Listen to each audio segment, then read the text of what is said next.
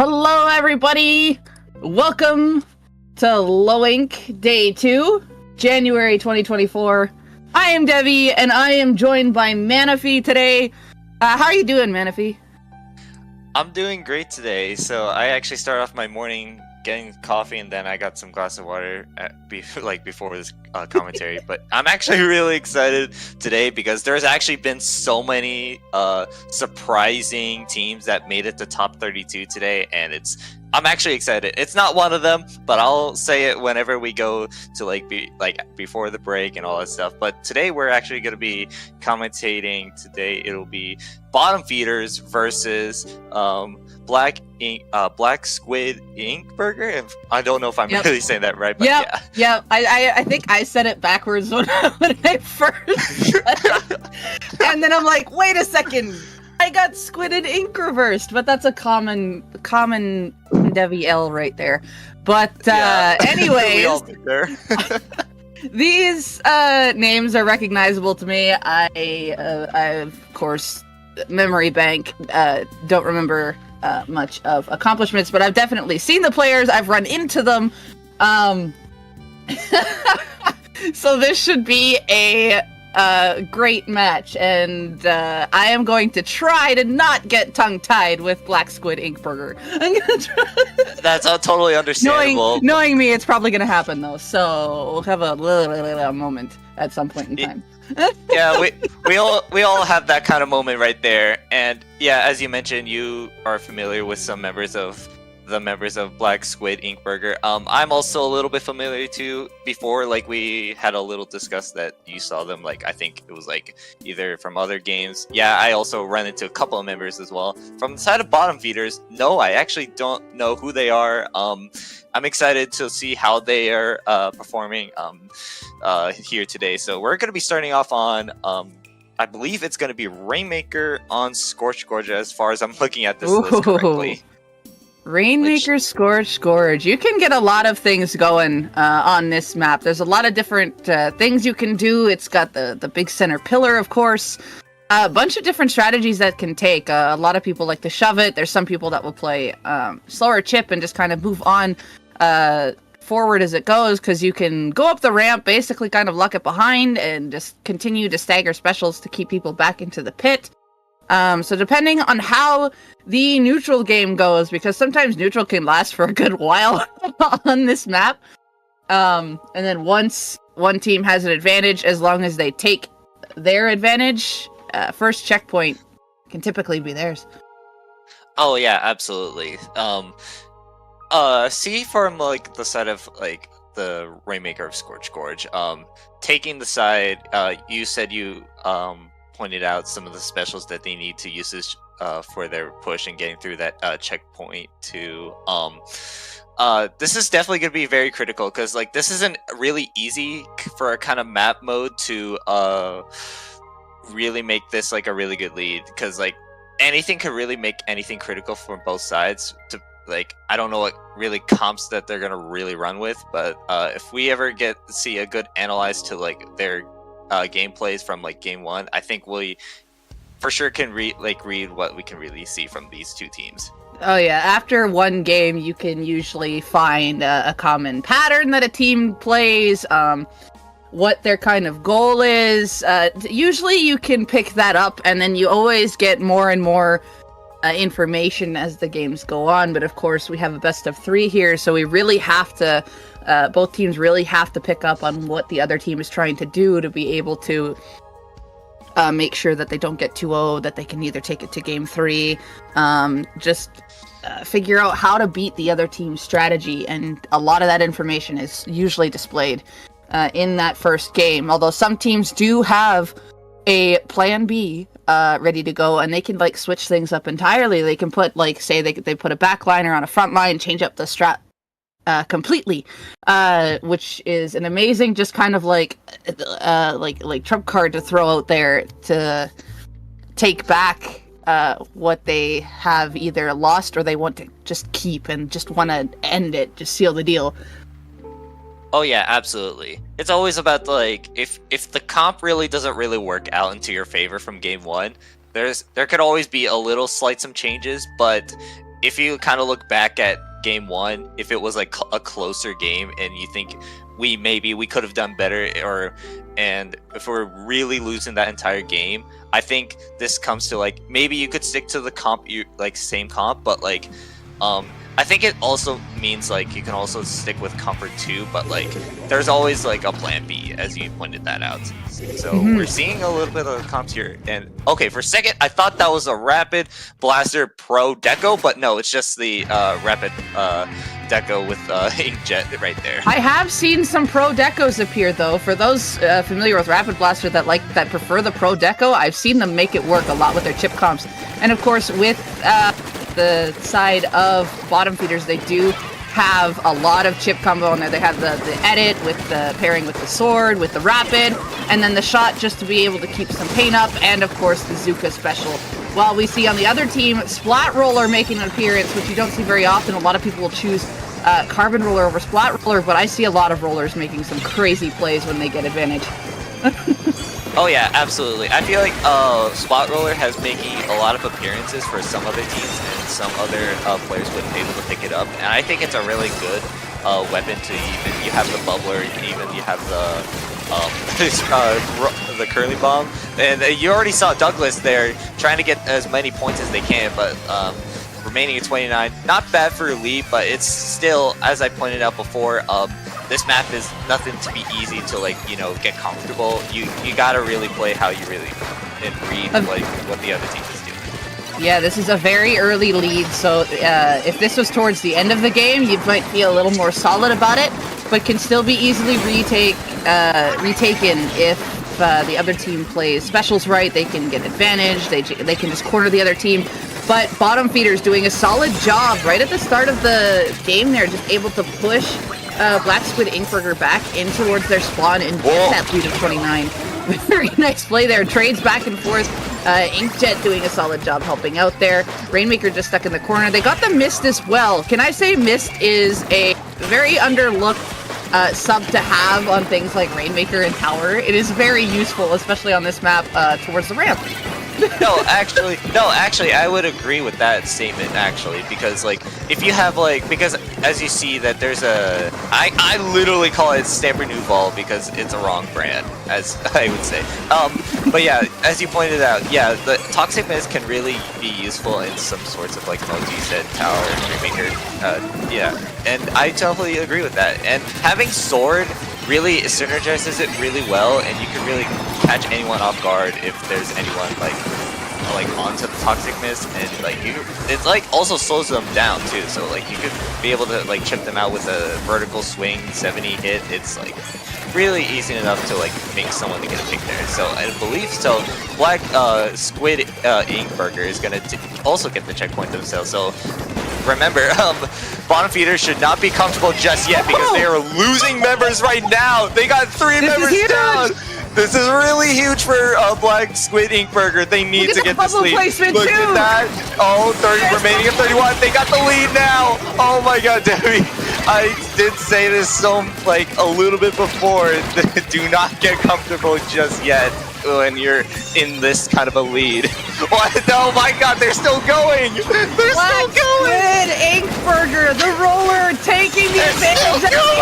Yes, they are. They are not giving up here. This comp, when they are in one base, they are not gonna let down, especially that roller. They have the curling bomb to let themselves in. They have the ledges to camp. The roller doing a solid job getting 2 picks as they were getting past that first checkpoint there, and then just able to just take it up the ramp. The bubble placement was perfect, and Black Squid Ink Burger extending their lead all the way to 3. We're just approaching the last minute mark, and bottom feeders, they have a lot of work to put in here in this last minute. They're using a lot of their resources right now.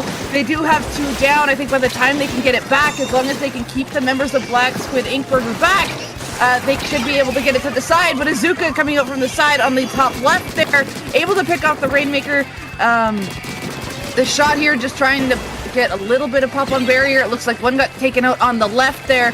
Black Squid Ink Burger able to take the Rainmaker down off the ramp. We see a fight going on with the sword and the bucket. The sword here doing a good job just bouncing around the shots that are being thrown at them, just making sure that they don't get fall off. They got a pick on the side. Crab is at the ready. Rainmaker goes down on the side. That is what bottom feeders needed. We see the drinks going out from the edit, and now we are at last 20 seconds here, Manave. Yeah, this is going to be, again, this is going to be another crazy play from bottom feeders if they're able to get the picks on the members of... Okay, they do get 1. 10 seconds left on the timer. They do got the Zuka, but they just lost the Rainmaker. They need to get this pop now if they want to continue this with an overtime, and they do pick it up now. And this is a little scary. The roller's coming in to like rush in. They're gonna get... Oh no, the roller did not get him. Oh, that's a little unlucky there, but it's just the Rainmaker left alive. Can Bellyman try to make some kind of miracle plays? He may get some picks. I've seen Rainmaker moments like that, and I feel like that's not gonna happen in this game. But Debbie, that was a really insane push from the Black Squid Ink Burger from the... Yeah, and you pointed out the bubbler just really saved them to give them a really good lead of remaining 3. That was what a great start from us commentating this low ink here today, and really good start from game 1. Day 2, of course. You had all of the, we got everything now down to kind of more evened out as we go into the top 32, deciding the last bit of the brackets here. So low ink day 2 will never fail right off the bat. There's always a solid piece of action right off the get-go, and it's like, you better be awake for it. If not, it's going to make you be awake for it.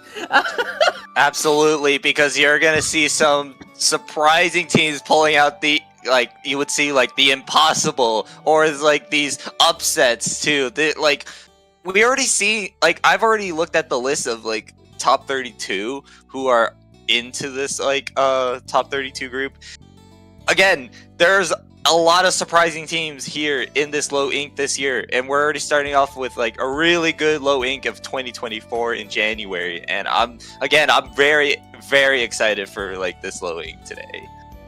Let's take a look at this next map mode here. I think what definitely caused the downfall there towards the end of the game in the Rainmaker one is how bottom feeders used their specials towards their last push. They had almost all 4 specials towards the end. They used them really early in mid to try to create advantage. They didn't have any other resources left to be able to continue going. And the shot, I believe, on Black Squid Ink Burger had a shark on the side, picking one of them off and then assisting to stop the Rainmaker from being able to go anywhere, because bottom feeders had that really set up quite well. So just keeping an eye on if they do to reclaim a lead here, or if they hold, just to make sure that they're staggering their resources, and they should be able to hold. But with going into Splat Zone's Hagglefish Market, bottom feeders comp from the last game, they had a lot of range, poke, and kind of around the corner style chip, while the other team ran more short range. Is Black Squid Inkburger going to pull out more range, or are they going to keep with the short one? But right now it looks like bottom feeders, for comp-wise, they have a slight advantage if they run similar to what they played in the Rainmaker game. Oh yeah, absolutely. Bottom feeders definitely have the more range from the comp that they had last game. If they're definitely going to switch things up from like both sides, then I would probably see it here, because like this is like something that you should really be careful with this map mode itself. So it's going to be a really scary one. Oh, we're going to see a double Splatling comp from the side of bottom feeders this time around. We got the heavy edit and then a knot on the side of the bottom feeders, and a machine also pulled out by Ravioli. Yeah, the machine here wanting to get that Zuka just to be able to have something to contest all of this range. The double Splatling, nice pick, because the Splatlings can take each corner. But of course, Zuka coming up from the shot right away, getting one pick in the corner. I didn't see how the roller went down, if that was also to that Zuka. But bottom feeders using, this is where their range comes into great play, already pushing Black Squid Inkburger back towards their base. I did see the Zuka appear. I see a lot of bombs showing. And it's 2 down to a delayed 3 on the side of Black Squid Inkburger. Their short range is definitely going to make it difficult. They really have to work off of the tri-strikes and that Zuka to be able to push back in. Yeah, this isn't really working for the side of Black Squid Inkburger, because like they're getting punished a lot here. They're getting picked off by the members of bottom feeders because of, as you said before, they have more range advantage than the members of Black Squid Inkburger, and it's going to be really hard now. But you see Tank here trying to go for this flank here, and I don't know if it's going to get much out. They do get the one, like they got to get the zone now. They're remaining of 6, they get 2, so there's only just Heavy Edit and Stamper left alive, and they do get the zone themselves with the big penalty on the side of bottom feeders now. Roller there putting in some solid work there, getting that flank around, just catching Black Squid Inkburger off guard there. Had a nice bubble, used the curling bomb to help get that pick off the side. And Take here on the roller, putting in a lot of good work here of trying to initiate a path here for the rest of Black Squid Inkburger. They did it during Rainmaker, and they tried to do it for zones here. However, bottom feeders have the zone all the way down to 6. They still have control. But we know that Black Squid Inkburger can take it back, especially if the roller can get a solid flank off while the rest of the team is keeping everyone else distracted. Yeah, if I were bottom feeders right now, gotta watch out for that roller where they are, because like you got picked off by them, and now you have to keep your eyes out for them, because that's gonna be very critical for you. Because if you do lose this game, it'll be like, you know, game over for you. It looks like Rain came up from the Nautilus, just pressing a few members back. And what I'm seeing right now is basically how bottom feeders want their comp to work. Wait a second, I saw a Zuka shot, and then one went. Yeah, but, one did go down, though. Yeah. They did. It looks like the sword did go down. Tri-strikes appeared. We see the Nautilus is trying to take this side here, but none of Black Squid Inkburger can get back into zone here. The specials that they're trying to put out aren't quite working. It looks like the roller's trying to take a side again, but the bubble was popped, so it revealed them. They're kind of stuck down in a corner. However, the roller does get one pick on the side and gets taken down by a follow-up, so the range still being able to maintain zone here from bottom feeders, but the rest of Black Squid Inkburger is still around these corners and still maintaining neutral here. Here goes the roller again. They were juiced up and took a pick on the side, as it looks that the one went a little too close to the edge there, and the roller just went just chomped on it. That was a really good pick from the roller. That actually saved up so much time for Black Squid Inkburger. Oh my god, that's 3 members down, and it's only the roller left alive. Yeah, as I pointed out, that actually did save them the game, because because the penalty was going to be almost gone from the side of bottom feeders. So Take again, saving the game from them. So it's only a minute left, Debbie. There is not that much time left for Black Squid Inkburger to force a game 3 here. Or no, they will win the set. My bad. It's a getting excited moment. Excited. We're here and there. We see the Zuka being shot out here, but the heavy edit is maintaining a lot of poke on the side. Black Squid Inkburger finally managing to be able to cap zone here, but there's a lot of members of bottom feeders still on this other side to be able to just neutralize it to potentially take it back. Bottom feeders are just picking the members off here side by side as Black Squid Inkburger just trying to do what their comp does, and as soon as they get advantage, they want to push forward, but it's not working for them. Everybody on bottom feeders is following up with each other. This is what they want with this comp, and it's working out so well. Here goes Douglas, just moving in with the Nautilus. It's like, you are now cornered by Splatlings. No, you are definitely indeed cornered by those two Splatlings, and that will be game 2 for bottom feeders. That was a really scary moment for them because if they were getting picked off by the members of Black Squid Inkburger, that would have for sure let them win the game. But we're going to a game 3 here now, Debbie, and we're not. This map mode could be like a very kind of a slow game because this next map mode we're gonna go straight on to Clam Blitz, and it'll be on Crab Leg Capital. Oh boy. Okay. Well, I definitely called it at I called it at the start of this last game that bottom feeders had the range advantage. They have it again unless if Black Squid Inkburger has another range weapon on the side, or they're able to actually work in with these specials, and they're going to have to take it slow, and then they can go lock. I definitely saw towards on some of the overhead views that some of the frontline weapons, like the T-Tech, was going into a couple 3v1s, while the roller couldn't follow up with them on the side.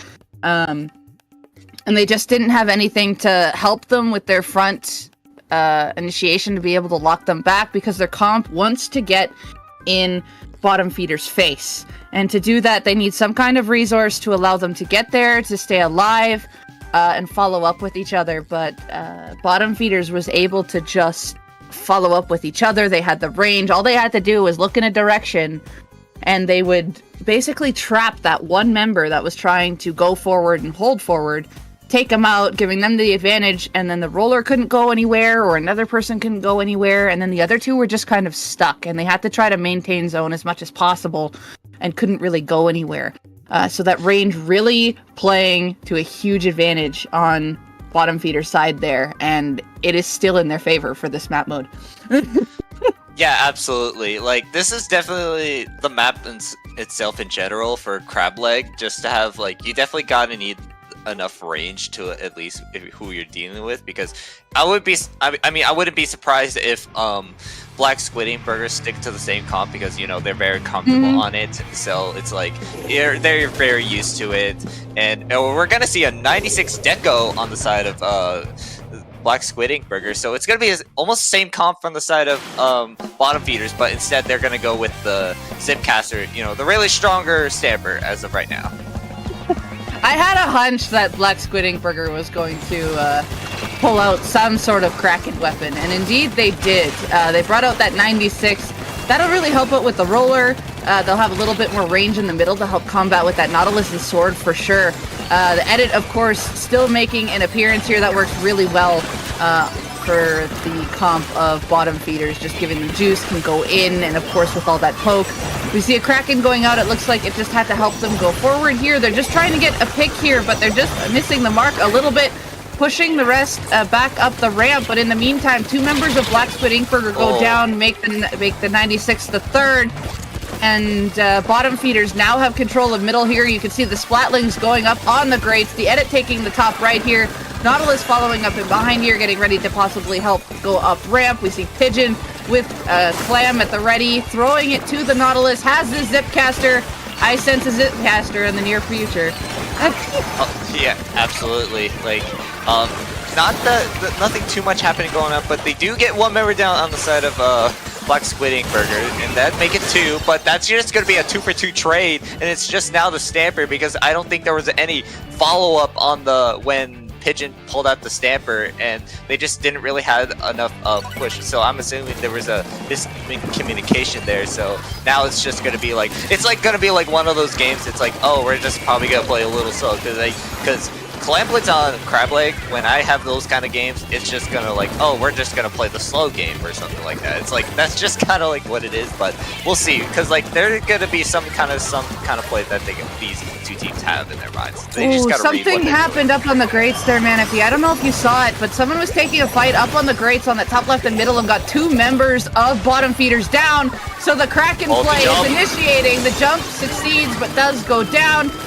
Able to score 1 clam, and I don't think they're going to get any follow-up. Nope, so it's still going to be tied there, but of course there will be no ties, so Black Squid Inkberg are going to be at 81 here.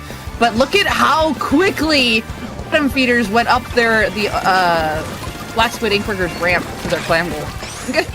Yeah, absolutely. As you pointed out, there was a fight going on in the grates. I did quite saw it, but I didn't really get to see the actual fight itself. So I was like, oh, what just happened up there? But yeah, the clams that was it Black Squid Inkberger? Yeah, you already saw that all the members of bottom feeders were just at their basket, just not letting any of them Black Squid Inkberger score. So it's like, you know, it's fine. Like, you could just play it out, and like they had the strikes, but it just wasn't enough. But we already see 2 members down on the side of Black Squid Inkberger, make it 3 now. So they have more clams to throw, and they got to keep, if they want to extend their lead, they need to pick up more clams and then pass them over. Like, Debbie, this is just going to be very hard now for Black Squid Inkberger, because like this is not really looking good for them. Yeah, Pigeon there popping off, getting some advantage towards underneath the basket there, and lots of follow-up, and Titus here just being kind of the only one in middle, just trying to protect these jumps, doing a great job as well, was winning fights, still winning fights, being very strong with the shot here, just playing to the range, not pushing in too far, and look at the rest of their team is already back in mid to help them. Oh yeah, like you can already see the control that bottom feeders had. It's just like they're not really losing too much of control, because like you said before, they have the rain magic. Oh, that's an unfortunate miss of power climb right there, but they still get it in the end though. You already see Bellyman top right, just trying to get more control here. We're only a minute left, Debbie, so Bellyman trying to go for more clams to throw, but not just entirely yet. Bellyman a little panicked right there, but they do jump out in the end, so it's still going to be a very scary game for both sides. It is, and of course, with Black Squid Inkberger having access to this Kraken, they really want to be able to use this, but also have follow-up. The last 30 seconds are here. They need to set up their clam economy, which you can see that they're doing. They have 19 clams right now. They did get a pick on the edit. They've got someone in base. The Kraken's going out now to try to get a pick to hold in the side here. The roller up, putting out the bubble. They are able to get the clam in here, but it looks like one does go down. The Zuka's out. They're trying to maintain some paint. They're trying to hold this basket open for dear life. We're in the last 10 seconds. Jump comes in, but it's too far down. It's being shut down, and of course you can't reach it from the bottom underneath. That's 3 seconds, and the wall just kind of barricading them in. And now we are in overtime here. But yeah, clam goes down.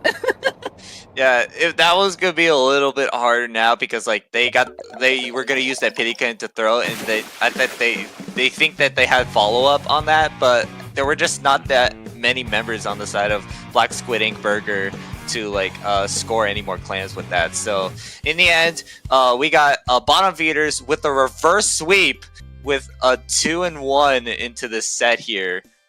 Debbie, what a really great start for us commentating from like an incredible set here.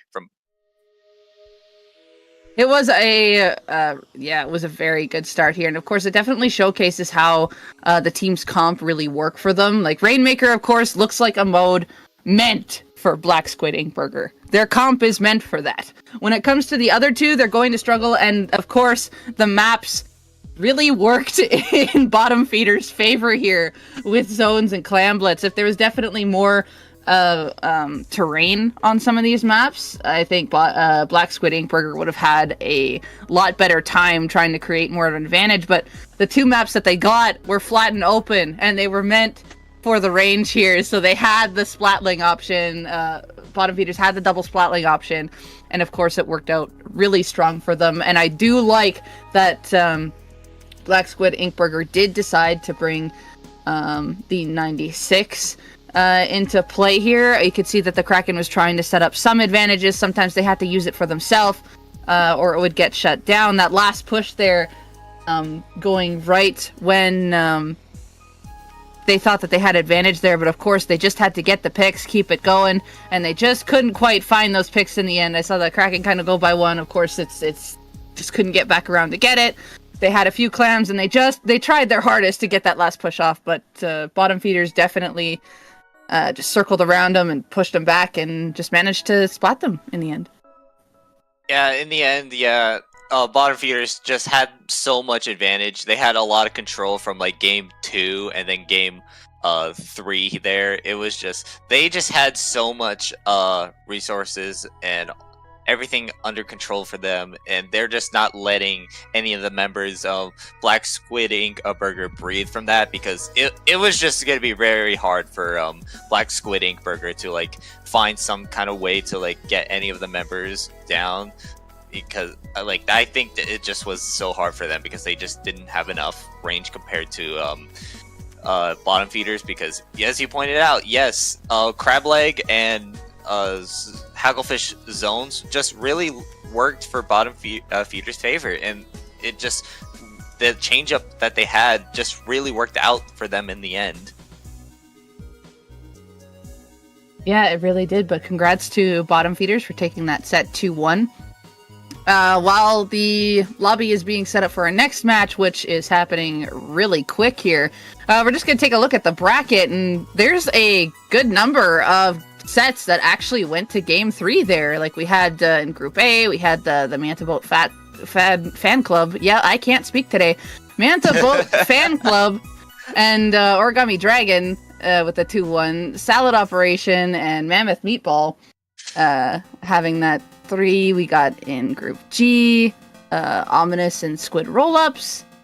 What else do we got here? We got I want you to like, do you want to know who's the surprising team that I actually want to see in Alpha Bracket? There's one surprising team. Please tell me. Do you want to know? Anybody in the chat? It's Manta Boat Fan Club, because I know every individual members on that roster, because I saw them in the chat earlier before we even started this match, and that roster is something that you got all the teams should be aware of, because Manta Boat Fan Club went 6-0, I believe, in day 1, and there's something to be reckoned with because they are really strong as a team.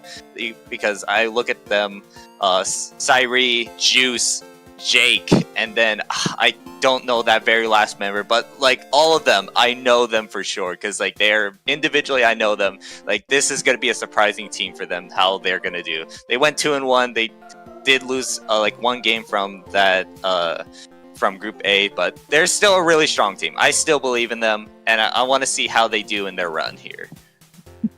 Well, it looks like they're still holding out there, even though that their set went to game 3 there. They did manage to take the win on that first round. So that also looked like a solid set to see, but even though we see a bunch of 2-0s, you never know how close some of those sets actually are. Because there's some sets where you actually have to see that perspective to see how tight some of these sets can be, even though the score shows otherwise. And I can imagine there's some pretty solid sets happening, or that have happened out there during that first round. Oh yeah, absolutely. Like there's also some teams in this top 32 here from like December 2023, which is the very last one from last year.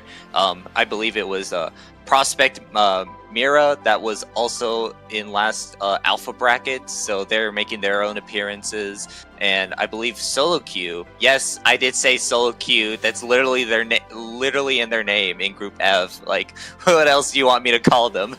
But yeah, they're also making their appearance. They were also in last month's low ink as well, so they're trying to also make their name to like make themselves win a low ink and make it to alpha bracket. So yeah, again, I'm excited for these teams to like whoever makes it to alpha bracket, because this is just going to be very like intense, as you said before. Like this is going to be very, very intense for all these teams in the top 32.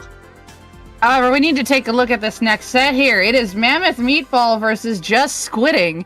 Mammoth Meatball. Now, I don't know about you, but definitely looks a lot like Marine Melody to me.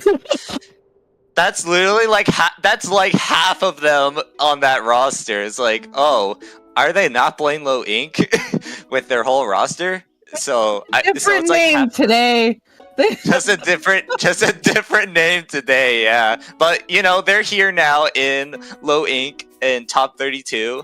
Let me actually double check if they won their set. I wasn't really too sure, but oh my goodness. So like, it didn't expect that Marine Melody to be on some kind of pickup team to At this point, is it really a pickup?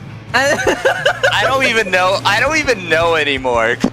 If they're going on to the set here, look at what we see on the side of Mammoth Meatball. We got a nozzle nose making an appearance, and if you got a lot of time on the nozzle nose, I've seen it absolutely go crazy, especially with these hammer specials in the street of Manta Maria in particular. Absolutely, and you really never really get to see a nozzle nose weapon make an appearance here, but you know, a lot of teams will make a lot of these surprising picks. They do have the hammer out, so like we're actually starting off on Tower on Manta Maria. This is our very first tower game, Debbie, so we already see get the first tower, so it's like this is going to be a very good kind of fight. Scrub trying to find something, but they didn't find any sort of members to get a pick off. They now have the lead now, so was it Mammoth Meatball having the ball point out, trying to get their pink jet, but they only had half. The whale does come out from the side of Just Squidding. Hopefully I'm pronouncing it right, because I am terrible with names. They have the pencil to, like, this is not really looking good. They do get the first checkpoint from the side of Just Squidding. Very kind of neutral game, but they do get 2 members down already from the side of Just Squidding for now. Looks like the inkjet is popped here from the ballpoint. The Zuka came out from the squeezer, and it's still really early. Tower is trying to press forward bit by bit, but Just Squidding is taking their time. It's just like, it looks like they're going to start their push, but you know, Just Squidding, we're not actually going to push yet. I have to do that some point in time in this set. Anyway, 2 down on the side of Mammoth Meatball. We saw the hammer appear from Scrub, just trying to clear out some space here. And just a lot of fights going down the middle here, but no team can get a solid push off right now. Pencil here getting bombed out, so a lot of bombs being put out from the shot and the zap here. Inkjet from Red just trying to find some pick, but there is a lot of paint going down from each side here. Getting that pick, 2 down on the side of Mammoth People, and Just Squidding able to stop that tower from getting up any farther and have majority of mid control here. That's a lot of paint on the side of Just Squidding. Yeah, they do got enough of paint to have that much control, and you already see some of the members. You see Mart here trying to find a pick there, but they weren't able to get it right there. But you already see 2 members down on the side of Just Squidding. They're Mart just trying to take their time here. They do get a pick though, and they're trying to just try to make their moves there, but it looks like Scrub was able to get them in the end. Hammer throw has already been thrown, and they do not get a hammer throw, unfortunately. Wanted to see some hammer throw action here, but we're not going to be seeing that just yet. But you already see Lily trying to find they do have a cool, already cool popped off, but that's not going to be enough anyways, because you already see the brush trying to pick up on the zap here. So this is not a really good lead for Mammoth Meatball right now, because compared to remaining 59-63, this is still very not a good lead for both sides yet. So they got to make the tower really go push here, because you already see the brush already getting a lot of members down on the side of Mammoth Meatball right now, because there's 2 members down, right? Again, make that 3 now. This is their opportunity now to push now. Only just half a minute left into the timer. I have to point out before we do not, this brush is going insane. It all started off with a flank off the right. They managed to get 3 in total from that flank, and they're still running around and popping off around this tower. They've created several advantages for Just Squidding and is just doing so much work and really helped that push pay off. Mammoth Meatball able to finally close it down. Last minute remaining, there are 2 members down on the side of Just Squidding, but the pencil is in a good spot to be able to just maintain some control here. The Inkjet is trying to spot them out, but of course, just that post there is going to make it really difficult. Hammer on the side, the throw is just missed. Very tight corners there. Nice throw. They are going to go up the side here, and they're going to chase the members of Just Squidding off to the corner here, but checkpoint is ticking down. It looks like I think Azuka went out. 2 go down, 3 go down. It is defended right now by Just Squidding, but we see Chomp here with Azuka at the ready. It looks like they're trying to get some sort of picks. There was a trade that happened up on this top corner. Scrub on the side. The pencil knows they're there. Pencil's going to kind of run around, dodge, jump out. I think someone was jumping in, but is getting cornered. Scrub just about getting that, ending up getting the trade. Solid effort from Scrub. 2 down from Just Squidding. I saw Azuka appear. Pencil's in play. The ballpoint has Inkjet. Overtime is going to begin, and this is a nice setup for Mammoth Meatball. Just Squidding just has to get into the spot here, get a couple picks. Pencil's trying to get one, does get one. It is very tight here, but they just can't quite get it as the squeezer and the brush kind of jump into the play on the tower here. Oh my god, that was really scary from the side of Just Squidding. They almost could have lost the lead, but they already had 2 members touching the tower, and it was just a 2v1 on that tower, and they were able to save that game right there. And oh my god, and you pointed out the brush was just really popping off that entire game and getting all those picks. Am I gonna call them out right now? Is that Kale? Just kidding. But yeah, that brush just was so popping off though. Like they got all the picks. They were just getting all the members like separated from like for them playing together, and it just really worked into the favor. And the brush just got all the picks that they needed from that end game. Yeah, they pulled off that solid flank. I saw it in the side, and I saw one go down on top, and I'm like, oh, someone from Just Squidding flanked. One went down, and then the camera actually went on to it afterwards and saw the next 2 picks that the brush got.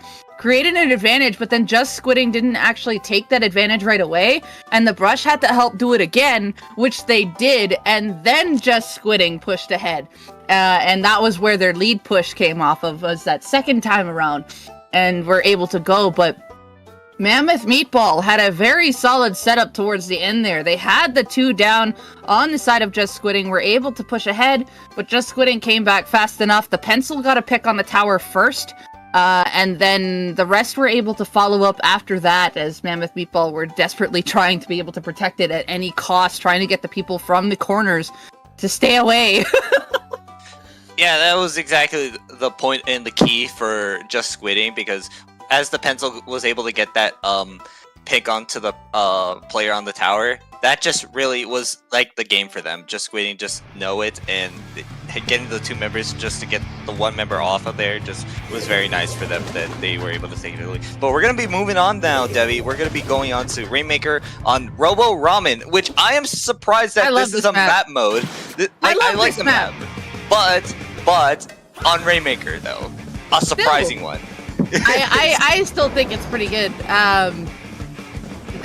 There's a lot of ways to go around this map, and if you aren't aware of it, people can definitely sneak up from behind you, but this is amazing. But we see a tent appearing and unfortunately going down first on the side of Mammoth Meatball.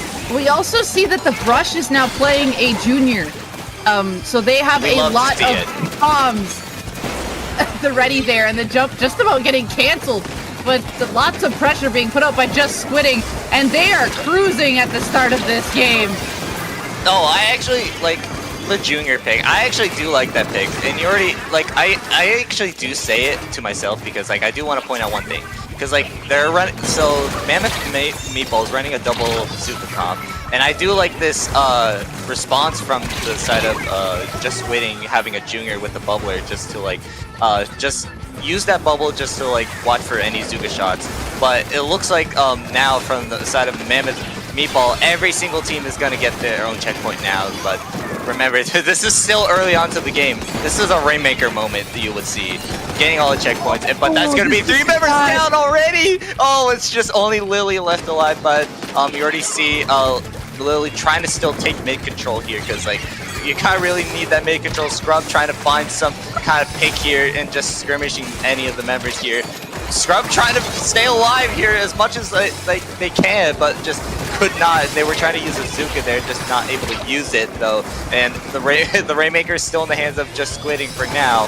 Inkjet does get popped. Red does get a pick on the squeezer, which that's huge because you do want to get the pick on that squeezer because I think that's very critical for them right now. So, and it's just only the 3 members left onto the mid here. Scrub trying to find a pick here, and that's just going to be a trade for now. And this is going to be really, really scary. You see Mark already over here. Mark trying to go for this play. I don't think they have any idea, Debbie. They have no idea the squeezer is right there into their doorstep here. And it's just 2 members I think and now they do. Now they do now. Oh my gosh. And it's is that 5 seconds? No, they gotta run it. That was just really crazy. Very, very crazy, like, happening right there. And that's a Rainmaker moment. Yeah, I do think that they knew this bubble placement is absolutely great. Of course, the bubbles showing their worth here, just getting stopped at 1! Just Squidding, just about able to take it. And Scrub just getting the Zuka member on the side. 3 down now on the side of Just Squidding. It is, just nail biting getting out there. Oh, no, that was so close. Getting denied by, you think that Just Squidding win that game, but that just said, you know, no, we're not ending the game just yet, but it's still going to be very hard. Look at the triple. I thought it was a triple on Mart. Again, you got to always watch out for that squeezer. That's a delayed no, that's a shutdown on the Inkjet. Shutdown. Oh my god, Debbie, I can't really believe what I'm really seeing right now from... Oh my goodness.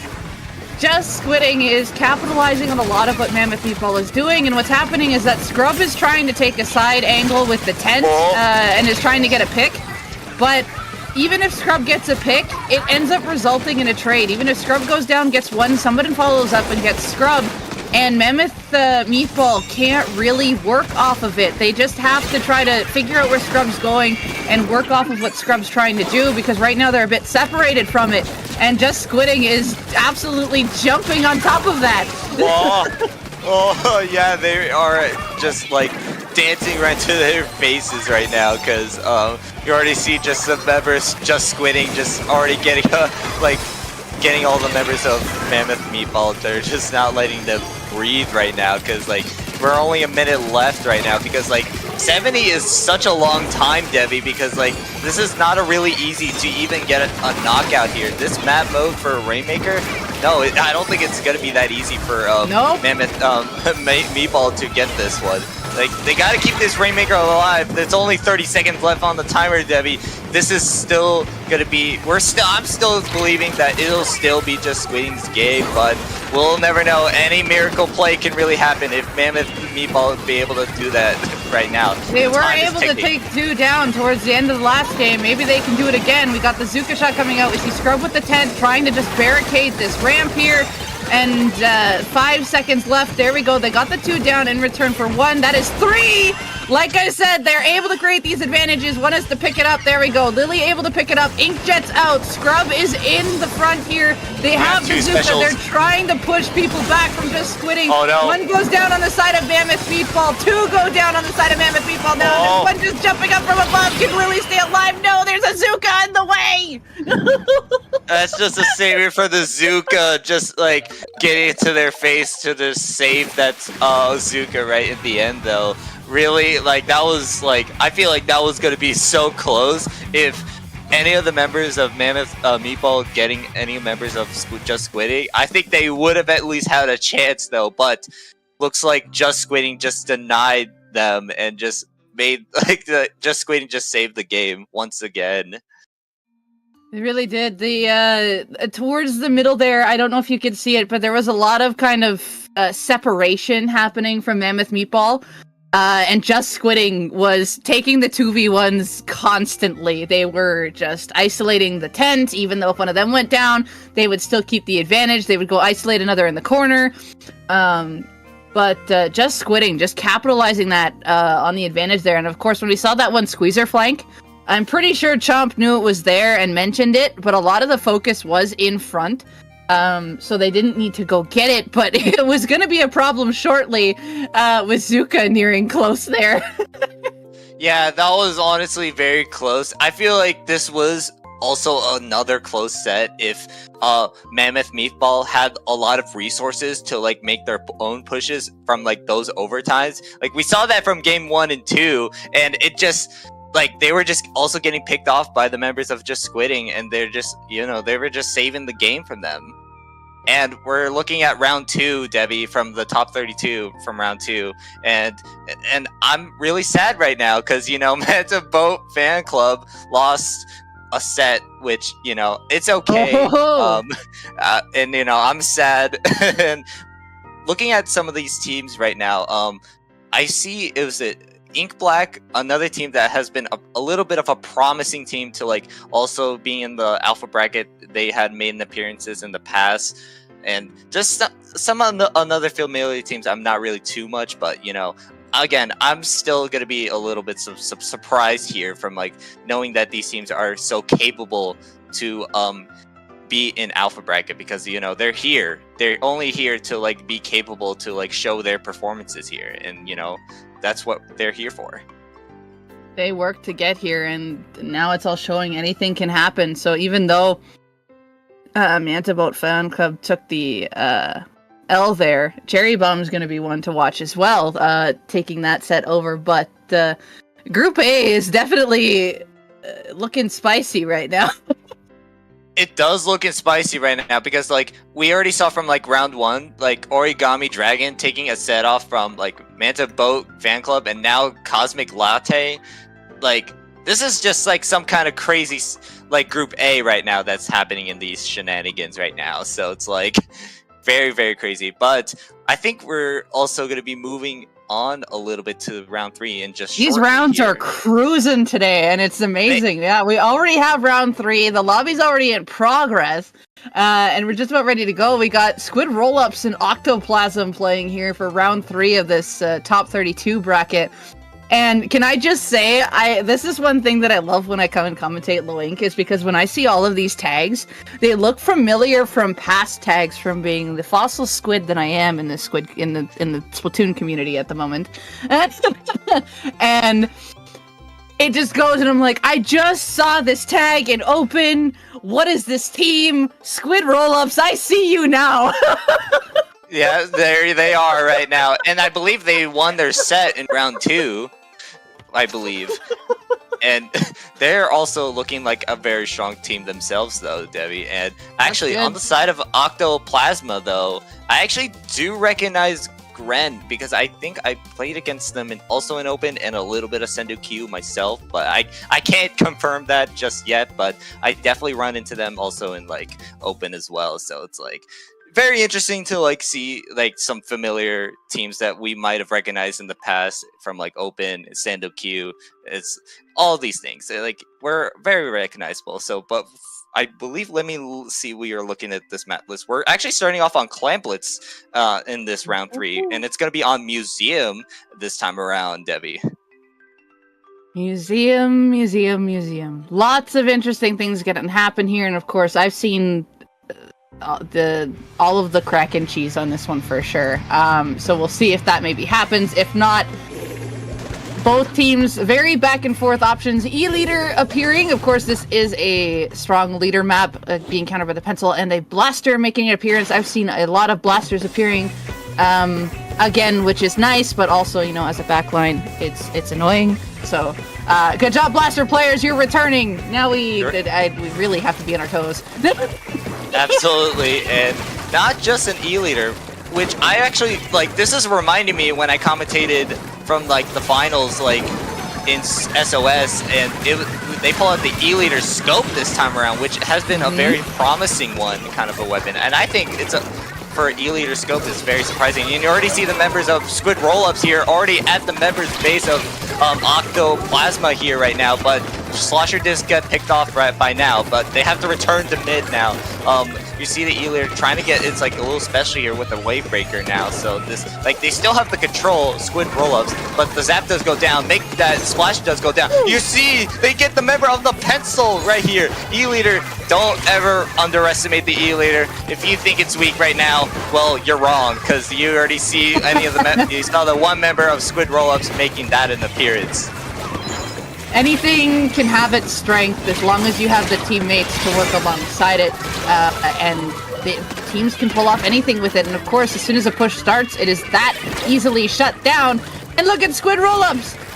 Already on the other side and just taking advantage, and this is just the quick snap effect that they want. 3 members all the way over there, and of course the leader is just going to oversee, make sure no one drops there, see what they can pick off. Spree here putting out the crab, just pushing all of the members of OctoPlasm back behind the spinner there, and the bucket is trying to follow up with it the best they can. It looks like they're able to pick off the wiper. I see tri-strikes going down on the plat. It looks like the blaster went down next. I see all of Squid roll-ups basically on that plat with the leader that's overseeing, and the basket is open. Lead is of course retaken. 2 jumps gonna go back in the middle. His guess here is going to shark under the ledge here. Of course, Slosher's main place isn't able to find the pick. Is able to jump out though. Nice job for the bucket there from adding a bit of pressure and not going down. Yeah, that was honestly really scary for the Slosher. They were at least able to jump off there at the end. You already see some specials already pulled out from the OctoPlasm, the bazooka, and then the hammer, but that was getting shut down, which we didn't get a good angle of that. But really good pick there from the members of OctoPlasm. This just has been a really bloodbath right now from both sides right now. I heard a hammer and then it died. Yeah, it did. On it the did ramp die. in the corner. It was a nice, I think there was a trade that happened in the corner there.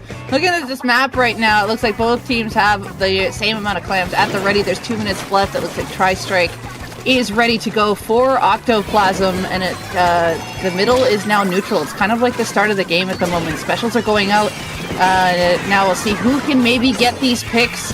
It looks like, 1 for 1 right now, still maintaining neutral. A couple picks on that wiper there, but the wiper able to stay alive. We see the pencil just holding down middle the best they can, some torpedoes, but it looks like one does get picked off in the middle there. The zap does go down.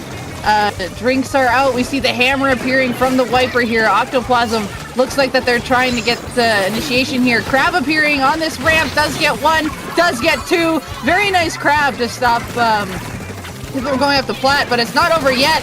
Bubble placed by the blaster, cooler down. OctoPlasm here finally gets the clam they want. They do have another one there that is being jumped in. That one does go nice in. One. That is lead. Pencil's in a solid spot right now up on this grate. Did have a couple clams to stall. Does throw those in. We're down to 1 minute 20 seconds left. Basket is still open here. There are 3 clams there, but I think this push might be over here. Indeed it is. Oh, it's definitely indeed over for their push. Like, that's a really solid lead for OctoPlasm right there. But there's only 1 minute left. It still could be anybody's game. Squid Rollups needs to have the advantage of mid and then getting all the specials and resources. The crab does get pulled out, does get 1. It's get picked off on the blaster, but there has to be some more. And they get the pencil though, which is actually very huge for the side of Squid Rollups, because they need to make their push right now, because there's only 37 seconds left on the timer, but they're still in mid control right now. They're playing it a little bit slow here. They're trying to take their time to find an opportunity to push and getting an opportunity to find any of those picks. If you can get the picks on the, no. I'm reading that wrong. But if they get the members that they need, then this could be like a really intense game for Squid Rollups right now. They need the resources that they need right now. Crab been pulled up. 9 seconds left, Debbie, because this is going to be intense now, because we're going to go straight into overtime.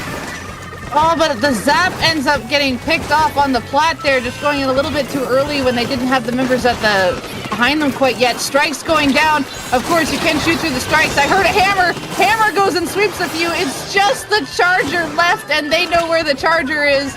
And the bucket jumping in, but I think that's going to be in here. Bucket staying alive, but of course, they aren't going to be able to keep the basket open with that. And with just as fast as it's open, it is shut down. Strikes trying to be kind of a shield, but of course it can't shield you from shots going through, and then the hammer, just as soon as it's about to end, just follows right up as a counterplay and gets those 3. Yeah, like, what is it called? Squid Rollups definitely had an opportunity to make the push, but as you pointed out, the zap went down, and there was just not a lot of follow-up from any of the members of Squid Rollups to even like get to there. And they had all the resources and all the clamps that they needed, but there just wasn't one thing that they didn't have. They just didn't have any follow-up to make that push, and I think that could have been their game right there if they had all of that all together, getting control into their spinner, and that just actually could have been a different of a game changer right there. I think for that one is just a bit of miscommunication or just not realizing where the rest of the team was at the time. I think the Zap maybe could have thought that their other frontliner was closer behind them, but was actually further down the ramp than what they thought. But I could see the play being set there, and I think it was just a slight bit of miscommunication there between the Zap and the other frontline. But otherwise, if it was there with the follow-up, I think the Zap probably would have lived, and they would have had that push off yet again.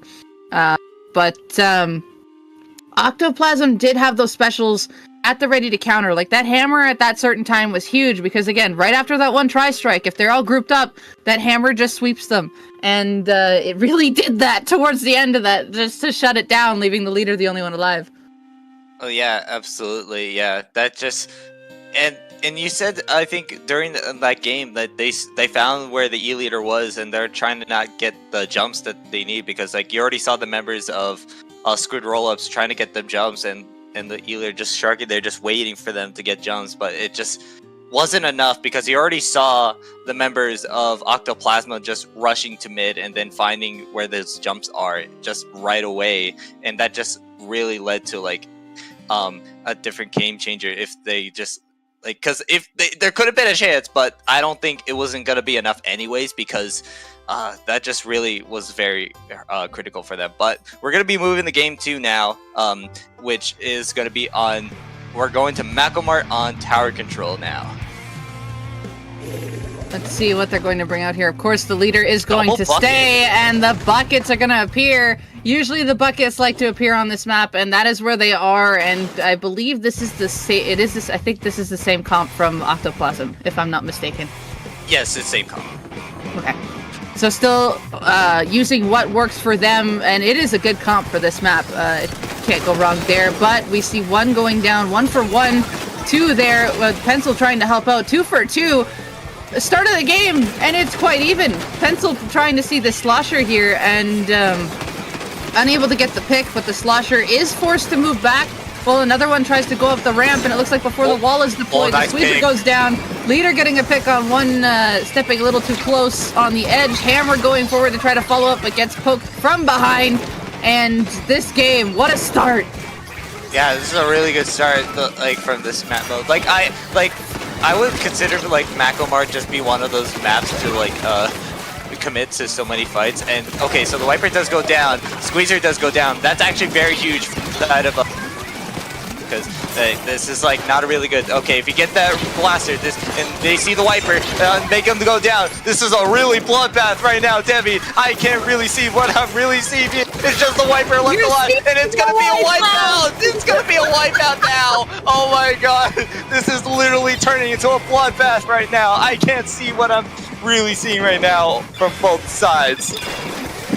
In Splatoon terms, we got a solid splat bath indeed. Oh my god. Just ink everywhere. And of course, first checkpoint is able to be broken here, and Squid roll-ups take a nice start here. The leader with a nice pick, but of course followed up. As soon as one goes down, another is following up really quickly here. There's a 2v1 happening, and make that a 3v1. And the rest of OctoPlasm is being spotted out here by the members of Squid roll-ups. And this blaster poking from the side, he's able to get those shots, but of course goes directly right down. Bubble trying to protect the sniper. The Wiper, with assistance, is able to stay alive here. Huge play from the Wiper. Yeah, and then they also had that hammer ready as well, because if they're going to use that resources and use that to, like, if any members drop, you know that the hammer is going to be pulled out. The pencil does get get splatted by that Zuka there. So, but you already see Zebra a little low right now. They do shut down on the hammer right there, and you see Zebra trying to go for this kind of crazy flank right now. This is gonna be. They do get the wiper again, and that's gonna be the pencil down. That's actually huge for the side of Squid Rollups now. But in the end, Zebra does not splatted right there. Just by the squeezer, I believe it was. But now this is just like very neutral because like this result right now we're seeing, Debbie, is just this is still even from like both sides right now because like this isn't a really good lead for any of these teams. It is very even. Right now, the Wiper had one solid play there, but now it looks like Squid Rollups are punishing the Wiper super hard on the jumps, coming back in. Their hammer was just recently canceled. We can see that they're trying to make something happen. Now gets sniped! Two picks. Unfortunately misses the third, but the Wiper is struggling right now from the members of Squid Rollups putting down so much pressure here. And even though the Wiper is struggling, the rest of the team is still holding out as much as they can. But I say this, and now two go down on the side of OctoPlasm. Squid Rollups does have the man advantage right now. We see that the Blaster is just waiting till one gets close to possibly get one. Zuka does make a pick off the tower. We see the Wiper going in from the side, trying to make something happen. Does get shut down by the Slasher, just going a little bit ahead from their team there, so getting shut down yet again. Juice comes down, and OctoPlasm, freed from their snipe, can now take mid again. Yeah, they can definitely take all of that mid control back again, but as soon as I said that, a Commentators pencil gets knocked out, but they do get a trade-off in the end on the shot. But the Trippelfrittierte is getting a double right there! Oh my god, I don't know! Oh my god, everything is just happening so quick. That's a Splatoon moment right there, but it's only 43 seconds left. It's just been nothing but like just splats everywhere. OctoPlasm right now, I can see kind of the panic here. The Wiper is moving in a little bit too quickly for their other members and is getting caught out first, and then it's going down like a falling, like your dominoes falling over from there.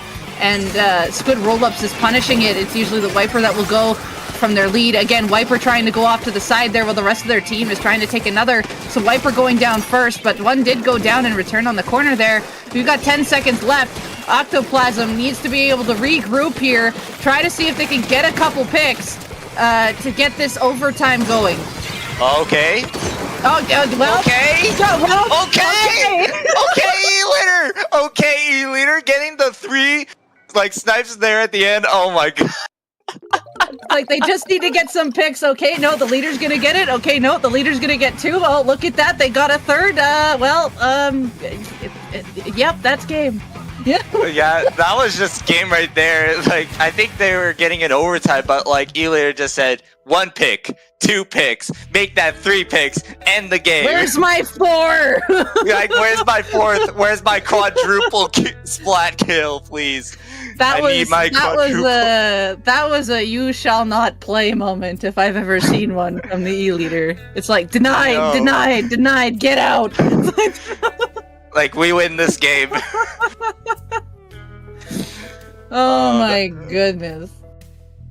Like I said during that game, both teams, you saw it, Metavi. They were so neutral in the middle there, and then it was towards the end. It looks like OctoPlasm starting to get a little rushed. You could see it from their front lines. The Wiper was very much struggling towards the end. I was watching the top half of like who was alive and who was down for most of the remainder of that last part of the game, and the Wiper was struggling to get side angles. Squid Rollups caught him out almost every time during the last 2 minutes of that game, especially. Hammers couldn't be successfully put off. They couldn't get flanks.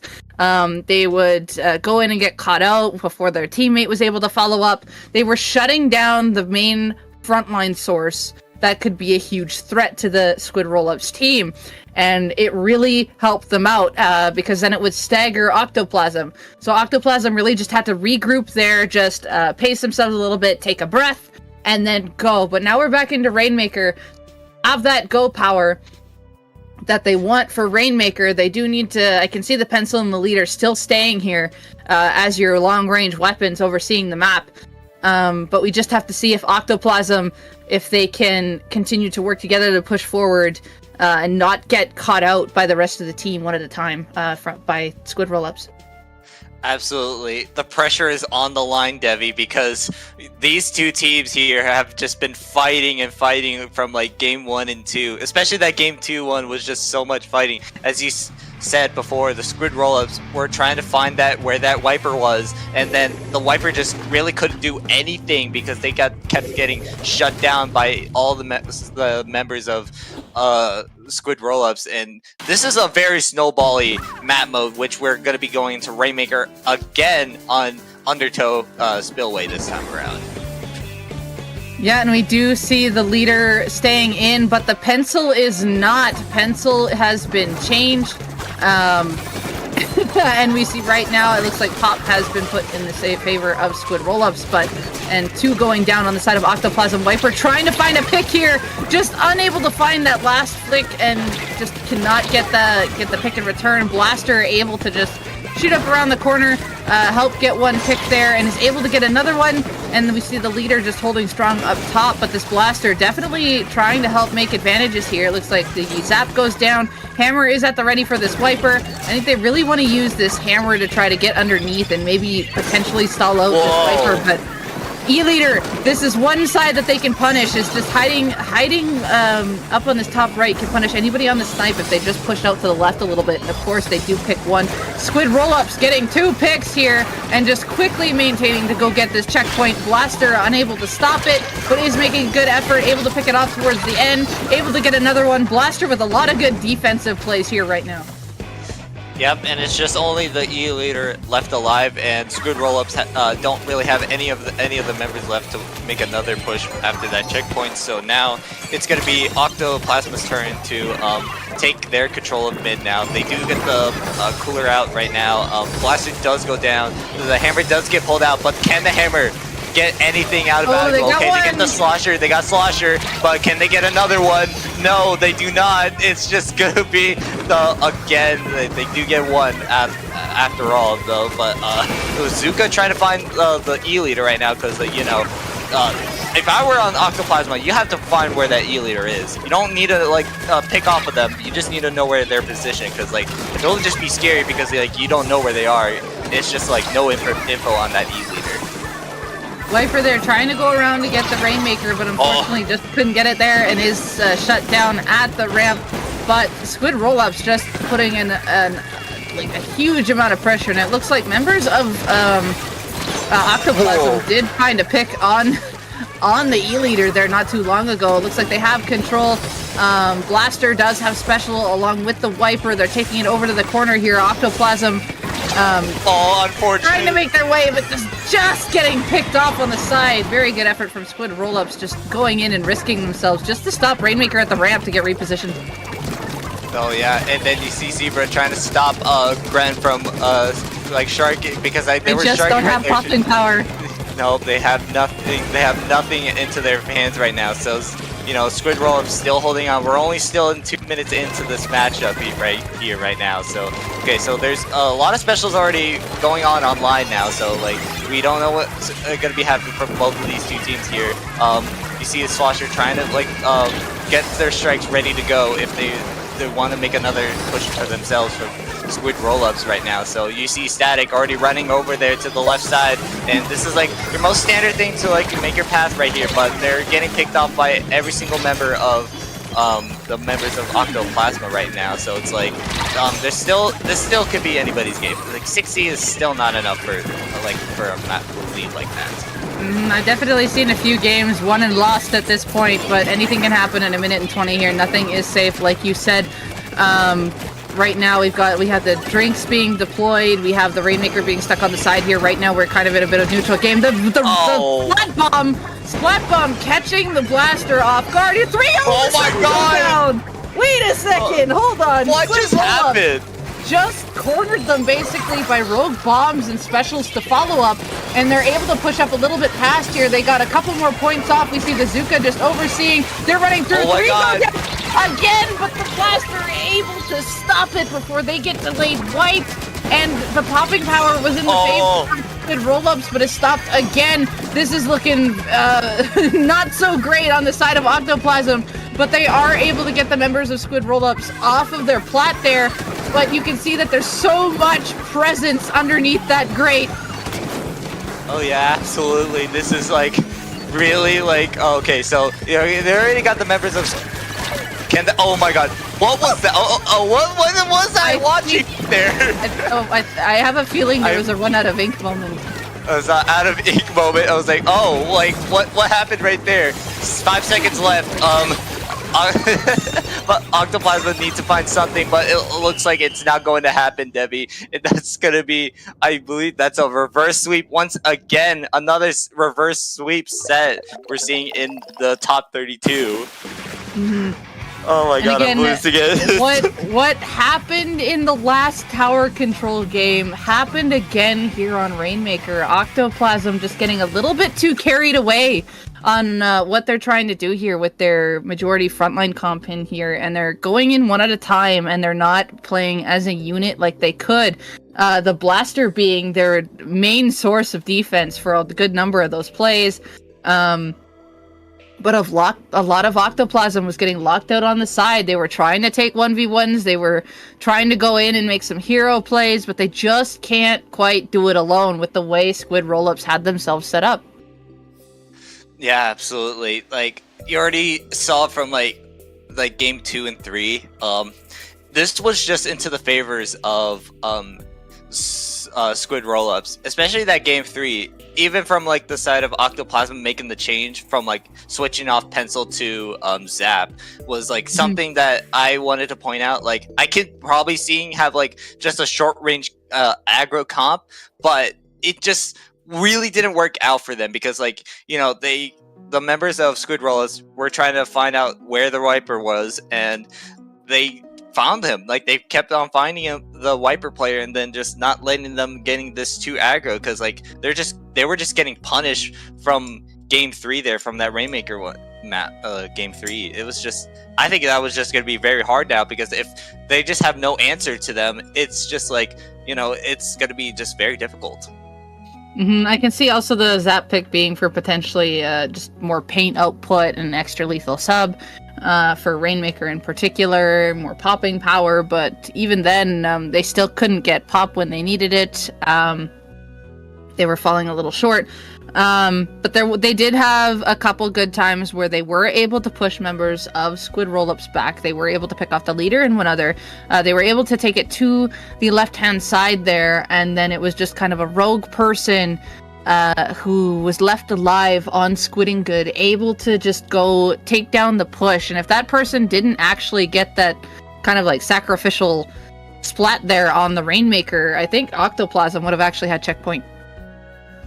Oh yeah, for sure. Like they definitely would have had like all of the kind of resources that they had, but I just didn't think that from that point, I think there was like one play from what I saw, like if they were able to like get more than just like one member or two or maybe just three, I think maybe that could have been a different kind of a game if we're definitely from seeing it here.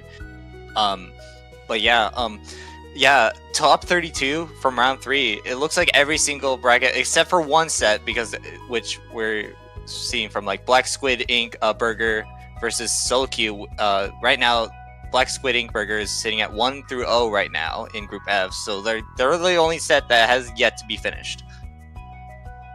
Yeah, just must have had a bit of a slower start up there, but then again, just the bracket itself still just cruising along quite well today, and we see a lot of good matches, and then also the team that you were looking out for there, Manaphy, Manta Boat Fan Club, they went down 2-1 to Cosmic Latte. I don't like to see that, but I always wanted to see Manta Boat Fan Club as to be a surprising team, but taking one game off of them, it was something that they could have done. It could have been maybe a closer game. I know we couldn't really commentated them, but I think that would have been a really good set if that was some kind of a crazy game from like that. And seeing other sets, because we've been seeing a lot of 2-0. Yeah, we've seen a lot of 2 through 0s. Oh, it changed. Oh yeah, Black Squid Ink Burger took 2-0 over Solo Q, so it was very close to finish the second one. So that finish it up again. Bracket cruising today. Bravo, well done. Yeah, there's been a lot of 2-0s in like this entire top 32 here. A lot of 2-0s. But it's interesting. Usually you see those in round 1, but this time we're seeing them in round 3, which is actually kind of interesting to me. Yeah, like maybe just some like faster games, or like maybe some closer games too. It's just like it's like one of those moments you could probably have, especially from like that Black Squid Ink Burger versus Solo Queue. I could probably tell that was probably could have been like a very closer set, I would say. Like as you saw, because they were the only set that has yet to be finished. And you know, in the end, Black Squid Ink Burger winning 2-0. We were able to watch them from game 1, but they did lose to bottom feeders, but they're still able to pick up the pace though, which they do win against Solo Queue 2-0. Yeah, again, some of these teams that I'm looking at here, it's like these are just gonna be something like we're very like I'm very gonna be very surprised on like who's gonna be winning this entire low ink right now, because like the pressure is really on from all these teams, because you know they're all here to like show and they are capable to like play onto their own skill and how they play as a team. Yeah, that's true. And with that, I swapped over to what we could see, just lots of solid play here, and what we can see in the upcoming alpha bracket here. Lots of solid names here. Again, a couple names that I've seen a lot down the line. Red Pacific and Ink Black are 2 names that I usually look out for when I am watching low ink. I've seen them in a lot, so those 2 are up there as well. Oh yeah, definitely. I definitely could see Ink Black and then Red Pacific. They definitely been in the low ink tournament in the past too, so like they're also showing up as to like they could show like they're one of them, like probably I would say the favorites. I'm looking at the alpha bracket, and it looks like Cherry Bomb sitting at, I believe that's seed 1, but it looks like they're like the strongest team at the moment, but we'll just have to see. Anything could really happen. Love to hear some upsets from any sort of teams, because like, you know, I'm always here for upsets. And also the name that I feel like I should pronounce that I can't pronounce in the third group there, facing Squid Rollups. I think I've just always referred to them as Team Perry. I've watched them too. I don't know. It's just until I get used to the pronunciation, I just kind of. But anyway, I've seen them cruising along as well, so it's good to see them here in Alpha Bracket today as well. Oh yeah, absolutely. And when I was actually looking at some of these rosters, I actually do recognize one member from the side of, I think it was on Cherry Bomb, or maybe 2 actually. I think it was Milotic, and which is their captain, which I'm looking at here. Actually, Peachy might also be familiar too, and then there's Hammy from Lost Inklings. Oh yeah, yep. I know Peachy. I would say a strong roster, really strong roster. Yeah, it is a strong roster indeed. So gonna have a lot of good games, even in this round 1 of Alpha Bracket too. It's gonna be pretty solid. Yeah, all of these teams that we're looking at into this bracket here, there's definitely going to be really strong teams that we're going to be seeing here. So, and we're seeing from like chat, all from chat here and Twitch chat. There's going to be some teams that you're really familiar of. Yeah, Red Pacific, we all recognize. Ink Black, we also recognize. There's been a lot of different surprising ones, like teams that we like I don't really recognize, but you know they're here in Alpha Bracket. I'm pretty excited here, and again, I'm pretty excited. Ooh. I'm just getting a look at. We're taking a look at here, and I definitely know this tag that I can see. I believe we're going to go watch Red Pacific versus. Hang on. Oh no. Oh, this is oh. The shrimp food team. I've got. You know what? Let's. I ain't even trying to say that. I can't. I don't know. I can't do that either. I can't do it. What do we want to call him, Debbie? It's your call.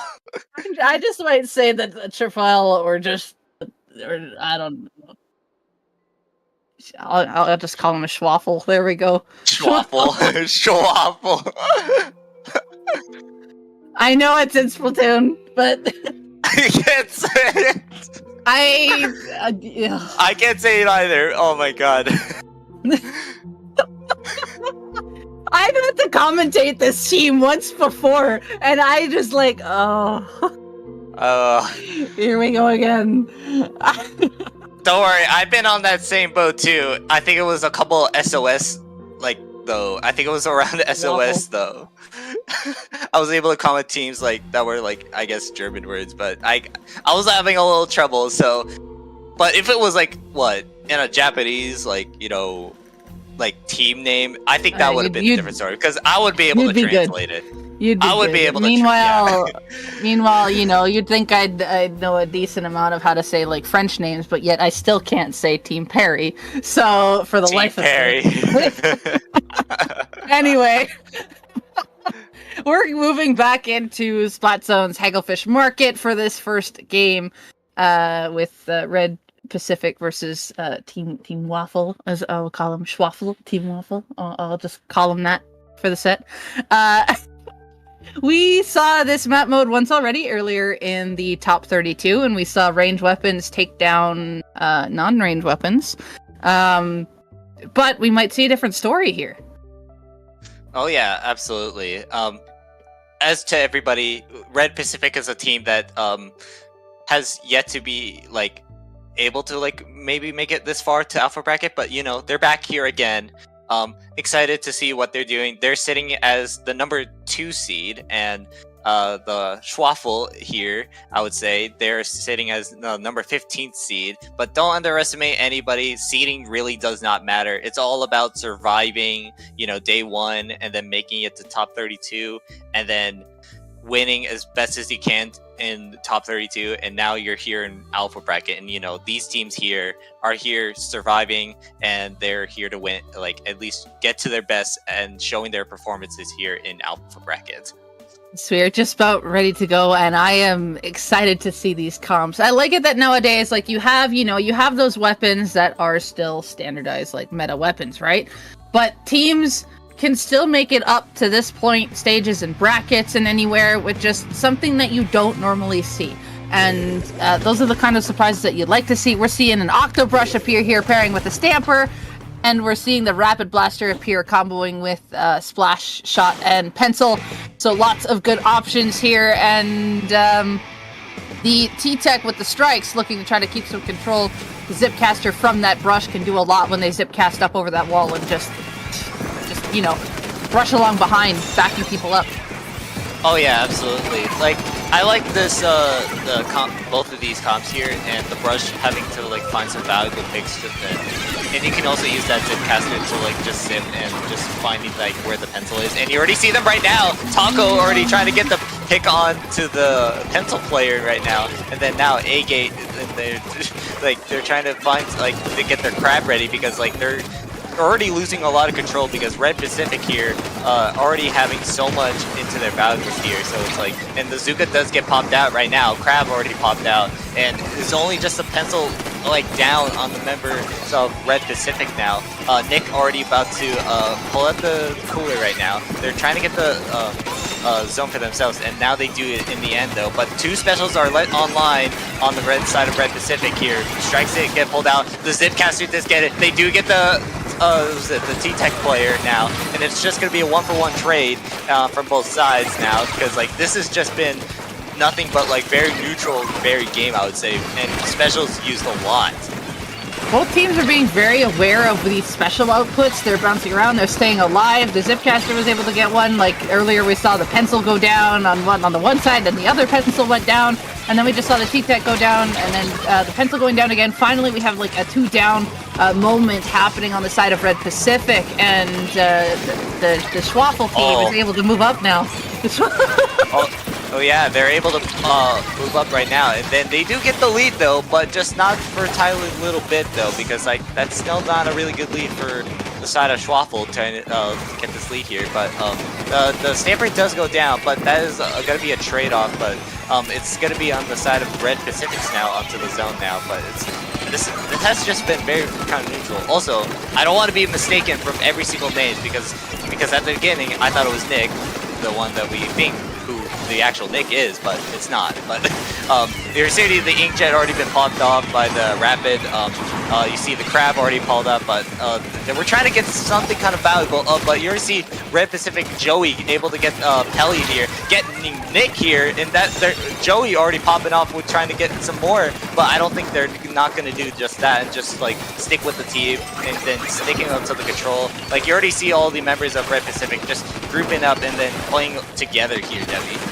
That was very nice movement from the T-Tech there, going in, taking fights that they knew they could take, just moving around where it need be, and just didn't have to like really change their aim that much either. Just kind of swooped around, got the one pick, got the other one, and there we go.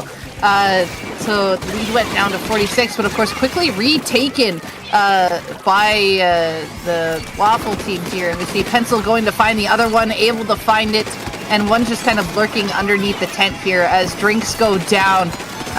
But penalty is just about to end here, and they're looking to try to find this quick zone cap to reinitiate the penalty. Oh, that's three. Go down on that side. They're trying to find him.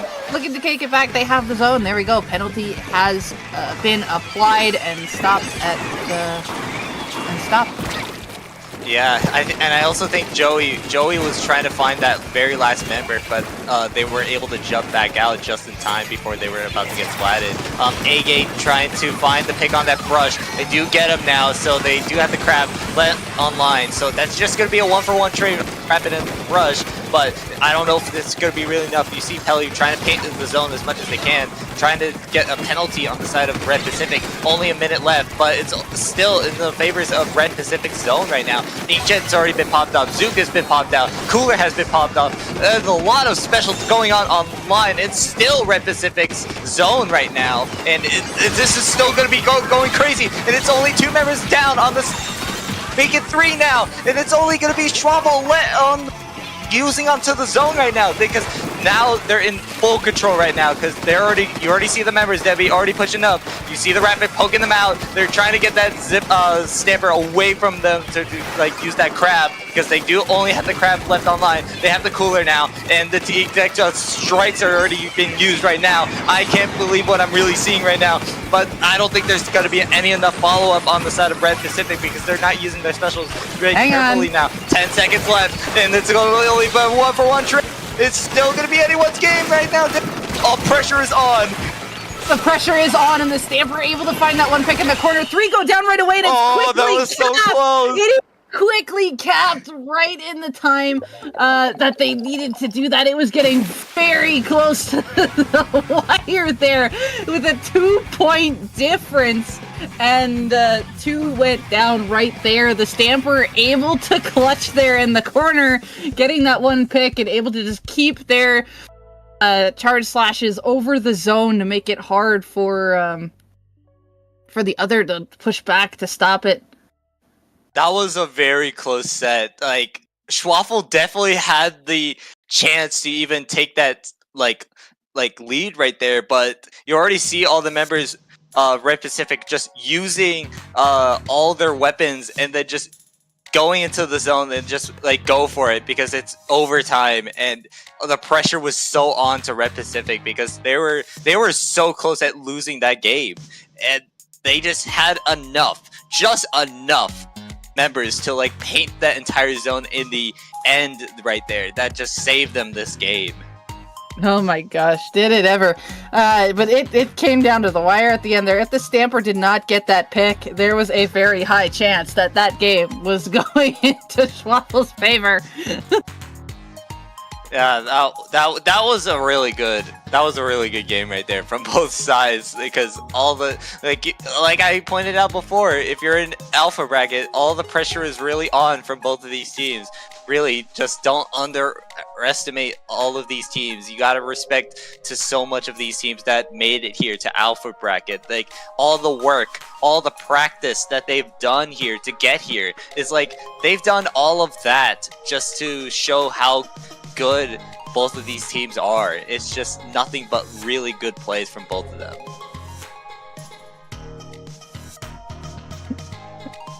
But now I believe we're waiting for the map choice.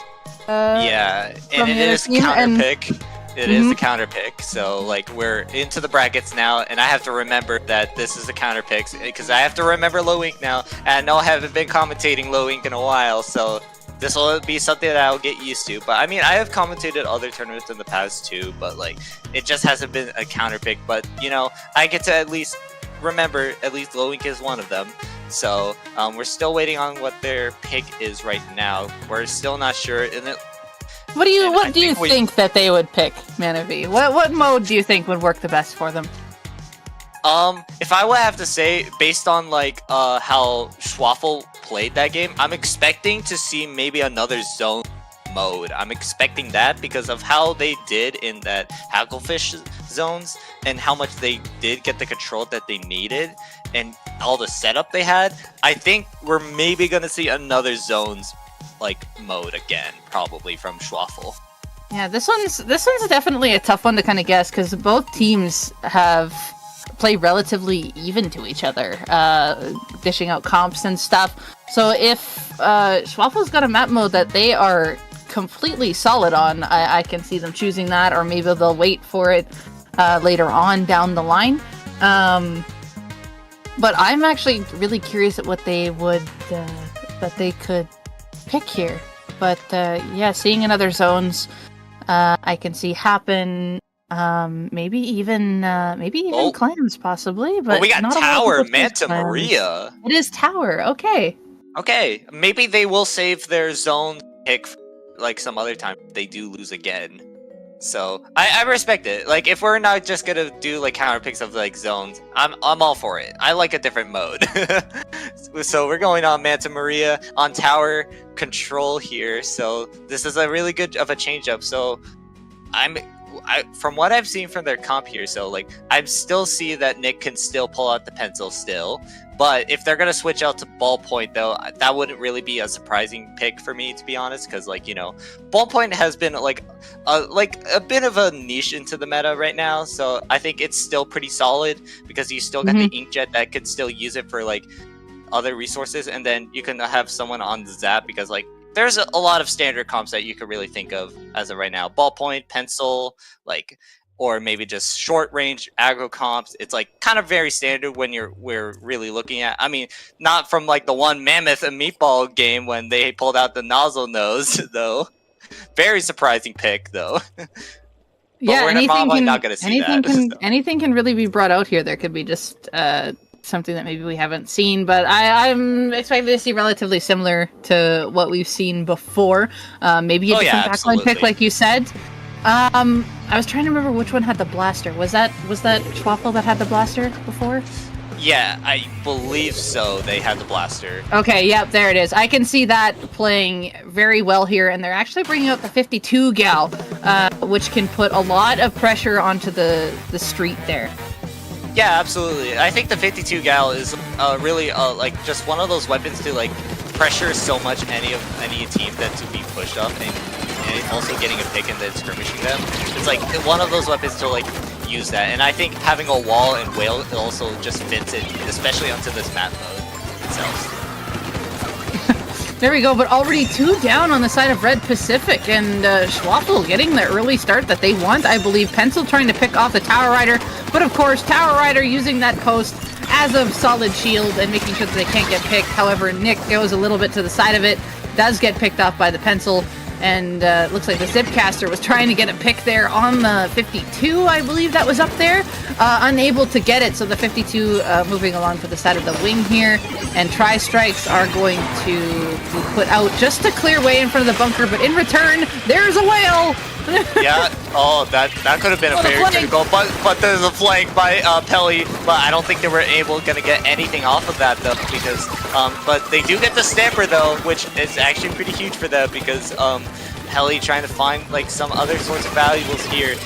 Again, Stamper does go down once again, and you already see the bunker play. Like I seen like 52 gal would just go into the street and bunker just to hide there, and then just finding an opportunity to find more picks there. But that's gonna be their push now for Schwaffle. Yeah, Schwaffle did a good job just putting people in the way. Like the 52 will go up, be kind of a distraction. The Rapid Blaster has a lot of control in different areas of this map here, just poking over.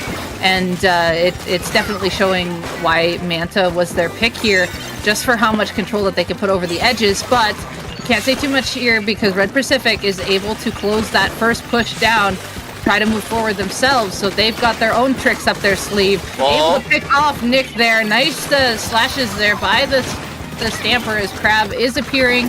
Going to go back up a little bit as they're being shot by the 52 and just continuously being pressured. It looks like Cooler was out there. The brush is going to go around to the side, try and pull off a flank here. Does have Zipcaster really close. It looks like the flank does happen there. Can they get the pencil? Yes, they can. Really nice flank to special there by the brush.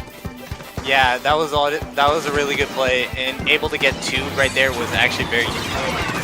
And you see Pelly here trying to pull out those whips, trying to pull out something, but the Stamper says, no, you ain't gonna do that. I'm just gonna get you with that pick right there. Busy trying to find a pick onto the pencil. It looks like they got picked off by 2 members of Schwaffle right there, but this is still like pretty like scary for the side of Schwaffle right now, because like you already see how aggressive we saw from like game 1, Devi, like how Red Pacific, how they were playing. Like this is like the type, and you already see them. They already have a decent, like at least a solid lead, and that's gonna be a wipeout on the side of Red Pacific now. And you already see the members of Schwaffle already back in mid.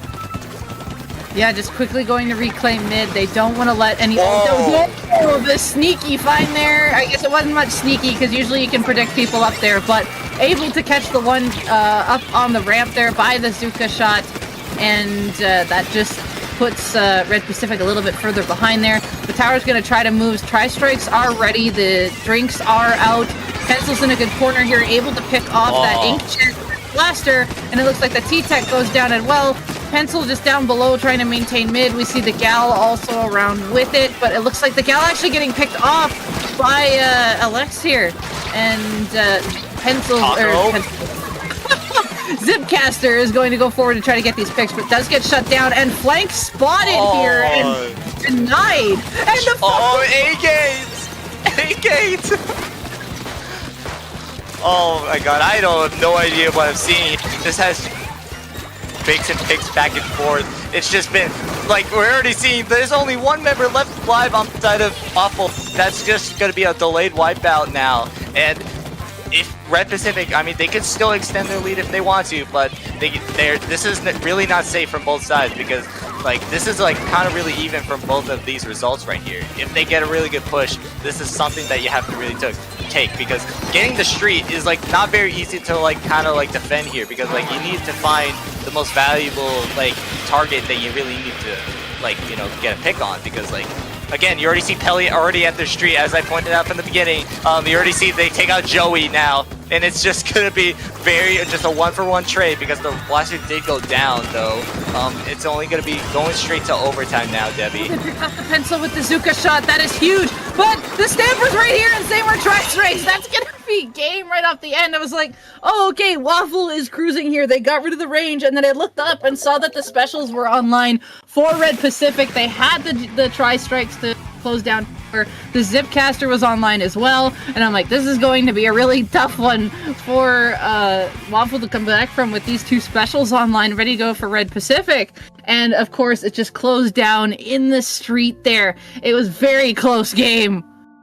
It was a very close game, and that's gotta hurt now, because like now the pressure is really on the line on Schwab, because like you should be really afraid now, because Red Pacific's sitting on match point now, because like you have to find at least something with a counter pick now, because like I don't know what they're gonna really bring up here. They could go back to tower control, they could go back to zones if they really want to. Like again, like Schwaffle has been really solid for like these games, but I think there were just some couple of mistakes on the side of Schwaffle, because there was some kind of place there were miscommunication, as I probably saw from one play, and getting picked off by any of the members of Red Pacific just like really led to them like they couldn't really don't do anything as much. So what's gonna be really the play now? Like, what are you gonna do now? So like, again, match point for Red Pacific. I could really see what Schwaffel was trying to do with picking Tower Control Manta. When I asked which team had the blaster, I was trying to remember for most of the time when we were waiting for the counter pick. I was like, Schwaffel. which team had the blaster? Because the blaster could really poke around the sides on a certain amount of maps and can follow up really well. With the addition of that 52, it did really help them out. And like you said, there was definitely a few mistakes that were put out by Schwaffel there, where Red Pacific got their lead push there. But they played really well, and I think that was a good choice counter pick for them. Couldn't quite get it towards the end, but now we got the other counter pick. We're going to Splat Zone's Mahi Mahi. Definitely, you guys got your sunglasses? Oh no, I do. I got my sunglasses. I'm about to go for a swim now. I don't think we want to do that. I don't think. I know I would, but because I've been falling off on some of the parts here. It's like I've had my moments. Okay, like it's like, you know what? Fine, I'll go for a swim. Fine, so be it. Anyways, but Splat Zone's Mahi Mahi. I feel like this is a map mode that you could really play on, because like this has been a really solid mode for Mahi Mahi in general, because like after like they made a change onto the map itself. And I know we probably not going to get Clamblitz because it's only zones only, but like I think Clamblitz would have also been a solid one. But I mean, again, it's only going to be on zones for Mahi, which I'm okay with that. And I feel like when it comes to like Mahi Mahi zones, I've only been seeing it mostly in top level play, because like, you know, a lot of top level plays would play this map. It's just how you can. I've definitely seen it more often. I've played it a good amount in actual tournament maps too, and even in other sides have been playing it more often. It's been showing up. But yeah, really good choice here. We see the 96 Deco choice from Pelly here this time. And Red Pacific just cruising along with what they know, with what works for them here. Oh yeah, absolutely. And you already see the members of Schwaffel, but they were about to almost like claim the zone for them, but it looks like Red Pacific had enough paint to just like cap that zone right there. But very neutral. Nothing really happened just yet, but they do get a pick on the shot though on the side of Schwaffel, so that's gonna be make it 3 now. You already see Taco already getting 3 members down on already that Zipcaster, and that's just like, you know, I'm known for my brush. If Taco was like, you know, I'm playing for my brush, you know, I'm playing for my comfort, well, you know, here I am. I'm just gonna be Spider-Man and zipping to like getting a pick off of you guys.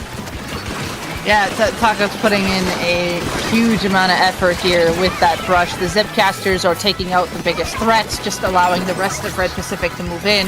And Schwaffel there was having a hard time just dealing with it, but it looks like they did have 2 down there. They do see where the members of Red Pacific are trying to approach from. Those jumps in. There is the Kraken play, trying to catch them off in the corner. Gets one. Can they get the second? Pelly? Oh, they just missed it. But they did push it back into the corner. The pencil trying to poke out Pelly here, just taking a little bit of cover on this side here with 2 other members of Schwaffel. And I did hear the Zipcaster appear. Zipcaster did get one. Now they're going to get the other one. There we go. There's 2. Unable to get the third one on the zone there, but zone in the favor of Schwaffel right now. Taco tried their best to take it back from him. Did get a trade there on the bottom corner. Solid trade. Zone is ticking down here. We're going into the 50s. Crab is ready on the side of Red Pacific along with these tri-strikes, looking to try to find a way back in to maybe cap it before lead, but I don't think that's going to happen. Oh, never mind. I lied. They proved me wrong. They proved a commentator's curse. A commentator's curse inbound. But I wasn't sure, but they did it. They did it. Bravo. They did it. Bravo. Like, well, they proved. Actually, I thought also they were gonna get the lead there, but I was also proven wrong.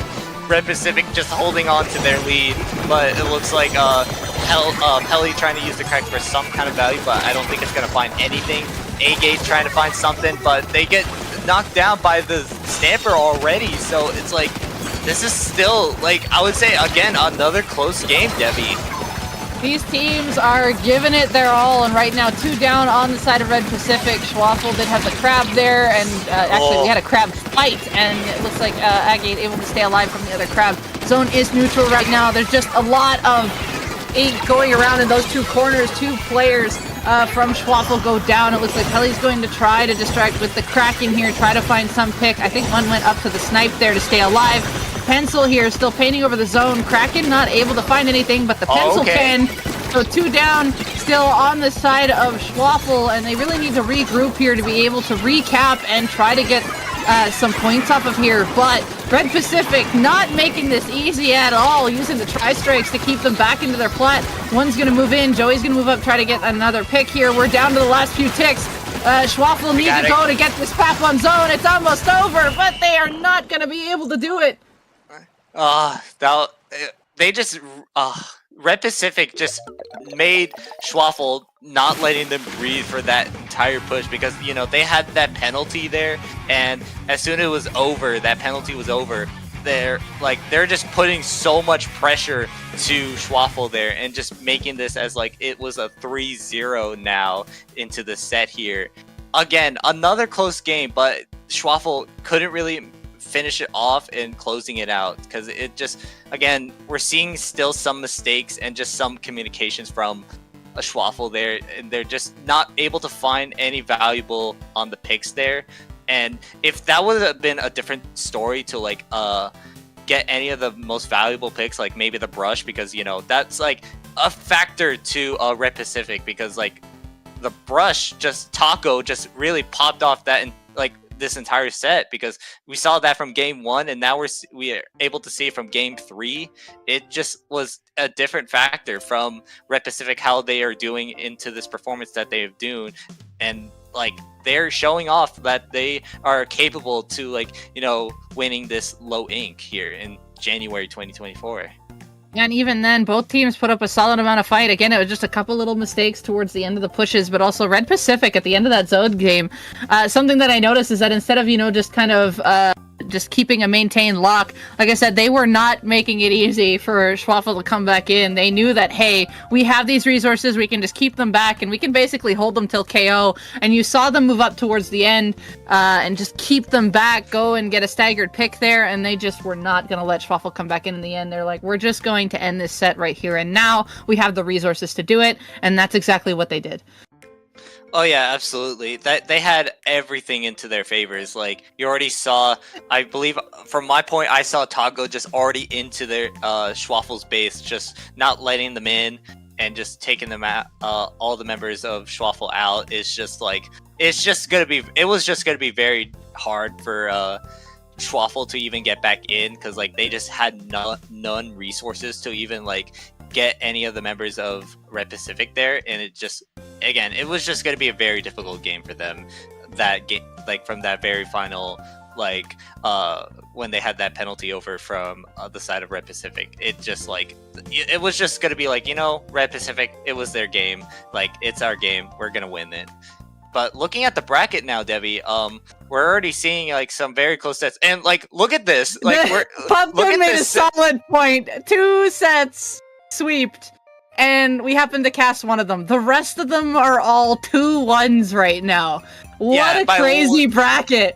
Like this is the craziest bracket I've ever seen right now, because like you're already seeing the most favorite team right now, Cherry Bomb, are losing against Black Squidding Burger by just 1 point away, because like Black Squidding is sitting at match point as the 16th seed. Like I said, anything could happen. If somehow I could also point out the 16th seed winning low ink. No, I don't think that'll happen.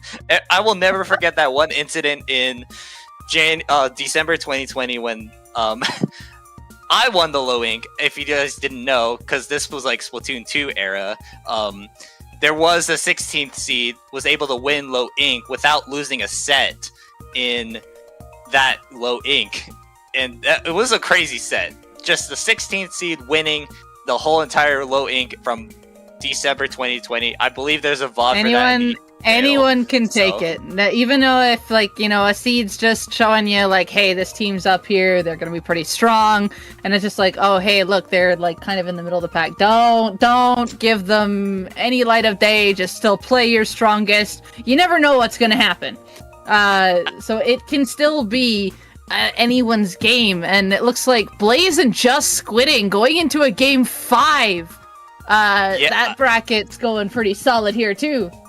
Yeah, this is gonna be very, very like really good for like all the brackets that we're seeing here.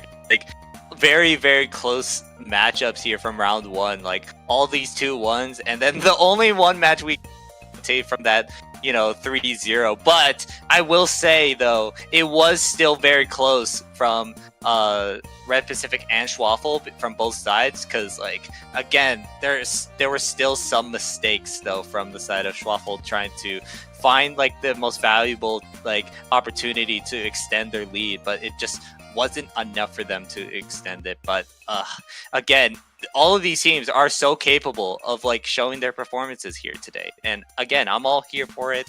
And looking at all of these teams, it's just incredible on how they are playing today.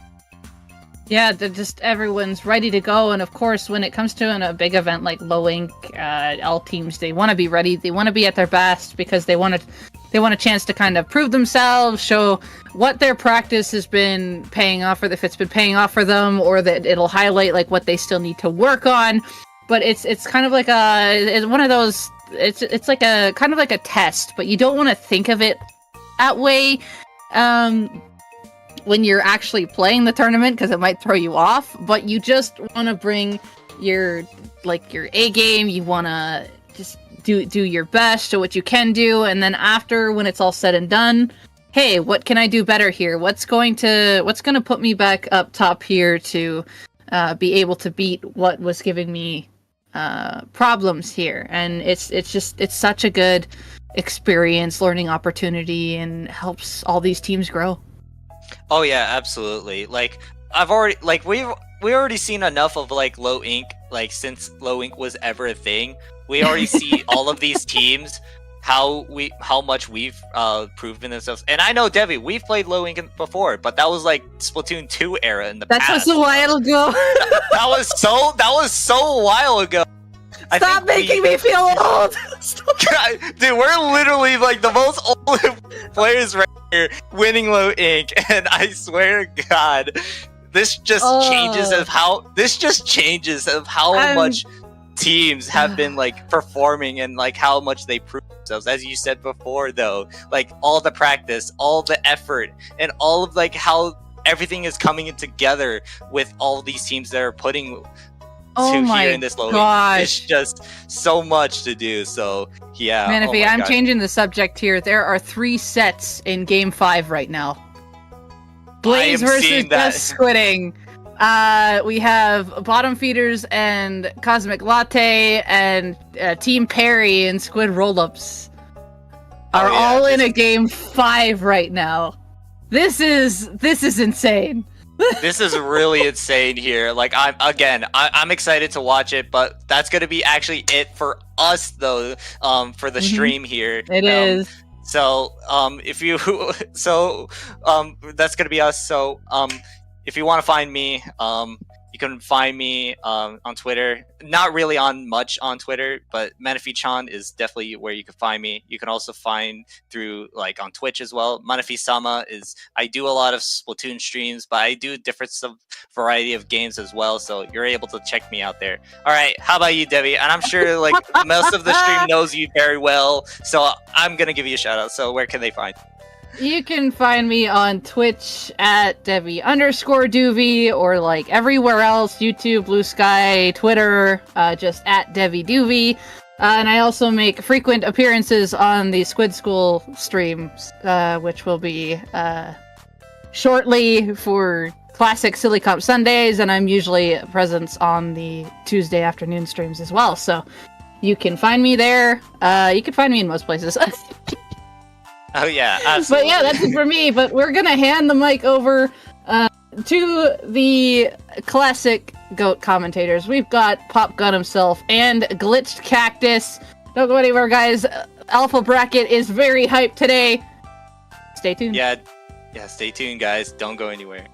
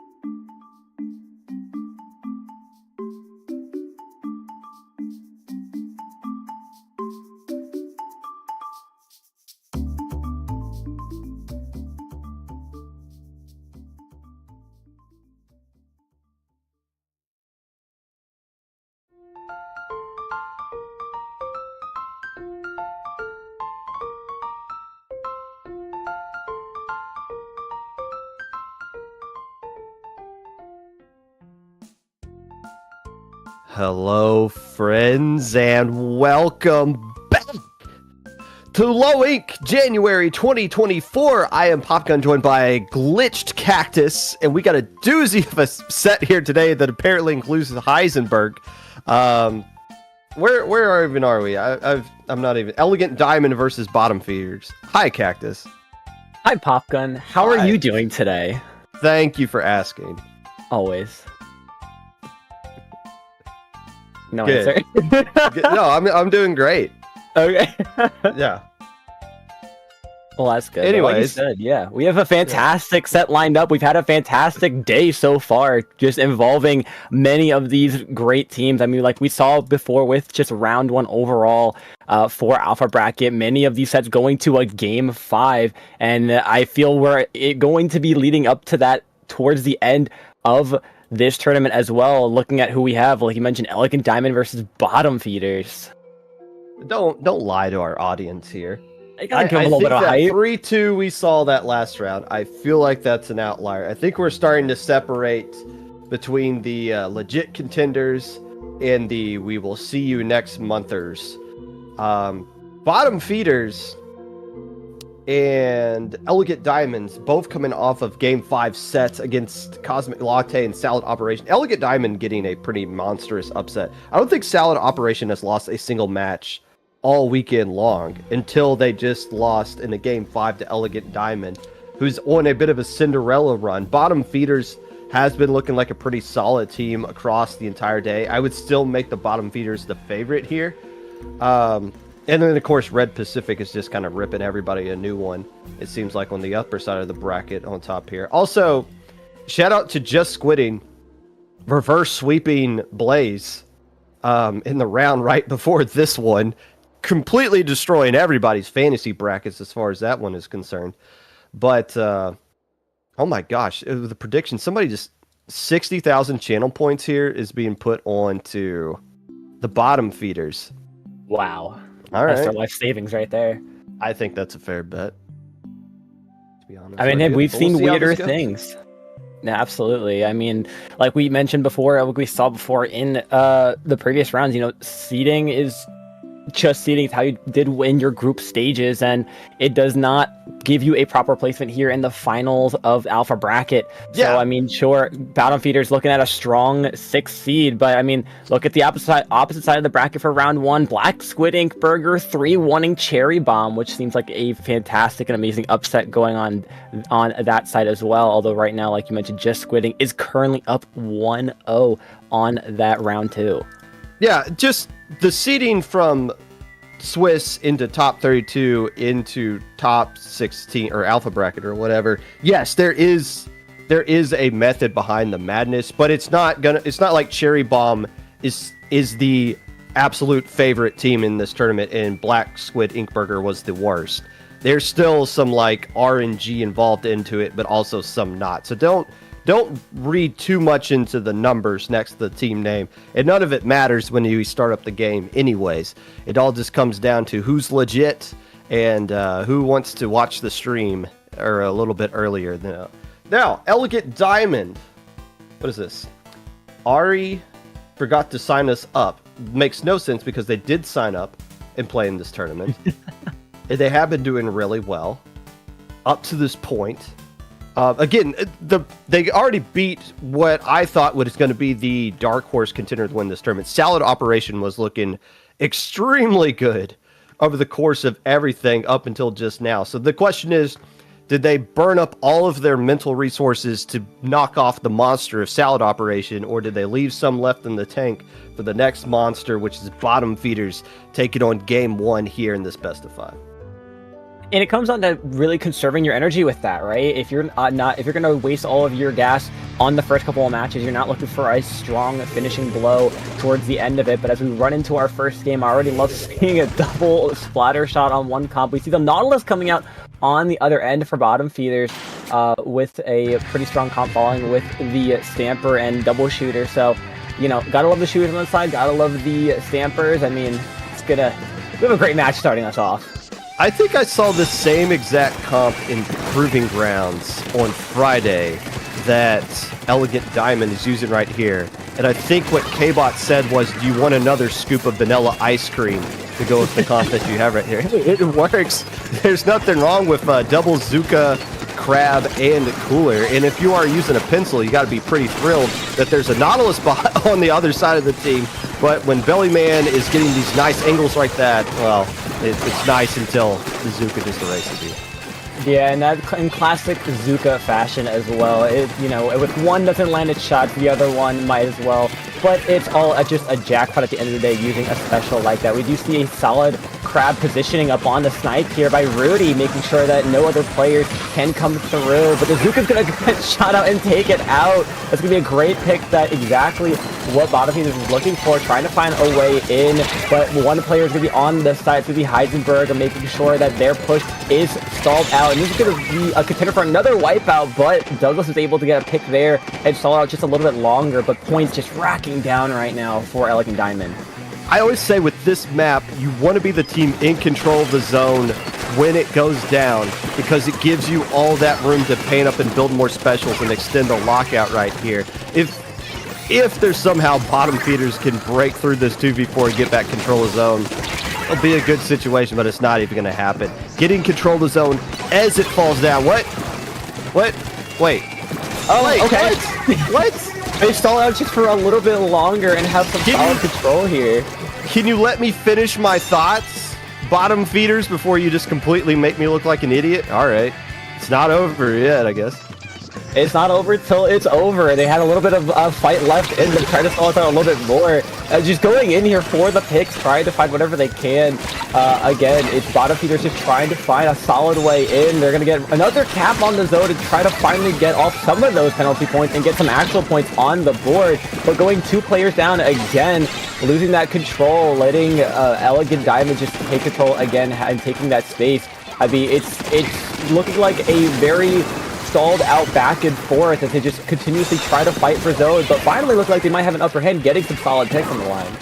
Yeah, and you don't want things to be stalled out here if you're the Bottom Feeders, because basically if you are Elegant Diamond, you just want to bleed out the clock at this point. Maybe get a big hold so that you can erase all the penalty. Oh, that is the absolute worst thing that you want happening. This game is going to count, by the way. Every restriction is gone, and all of a sudden, really going to suck that you didn't get that KO now, because you are in a desperation mode as the absolute worst time for a DC to happen has occurred. Bottom Feeders get control of the zone, and man, we're going to have to see. I've been proven wrong already once in this game. This would be quite the miracle if somehow Elegant Diamond can pull this one off. It's going to come down to getting those solid picks on the side and making sure you're using your resources properly. I mean, a trade there is not what they're looking for happening on the 2 sides. It's just the Pencil Starry here trying to stall up for a pick, but goes down immediately. And it's just quickly turning into Bottom Feeders game if they can't find these picks necessary to find a win, just to stall for a little bit of cap for the last minute of the game. Cooler's gonna be popped on bottom feeder's side, and with Cooler ready on the side of Elegant Diamond, I mean, this is it. This is gonna have to be their final push, because Zode's about to fully switch over. Hold on. Using their source. Hold on. Aw. Yeah, that's it. There's the wipeout. There it is. Something was brewing there for a little bit. And then everyone said, let's just not fight that crab. Let's just go kill everybody else because we got a man advantage and we just went. Hey, showing up as half the battle. And that just further highlights, if Elegant Diamond doesn't screw up and lose control of that zone, which they had every thing working in their favor to hold on to that zone initially anyways, then we don't even get to the DC and the game's over. But credit to bottom feeders, you keep the game going long enough, shenanigans eventually will happen. I'm not saying that's the way they wanted to win that one, but by hook or by crook, game one goes to bottom feeders. And the real question here for Elegant Diamond is, was that just a one-off thing? Was that just a random DC? Or did somebody's internet just explode? Or do they live in Texas and the power grid went down yet again? Or like, are they going to be coming back? And hopefully it's just a one-off thing. It isn't something that plagues this entire set. Yeah, I mean, it wouldn't be a Splatoon tournament, let alone a Lowing, if there wasn't some kind of disconnection happening that causes either a downfall or the rise of all of the almighty internet gods that we've been praying for.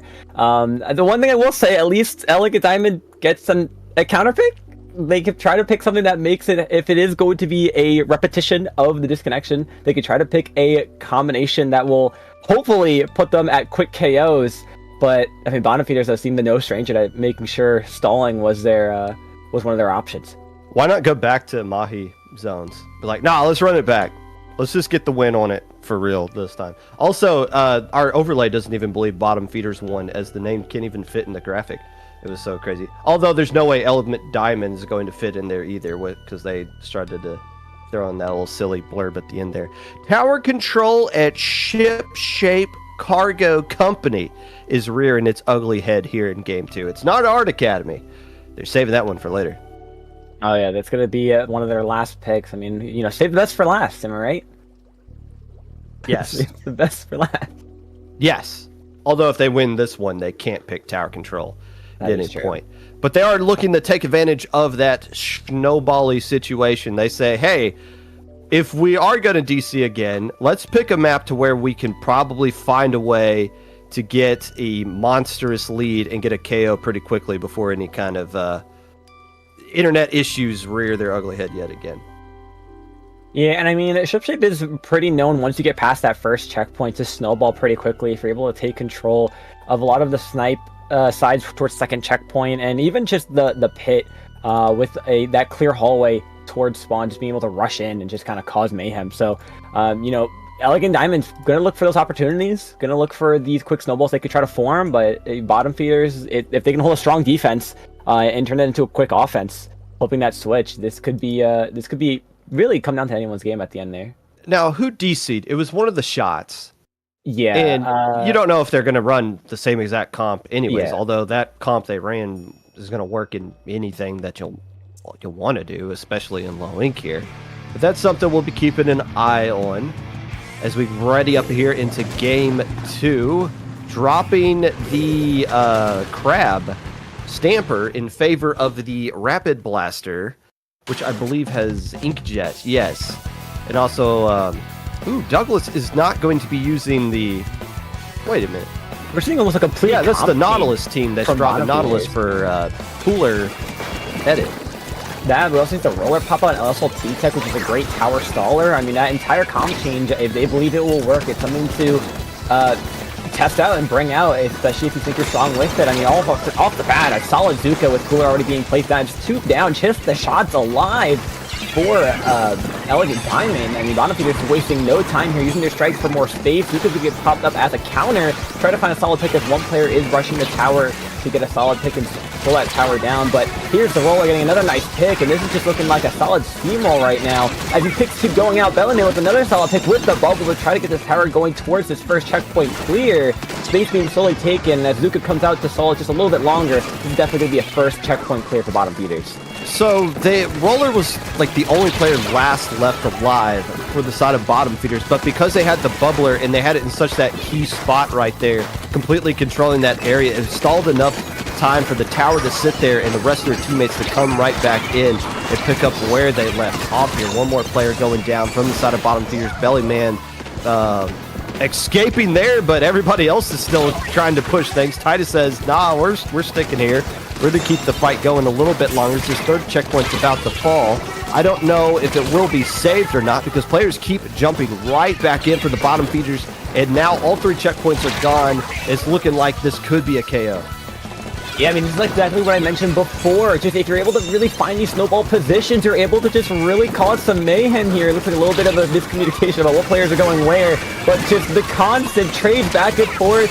Both teams going players constantly down. Bellyman is here trying to see if they can get the bubble towards the tower and try to stall it just a little bit longer, but it's going to get caught out by Heisenberg. Great pick there. I mean, all the way down to 6 in the first 2 minutes of the game. And Elegant Diamond has a mountain to climb if they want a chance at bringing this back.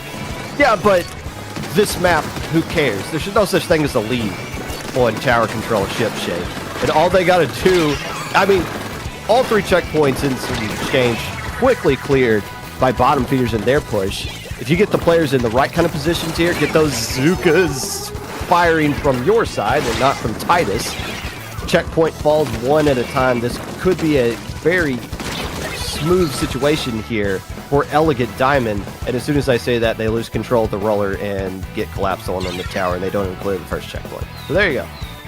I mean, it was a solid attempt by Lasted. That unfortunate side drop with the ink strikes and the jump in for Elegant Diamond. Unfortunate there. They're going to have to try to reset themselves and not go into any bit of a stagger that Bottom Feeders seem to be doing a great job at doing. I mean, here's the Inkjet coming through, trying to find a solid pick. They will find one that gets caught out and traded through with the shot. Here's Bellyman trying to find a solid pick on the pencil, but gets called out and picked off right away. What a great eye by Stars. But nope, there's Suzuka to call it out. But 2 jumps coming in. This might be more picks coming off on the side. Unless they can both escape. One will fall. And we are back to a little bit of a stagger on the side of Elegant Diamond as we see Bottom Feeders again pushing in towards this final couple points they need to win this game. And that's the question. Do you try to get to the KO? Do you want to just focus mid control? Do you just want to make sure you got everybody juiced up before you start pushing up a little bit there? I think if you're Douglas, you just want to make sure of where the pencil is and try to control everything else, as they did right there, taking care of the player in the middle of the map, a little bit away from where the pencil is, and let Bellyman just start pushing up, build up some, get some bubbler going, just kind of put in key spots, and all of a sudden, even though the tower's not moving anywhere, a lot of time got bled off the clock right there while nothing was happening, because Elegant Diamond is really struggling to get back into control of mid. And credit to Bottom Feeders for not feeding into anything. Yeah, Bottom Feeders is just looking for the stall at this last minute of the game. They don't have to push. I mean, if they do at all, it's just to get that tower further away and give themselves more time if they think they're going to need it. As some of their players are going to go down here, it's going to be a 3-down situation. As Bellyman, though, is coming from the side, get a pick on one. Bubble's going to be popped as a panic option, but with 30 seconds left in the game, here comes Elegant Diamond's potential final attempt for a push as we got players jumping into the tower. Titus here sharking on the side, trying to find a pick on one, trying to come up from the grates. Has Zuka online on both sides, so this might be a Zuka showdown for the last minute of the game. Here comes the player coming on the side. Can they find it? They're going to find one. They're going to find 2, but trade off with the bomb. But here are the GG strikes bleeding out very slowly by Pigeon as players rush the tower, gets 2, and that calls it out. That was if that ink strike didn't land right there, not that it's like difficult to throw an ink strike, but if that didn't get the splat, I think Elegant Diamond wins that one, because the T-Tech was the last player left alive. Just slowly burning those out right there. And again, not using the ink strikes all at once, just bombarding the tower. Throw one, wait a couple seconds, throw another, and all of a sudden, what could be 10 seconds where you have to dance around the tower instead of 3 seconds where you have to dodge a giant barrage of things. But that was looking pretty scary for Bottom Feeders there, and that's exactly why Elegant Diamond picked that map. The problem is they got ship-shaped at the very beginning and wasn't able to dig themselves out of it, mainly because Bottom Feeders did such a great job of stalling out mid for so long, not giving Elegant Diamond a lot of opportunities to work with. And man, you think back to that game 1 where oh my god, timeout. Is this for real? Well, so much for saving it for last. Yep, this is really what we're doing. They counterpicked Tower Control Art Academy. So, only a matter of time. You know, at first you don't succeed, try again, but on a different map, and that's exactly what I guess they want to try to do. If you fail on ship shape, why not try another snowballing map? Why not try Inkblot? What do you got to lose at this point? As you're going, you're already 0-2. There are other teams at match point. You throw all the chips on the table, throw all the dice. What do you have to lose the tournament? I mean, yeah, but I mean, they were winning game 1. If they didn't DC, they win game 1. Yeah. If you don't DC, you win game 1. You don't even have to make a counter pick in game 2. And I know the good news is that game lasted 5 minutes and there was no DC. So whatever happened, which makes the DC even more frustrating. It's like that's the one time it decided to pop up. But bottom feeders now in a situation to where they could end this one and get moving. And speaking of that, I want to make sure. Okay, our next match isn't ready. The one after this, because this match is really. This was the last match to be completed based off of the teams that were finishing up in round 1. So this match is quickly picking up pace with all the other ones. Red Pacific 3-0ing their opponent. They don't feel like losing any games today, it feels like. Just Squidding 3-0ing Black Squid Burger. We're moving on from there. But yep, Tower Control Art Academy. All right. Now see what they're gonna have to bring out. I'm confident in seeing similar comps to what we last just saw. Maybe slight tweaks. Maybe they feel there's something they can change. I mean, if I'm bottom feeders, I'm not looking to change a single thing, considering on how well your comp worked before. Just creating those stall points, creating those excellent pushes. They had great coordination with their resources too. I mean, we saw how they were going in with, again, bubble to solve for that checkpoint, strikes in general to create space, and going in off of that space they created. That's something a lot of players and teams do not do. So give them props for that. But you know, these guys are rolling out. I mean, I already love what I'm seeing. A slosher, ballpoint. Okay, so a lot of changes coming out here. Actually, first off, yeah. They dropped the pencil, but to make sure they still got cooler, they got the end zap in place of the ballpoint over there. No anchor player coming out from the side of bottom feeders. In fact, the longest range weapon, I guess technically, is the vertical flick of that roller, I guess. I mean, it's an Ink Zuka, so they got range across the entire map with that thing, but still, a lot of comp changes coming out here, even though we're in the same mode. Maybe that's why they picked Tower Control. They knew how much things would change. Yeah, and it's something they're looking to capitalize on as well. They're trying to create this space. Here's Heisenberg with the cooler trying to go in. It's going to get picked off immediately, but they're back in a split second here. Checkpoint's going to be barreling down as these players are just diving towards the tower. And we're seeing a solid start of a snowball as 3 players are down. It is just Douglas up there in the top of Bats trying to stall it out. But this is cool to get destroyed by the tower.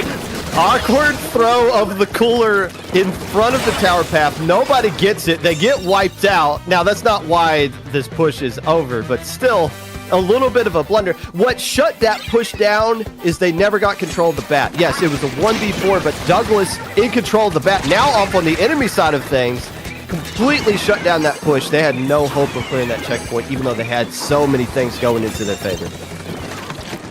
Yeah, and things turning around now, although the difference I will say is just more players are alive as Zuka is getting a solid pick on one as one tries to rush. The Inkjet being popped to stall it out, gets 2, looks for a third. Can they get Titus? Yes, they will. It is just the roller having to be force jumped out for a half of a wipeout for the most part.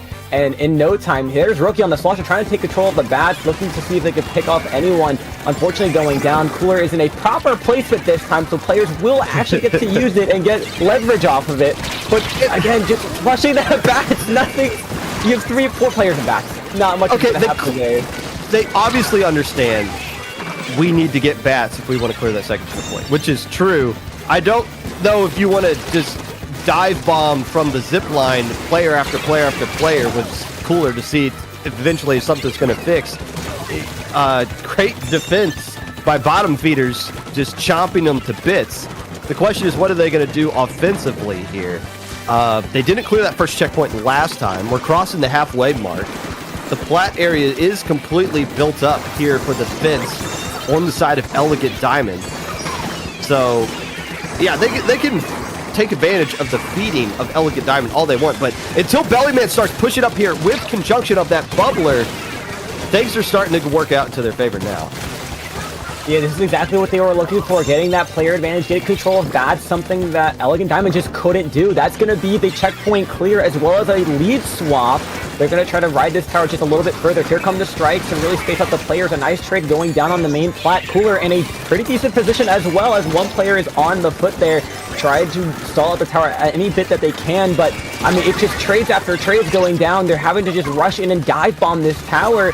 But here comes Bellyman getting a nice pick on the ball point. Looking for a player from behind. They're just going to have to dive out a little bit, get these picks on any players trying to cause any kind of mayhem on the sides, and the strikes coming out to try to stall Zuka is going to be a counter to it.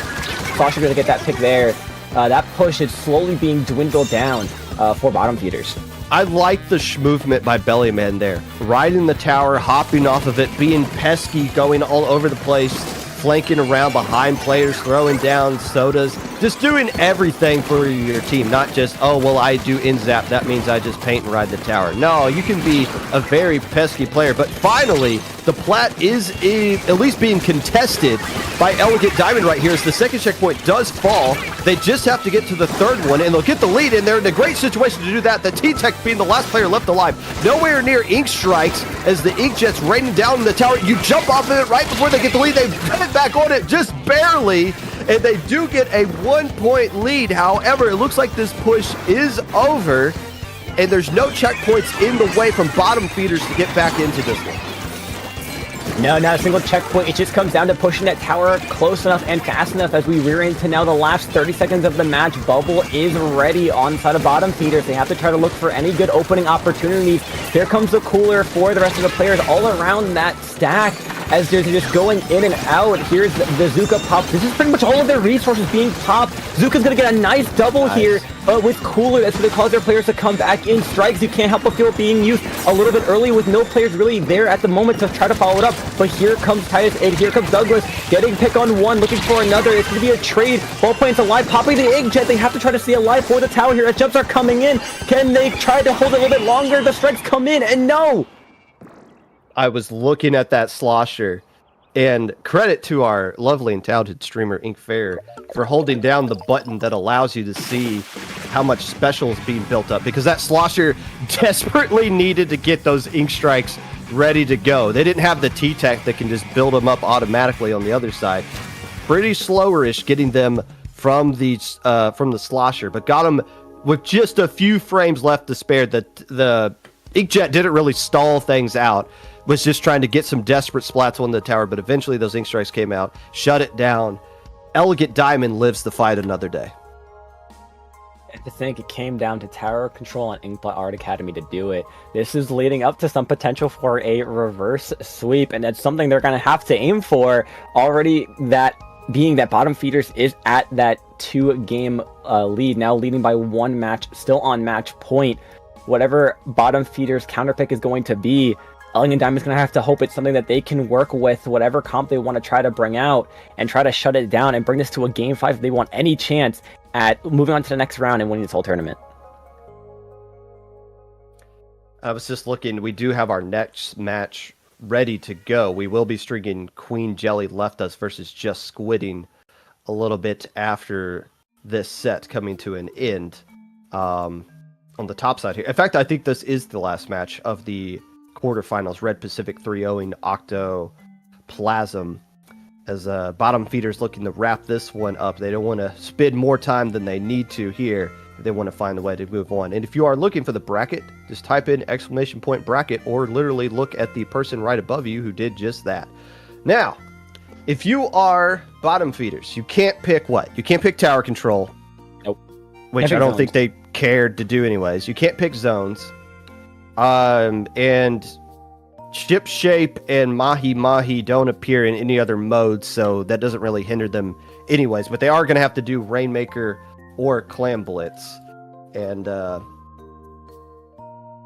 Oh, well, they tried to win. To try to pick zones anyways, it seems like. They tried to pick museum zones. And they did say please.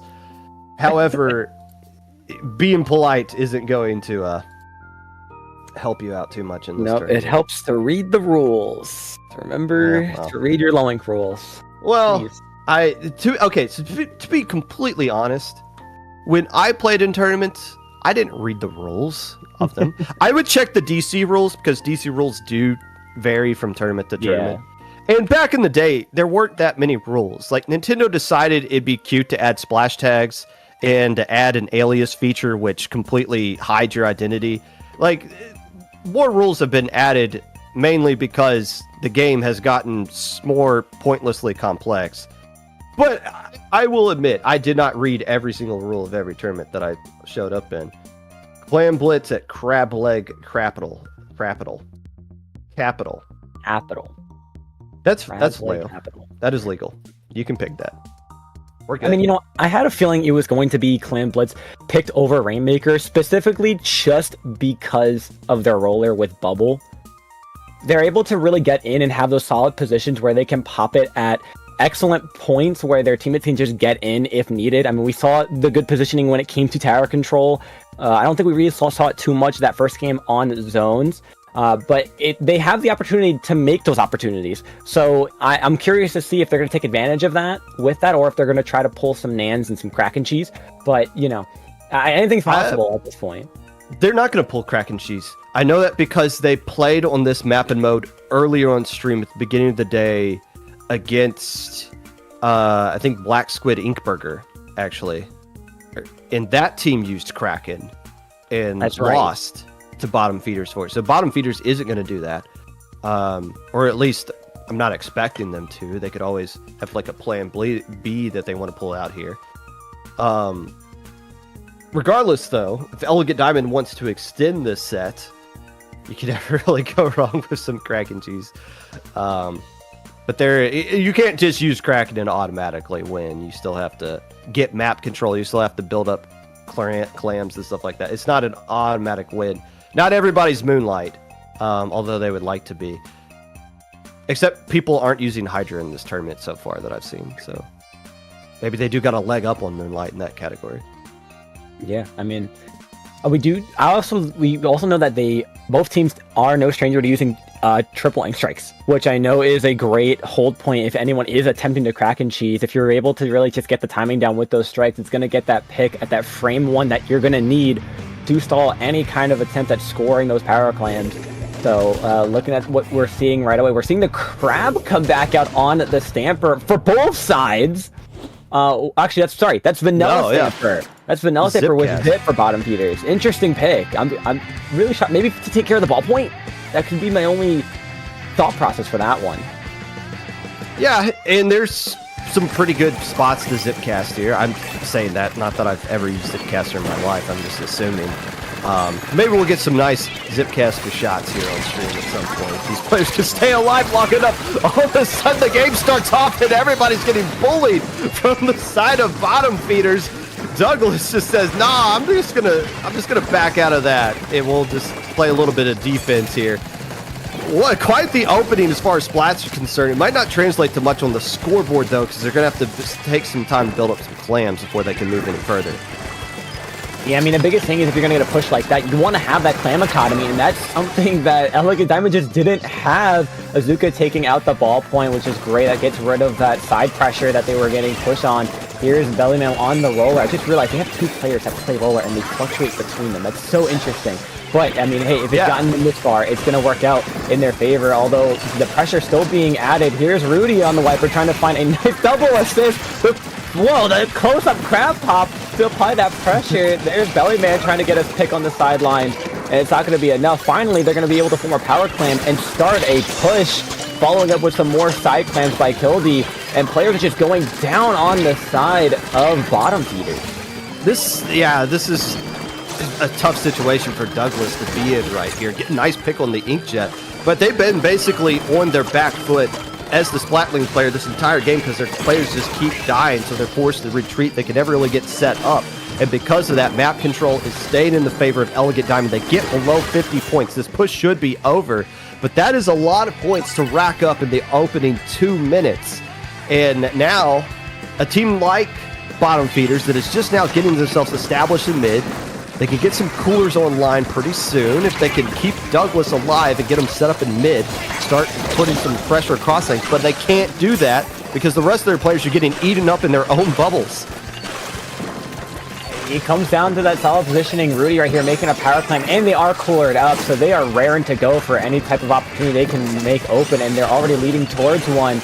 They're trying to find any side picks that they can. Here comes a Zip at the end of its Zip cast, just being pressured back, trying to hold that ramp, getting some nice off angles here, getting a pick on one. Very nice. There comes the roller, causing some mayhem. A nice swipe by Pigeon as well, making sure that those players all go down. They're trying to find any side players in the line, but they won't be successful as no one was there. Zuka's being able to pick one of their players off. It's going to be their shot. And as things are looking like some good solid mid control here, they got to try to get some players in here. Maybe that roller put Bubble in a solid position to score some clams and get some space. That was a nice splat by Titus on the jump, but still a very questionable jump. You got this huge lead, a very aggressive opening coming out from the side of Elegant Diamond. It's starting to work against them now because they've surrendered all this map control, trying to go for those risky jumps, and now they got to play defense. And very nice splat on everybody, though. Pigeon being the last player left alive, trying to save one of those gazillion power clamps and gets away with their life. That was pretty risky, and well, at least it baited out an Inkzuka shot, I guess. But that was a lot of resources staring down the Elegant Diamond's doorstep, and they found a way to close the door quickly. Minute 20 left to go. Minute 20 left on the clock, and it looks like the pity was picked up and taken to try to use. So looking on the side of Bottom Feeders, they're going to have to make a power climb if they want any chance as we get down closer to getting to an overtime, unless they just make the risk of letting Elegant Diamond in to score a couple claims, but that is not what they're going to want to do. But again, the clam economy coming out of Elegant Diamond, making a solid push, getting some great space. Here comes Rudy on the side with the Stanford, collecting more clams. Crab is almost ready. They're going to probably put into that very well. Yes, they will. They need to find a pick on one. Zuka can get popped as well. Take out that Rudy completely as two players follow up on the sidelines with 40 seconds left down on the clock. So much happening in just a little bit of time. It's going to have to be Bottom Feeder trying to make some forced plays here. Get some players down, create a player advantage as we're just going for constant trades here. I mean, they need an opening and they need to quit.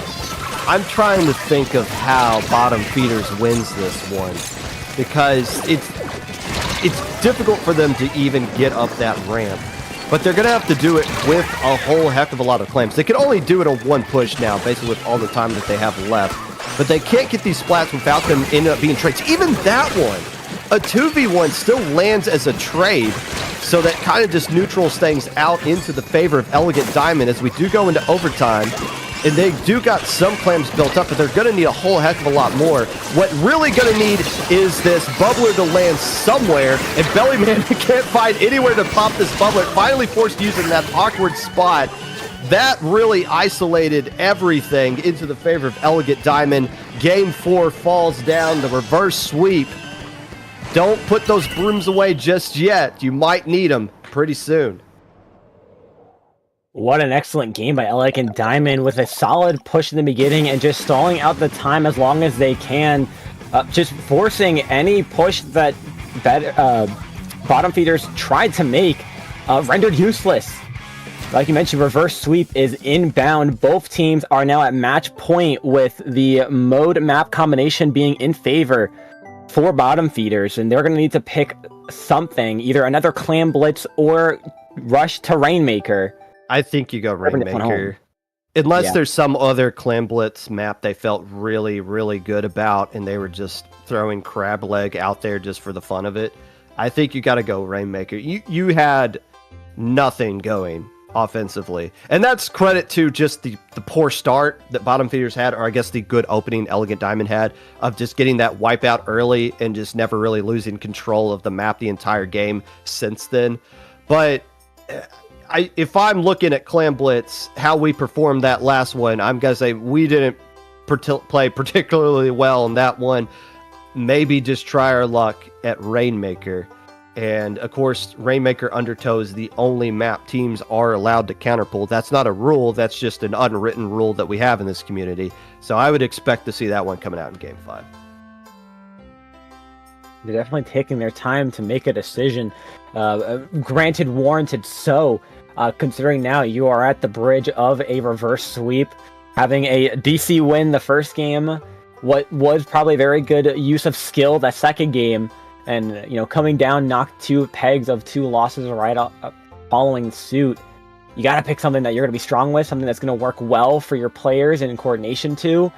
I mean, like you mentioned, Rainmaker as just a non-written role would feel like a good use of their time, a good pick for them to attempt for this game 5. But I mean, for all we know, this is the Splatoon community we're talking about, and how much we don't like clams. I wouldn't be surprised if we do see another clam. Hey, I like clams. I have no issue with Clam Blitz. I enjoy it if you're playing with players. Not if you're the team, if you're the team that picked Clam Blitz, and you just got beat up like that over the course of 5 minutes, just couldn't get any points going, I think that's when you say maybe we tried it, Rainmaker. We do need a counter pick here at some point. You can't take too long. We do have at some point. I would like to put my son to bed, and myself, mind you. But we're currently waiting for this one. Oh, we are getting Rainmaker, but we're not getting Undertow. Pulling the Uno reverse here. We're going to Robo Ramen for the Rainmaker game. Spicy. What an interesting pick. I mean, just thinking about how this can go. I mean, I see the vision. I do. I mean, it's a quote-unquote a lot more even in a sense of where your Rainmaker path can go, with, of course, some varying flank routes, but Rainmaker Robo Ramen, I feel like that's a first to see for a counter pick, at least for a stage. This is wow. Look at the map list for this entire set. Splat Zones Mahi, Tower Control Ship Shape, Clam Blitz Crab Lab, Rainmaker Robo Ramen. There's been someone in chat complaining about every single map that's been picked up to this point. I think someone in chat said they wanted mincemeat. Whoever that is, please no. They might want maybe after the rework. They might want it in a couple of days. They wouldn't want it this time around. But still, here we go. This whole set. By the way, this is round 2 of Alpha Bracket, and both teams is going to be playing their 10th game in this one. They both played a game 5 in the set right before this one. So this will be their 10th game. If they want to win this tournament, they got 2 more rounds left to go of this. It's their own fault. Hey, if you want to break, you got to start 3-0ing some people. But that's going to play a factor down the line. Both of these teams are putting a lot of energy into these sets early on in Alpha Bracket. But right now, the name of the game is just survive and advance. Everything coming down to this one game in particular. Yeah, I mean, this is going to be it. I mean, it's going to come down to who wants it more, right? Who wants to win more, and who wants Sure. Why not? Who can keep that energy up the longest? Considering, I mean, yeah, like you said, both of these teams on their game 10 so far of the tournament, though having to go against some other beasts at the end of the bracket itself. These teams raring to go. Here we take a look. Pretty similar comps from what we saw last game, if not pretty much the same, almost, I want to say. Yeah, bottom feeders forgot to change weapons if they were interested in doing that, which I guess makes kind of sense here. You got the cooler, you got some curling bomb to work with that, with the roller. The roller's been playing pretty fantastic from what we can tell. It's just, can they get those bubblers in the right spot they want to? Last game, no. This game, though, trying to make things happen a little bit differently right here. But the ballpoint, I'm just saying, let me just dodge those Ink Zukas, and I can outrange everybody here and start mowing some players down. As 2 players, potentially 3, going down from the side of bottom feeders as the first checkpoint falls with ease into the favor of Elegant Diamond. Wow, what a great delayed wipe is exactly what they were looking for. Bottom feeders now has to try to keep their players alive and come in as a unit and not go in one by one. The last thing you want to do is be feeding.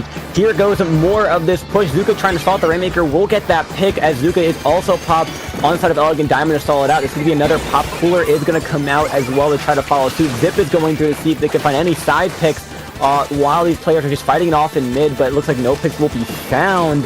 It's going to come down to a stall. Let this Rainmaker reset for bottom feeders to get some good positioning, and as Azuka will come through, try to stall out just a little bit longer, find any picks. No, it won't, but still, mid pretty covered and in favor of Elegant Diamond. Yeah, they're going to pick up right where they left off, too, because the Inzap instantly went down. Bubbler, Bellyman, and then Bellyman using Roller this game, shutting down everything as far as where they need to go with the Rainmaker on that side. So that'll halt any push. Instead, it looked like Douglas was about to go all the way down through that grate. Instead, just a little spec cam moment right there as they do clear that checkpoint. All checkpoints gone at this point, and we got 3 minutes left in this game. So this is going to be a tight game for both teams going forward here. Tight game indeed, as now the Cooler is going to be popped to try to rush to make it forward. Zuka's going to be popped on the ledge, not finding any pick. Seeing if they can shoot it forward to find at least one. No, they won't. All 4 members still alive on both sides, but the player jumps out. Rudy's trying to take on the sideline. We'll get more points down on the side route. Getting quickly shut out. Here's the Zuka pop by Tides to see if they can find any picks as well. They're going to find a pick on the zap by Bellyman, just rushing forward.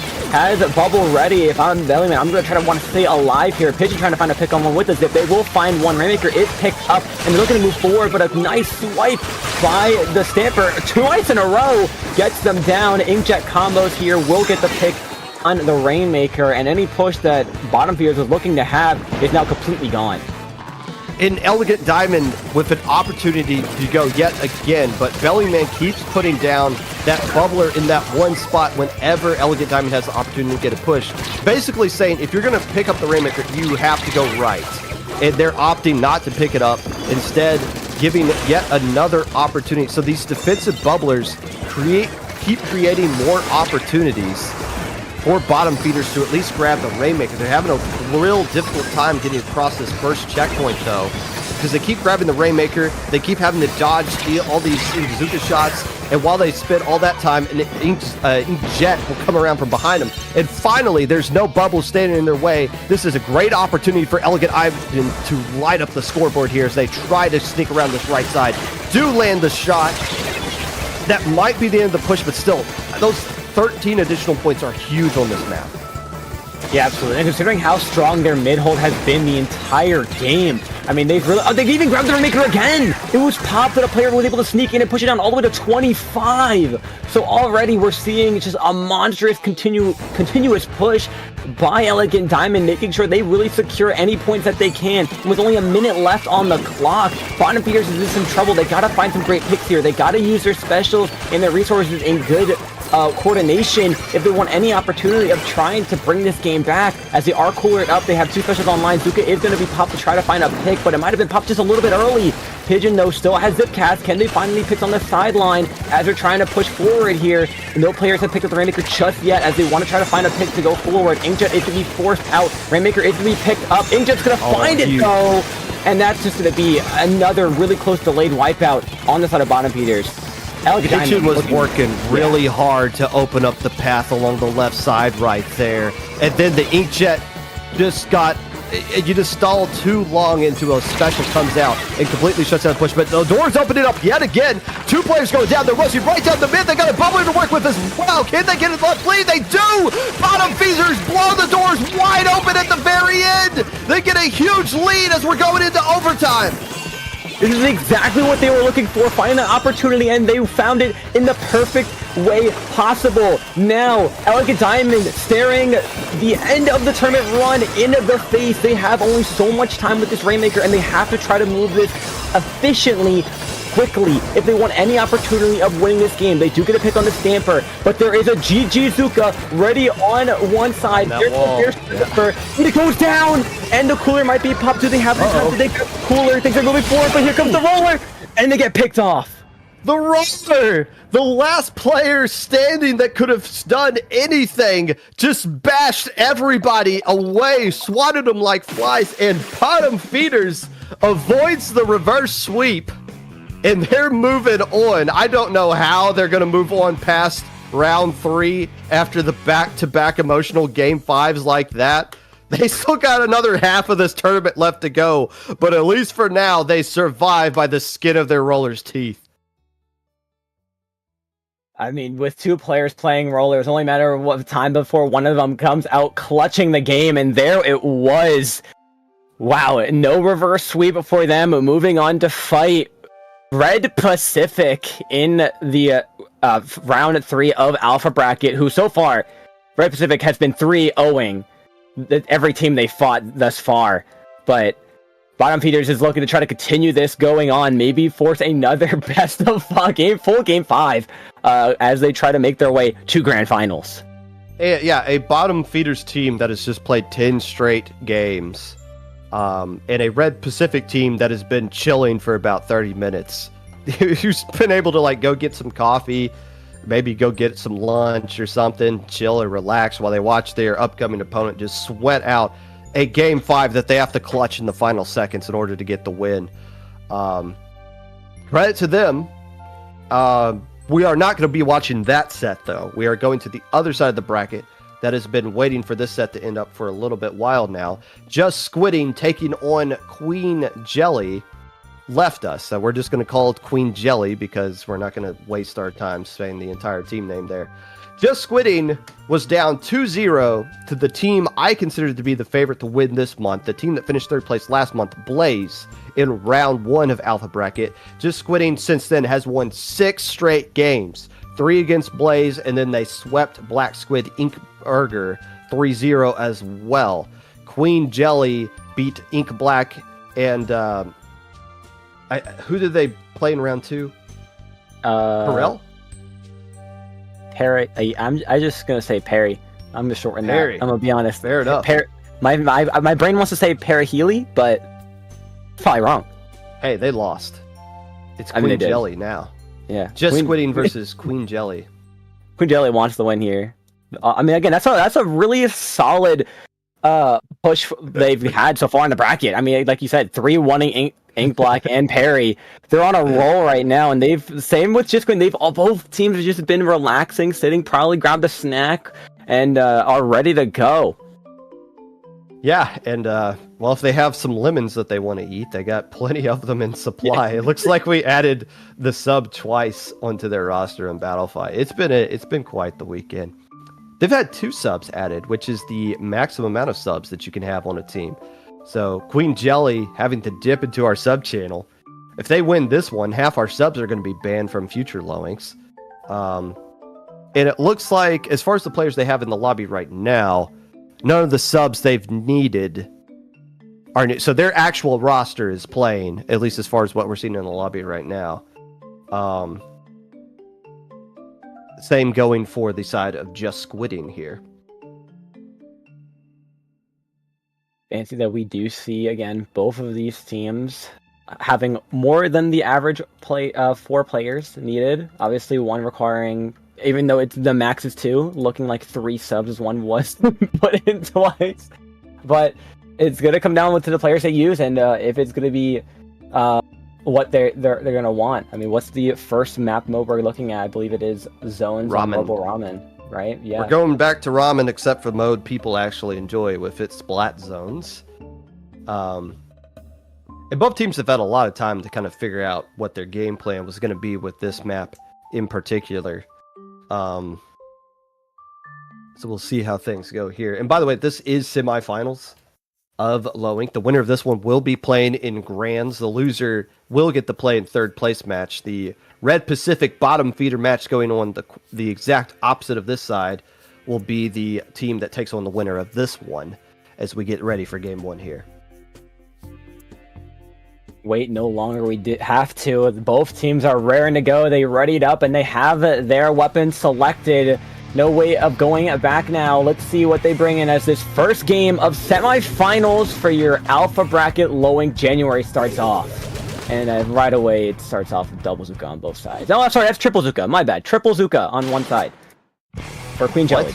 Oh, because they got the squeezer. Yeah, squeezer double V shot. Okay, so the vanilla ice cream joke doesn't even work for these guys. There's no room left on their cone for another scoop of vanilla that they got going on here. But so, you know what? If it ain't broke, don't fix it. It works out. And by the way, on the opposite side of things, there is double Zuka, the machine, in the brush. So Ink Fair, if you could just set the controller to the brush player and then put the controller down from the spec cam perspective for the rest of the set, we might see something pretty unique going on here, and so far, it seems to be working out into Just Squidding's favor. All right, look at this. The Zukas are all coming out off their forward. No, our brush! All at Our once. brush, no! They're still alive. They're holding strong. They're pulling out the specials out, trying to come through. Nope, there's the pick. Yep, they go down. You know, there was the triple Zuka to cause mayhem. One was popped in reverse right away. Players getting a little overzealous here, trying to take some space. Here comes the Booyah from the machine. They will try to stall out some space here, try to find some picks, but no! Two will go down to a bomb and a solid shot pick, so this holds stronger, and Queen Jelly holding strong here in this first game. Yeah, it's looking like Queen Jelly leaving them was the right call. They seem to be a little bit better off without them. 30 points remaining as they're staring down the KO. Just Squidding, not really having an answer for anything right now until Cola wins a 1v1 against Anakin, who had the high ground over there. Starting to work around this left side, trying to drag another player down with them as a lot of commotion happens on the zone. Some flips been to blue, but they do have a sprinkler at the very top of the map. I don't know if they can, maybe the squeezer can get it. It is peskily painting the zone. It looks like they finally did take care of that sprinkler. Where'd they put it? On the ramen? No. Oh, not again! No. Come on, bro. Really? I mean, hey, at least the Zuka matchup is even now. It's only 2-2 for Zukas. The monkey ball curls. This is going to count. They got the 14 remaining. Man. Those flashbacks from round one, but, you know, solid lead coming through. Unfortunately, there goes the snowball of players going down. Here is the Just Squidding, just absolutely getting excellent placements here, just practically spawn camping at this point. Here comes the lead swap as the Pencil just finally respawns. Machine trying to find a pick on the shot, who's going to Zuka, try to just find a pick if they can willy-nilly to boost that KA, but none will be found. Well, First game, due to a DC, goes to Squidding. the bad news is that Queen Jelly lost the game. It looked like they were in pretty much control of for at least while they had all their players out. The good news is they have 2 lemons and another sub ready to go in case they need to get a sub for a player right there. And I guess another silver lining is they didn't use their DC replay, so if it happens again, they can still use that. But man, that just, there's nothing you can say other than that just sucks. Yeah. Like, nobody wants that. Goes. Like, you don't want to win that way. You don't want to watch it. You certainly don't want to lose that way. And then people will be like, well, just gentlemen it, but this tournament's already going on so long. And that player did just come back. Yes, so the player that DC did just come back. And hopefully it's like the situation we just had where we don't have, it's just a one-off thing. And we don't have issues going forward across the board. Yeah, Yep. Here we go.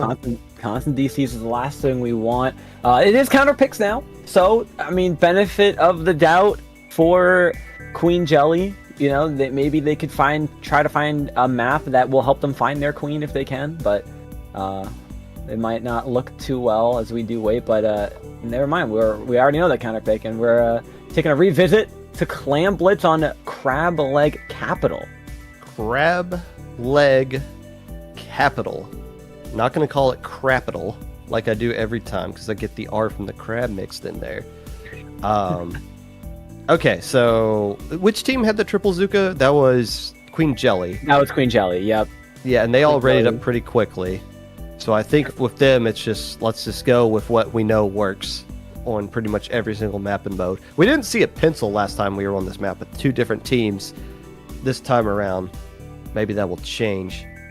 But technically, here's the real story. Technically, the winning streak for Just Squidding after being down 0-2 to Blaze in round 1 has been extended to 7. Not in the way they wanted to extend it, but a win is a win. Showing up is half the battle here.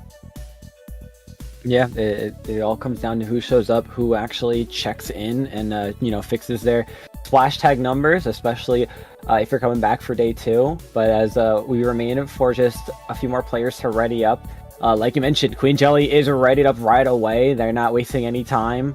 They know what works. They have a great idea of what they want to do here. Pencil would be a fantastic pick on this map, especially if they're able to get set up in mid. I mean, you're able to just really control a lot with that range that Pencil's able to apply. I know we've seen Ballpoint on here. I think we've seen Nautilus, so we've seen Stampers. So, hopefully we get some Pencil action and see how much damage it can really do if able to get positioned and set up properly. Game 2. Clam Blitz at Crab Leg Capital. As we see the teams coming out here, Rashi with the pencils, same exact comp from Queen Jelly. Nothing looks like it's really changing from the side. Yeah, this is the weapon for weapon, same exact thing here, which means we might just be in for this for the next couple of games or so. As well, before we can do anything, someone instantly dies, and it's not the brush, although they are under duress immediately and have to jump out. A not so good 15 seconds opening up here for Just Squidding. You think Queen Jelly's a little bit pissed off at how that last game ended? Playing like it here in the first 30 seconds.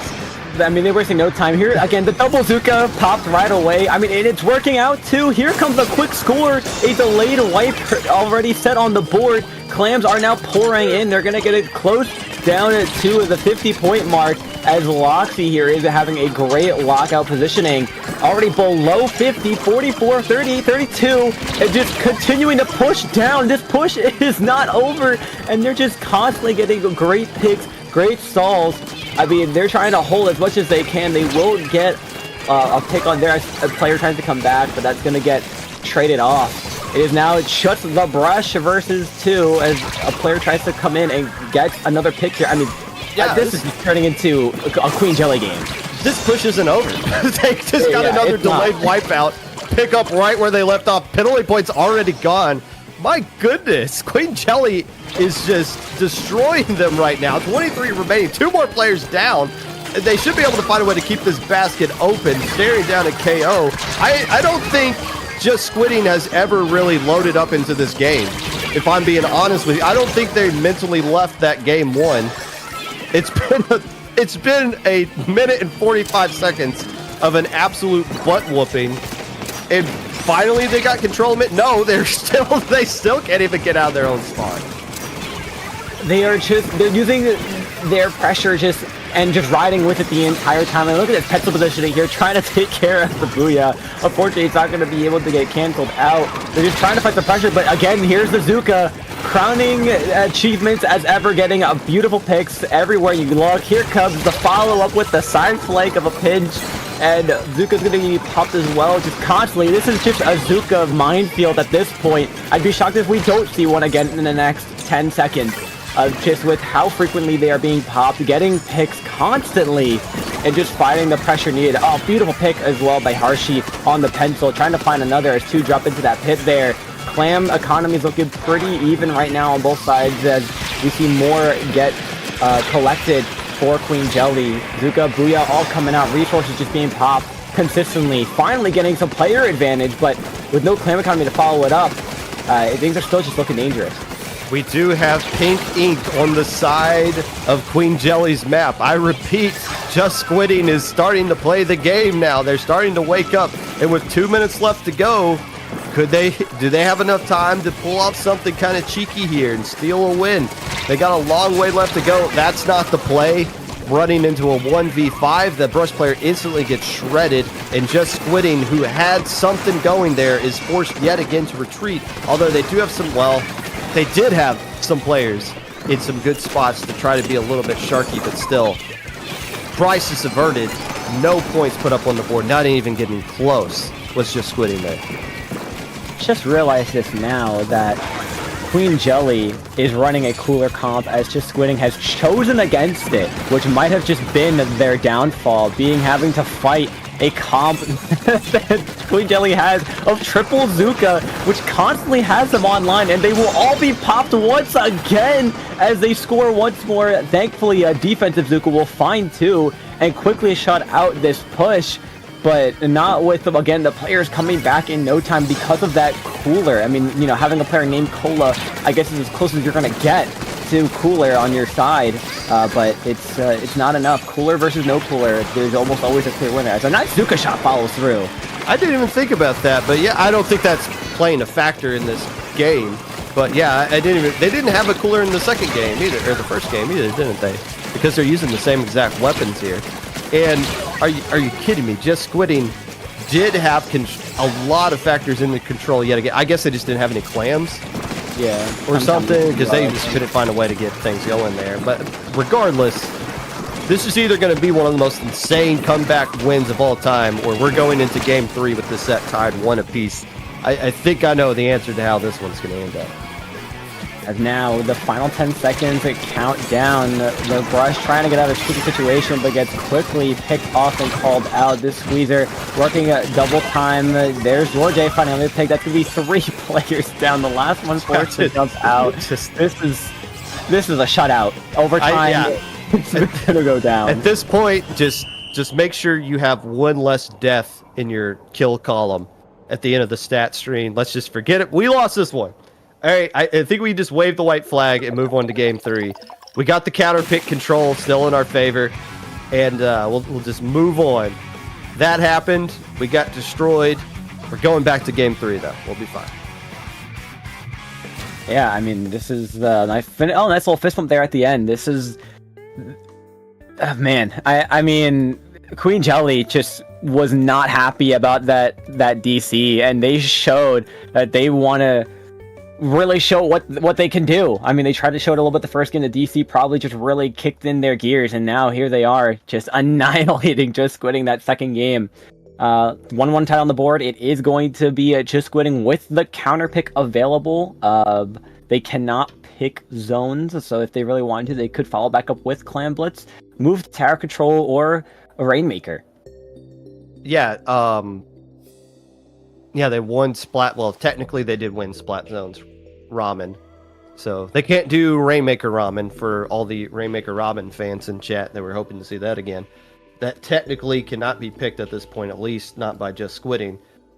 And on the opposite side of the bracket, as we're waiting for the counter pick to come in, it looks like Red Pacific's currently up 1-0 on bottom feeders. Red Pacific 7-0 has not dropped a single game in Alpha bracket all day long. They did lose several games yesterday and did lose 1 set yesterday, but so far has found the right kind of pieces to go for in this day. Now, I guess we'll talk about Red Pacific more if they get to grand finals. But you compare to what Red Project did last month, they've completely turned it around here, but instead we are focusing on this set, Tower Control. Manta Maria has been the counter pick. I like the counter pick itself. If any players are going to bring out tri-strikes, it's going to be very problematic for them, but I love how Queen Jelly has not readied up instantly.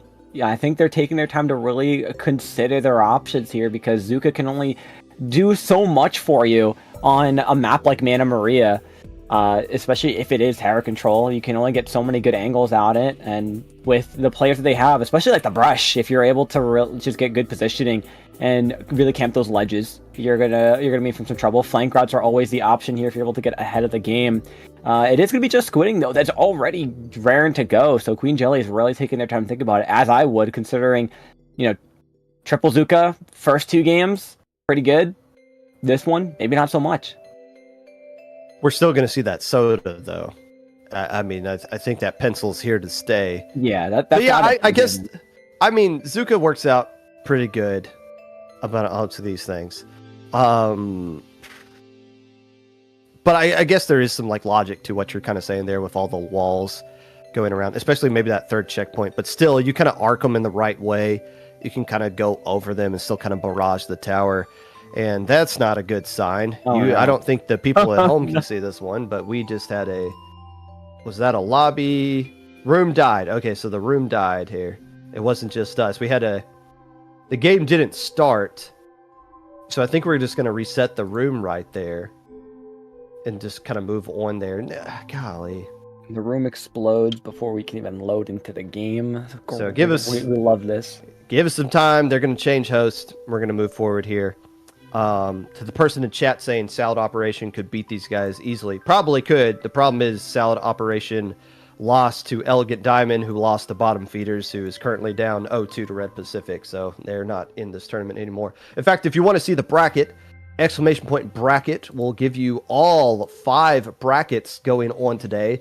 from Alpha all the way down to Epsilon. Most brackets in their grand finals, if not already, if not in losers finals up at this point. So I just kind of look across the board right here. Yeah, pretty much everybody's in grand finals of their bracket, except for us here in Alpha, as we need time for players to get their DC issues figured out. And out of all of them, Epsilon's already pretty much well into their grand finals, following with Delta behind.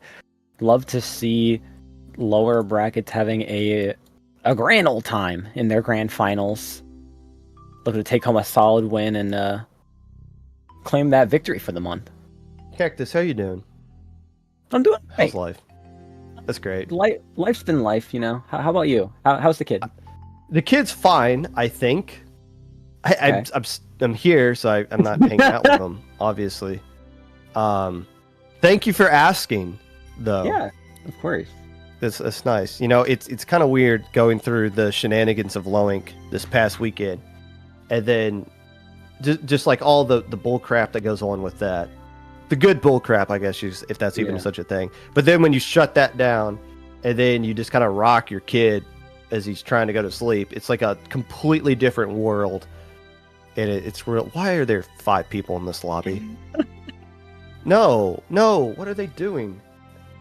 How are you feeling in general, though? By the way, Popgun. I know you've been a little sick. How are you? You feeling better? Yes. Who? Okay, well, hold on. There's 10 people in this lobby. Oh, okay. And they One left. Okay.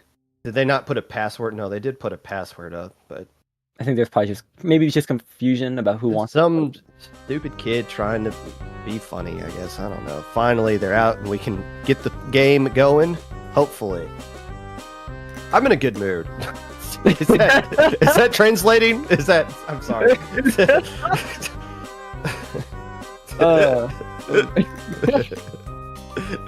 Hey, we're back in the lobby and we're gonna Tower Control Manta Maria, still the counter pick.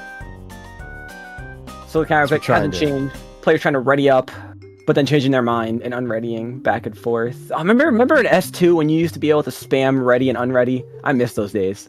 Yes. Those are fun. I remember that. Yes. The Spec Cam used to be able to do that too, and can't do that anymore.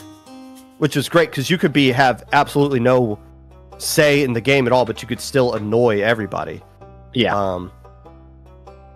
For some reason, that was a feature that was taken. Never forget what they took from us. The ability to annoy each other in private. Do you remember battles. when people realized they changed squid bagging? That was a field day. I'm happy the Splatoon community was able to adapt for that. To realize we just gotta jump to do it. Yeah, Nintendo tried to nerf our ability to taunt our opponent, but didn't realize our tenacity, our undying spirit to taunt each other, right? The jumping squid bag has just been an absolute blessing on the community. So yeah. Absolutely. Man. You can't take the tiger out of the jungle, baby. Finally loading in to Tower Control Mana. Ballpoint is here and Zap. Whoa, we're seeing a complete change up. Wait, Pencil is gone. We change it for Zap. We see the Squeezer shot return with a ballpoint, and we are seeing the same come back out of Queen Jelly. Or no. Yes, Color we switch, do. Am I going crazy? Colors were just switching around a little bit? No, we're good. Just Squidding is the, but we do have a pencil that is gone. Okay. No, you're right. Just Squidding is the team that is using the same exact comp they always did. They still have, so they still have the cooler from the in-zap, they just don't have the pencil this time around, and double Zuka as you were mentioning. Right off the bat, we do see Zuka being popped in classic fashion as well as a Booyah for a follow-up. First, Checkpoint was trying to be pushed. They will make an attempt. The Brush is just trying to stall it out and see if they can find any picks with Well being followed suit. Although 2 players going down, it's a little bit of a feeding frenzy here. It's just a machine alive in bats. As they're going to get rushed down here with plenty of subs and specials being tossed their way. Lead will swap over. Cooler is also popped, so this is looking like A fantastic push for Queen Jelly. Once again, wasting no time here trying to find some opportunities, as though as 2 players will go down, getting quickly shut out. Great angles coming in from Just Squidding to push around. There's a nice pick on a one, a little bit of a funky camera on the shot. What? It's like, did you not just see that player jump right up in front of their face? I guess not. It is worth noting, we say this every month, what you see in Spec Cam isn't 100% accurate to what the players themselves are seeing. So while you just saw that player play whack-a-mole in front of the other one's face, they didn't actually happen in the game, so they didn't see that. But what they are seeing right now is Just Squidding being in a very good position on this bunker wall, the only weakness being that left side of the map, which they are trying to address right now, and doing a good job of just that, as they do mow down that LS player, get the lead. Oh, dangerously close to passing that checkpoint, and they finally find a way to do it. But the positioning, look at the positioning of Just Squidding right here. Everything's covered except for this right side, with this player's just forced to shark because there's no way they can just jump on top of this right here. 3rd checkpoint's in danger of falling now. Player advantage in their favor. Here comes the whale. They have a great, I think like you mentioned, the positioning is so solid from Just Squidding, taking out his player with a trade, and he can't outfield. That was just so worth it. The machine's just trying to stall us out, hold as much as they can. Booyah will be popped. They're probably gonna get shredded out here. Will they live? Yes, they will. No bomb will stop them, but a player rushing them will. Jumps coming in, Panic Zuka pop to try to find a pick. Here come the arcs, here come the angles. Can they find one? No, they won't. Will they find at least a player on the side trying to come through the flank? Yes, they will. Queen Jelly still in this, fighting as they get a delayed wipe on Just Squidding. This is the first time in the set where Queen Jelly is actually losing in the game. They were never really losing in game 1 until they had the DC, and I don't think Just Squidding ever showed up to game 2. So this is the first time where they're having to come from behind right here, and Star is not allowing them to do that, getting a nice double, and everybody else doing a good job of cleaning up things. Keep in mind, the second checkpoint never fell for the side of Queen Jelly, so there's a long way they're going to have to come back from, but right now they're stuck playing defense yet again, as you're going to see these Just Squidding players just trying to find something with that Zuka. I was assuming they were going to try to get up on that bunker wall yet again, but good job by Queen Jelly to make sure to control those spots and have enough paint right there so there wasn't an easy access for Just Squidding to move on up. You see the shot player here trying to just maneuver their way around. So slightly getting away with one pick, unfortunately going down to an off angle here.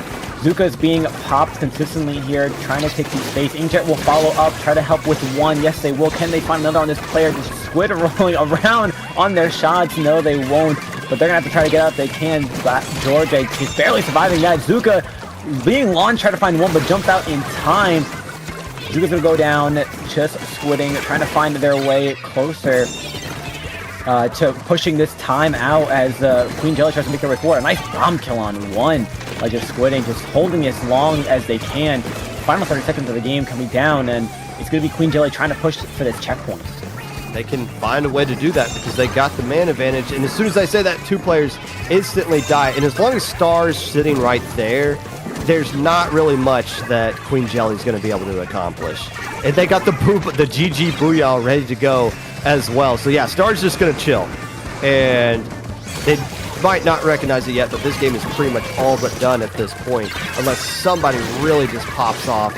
Maybe with this Inkjet and find Star right there, but there goes the Booyah Bomb right now, and everything's throwing it at the Booyah Bomb player instead of focusing on the tower. GG, go next.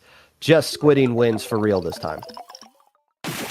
We do have finally a solid back and forth match on our hand. 2-1 is the score that we're looking at right now, with Queen Jelly aiming to have to make a counter pick that's could hopefully be in their favor and bring us to a game 5, unless Just Squidding's able to ride this momentum and take the game, making it a 3-1, which is something that they've did so far in round 1, 3-0'd round 2, so 3-1ing this set would be more in favor of them. The less games they can play, the better. Does any of this matter, though? Red Pacific just 3-0'd bottom feeders. They're waiting in grand finals, and they did not lose a single game in top 32 either. So the not perfect run they had yesterday flipped the switch this time around, And they're waiting in grand finals here to take on the winner of this set, Just Squidding one game away from being the opponent that has to slay the Goliath that is Red Pacific upcoming here. So we're just waiting for the counterpick. And this is the team that won on game 2, which was Clam Blitz at Crab Leg. So we can't do Clam Blitz. And that's it, because Crab Leg doesn't show up in any other maps, any other modes right here. So... Oh, but we are lots of options to go to. I don't know. I mean, I think you want to go back to Splat Zones, honestly, because it doesn't matter. They picked Rainmaker Scorch Gorge. So. Rainmaker Scorch. I mean, excuse me. I was going to say they were playing really good in the Splat Zones game. Yeah. But I mean, it doesn't mean they're not going to be good here at Rainmaker either. Yeah, no. I mean, go to something that's a little bit different, right? I mean, I think we've actually hit every game mode. Surprisingly, no repeats of any game mode. We started with zones, went to Clam, hit Tower, and now we're going to Rainmaker. What is this? This is abnormal. This is low ink.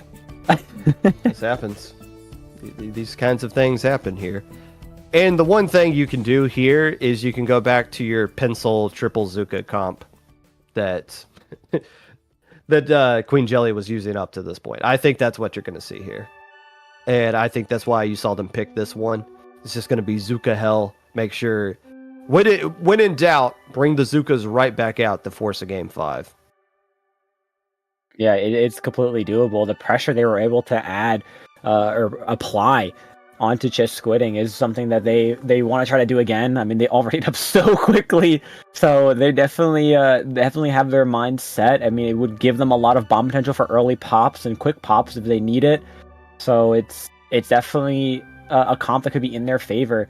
I'm curious to see if Just Squidding is going to change up anything about their comp, or if they're going to try to stay solidified in what they've been bringing so far to the table. But no more having to speculate. We're running right into it. Game 4. Just Squidding at game point. There it is. Game. Oh. Oh boy. Okay. Okay. Well, I mean, it's not.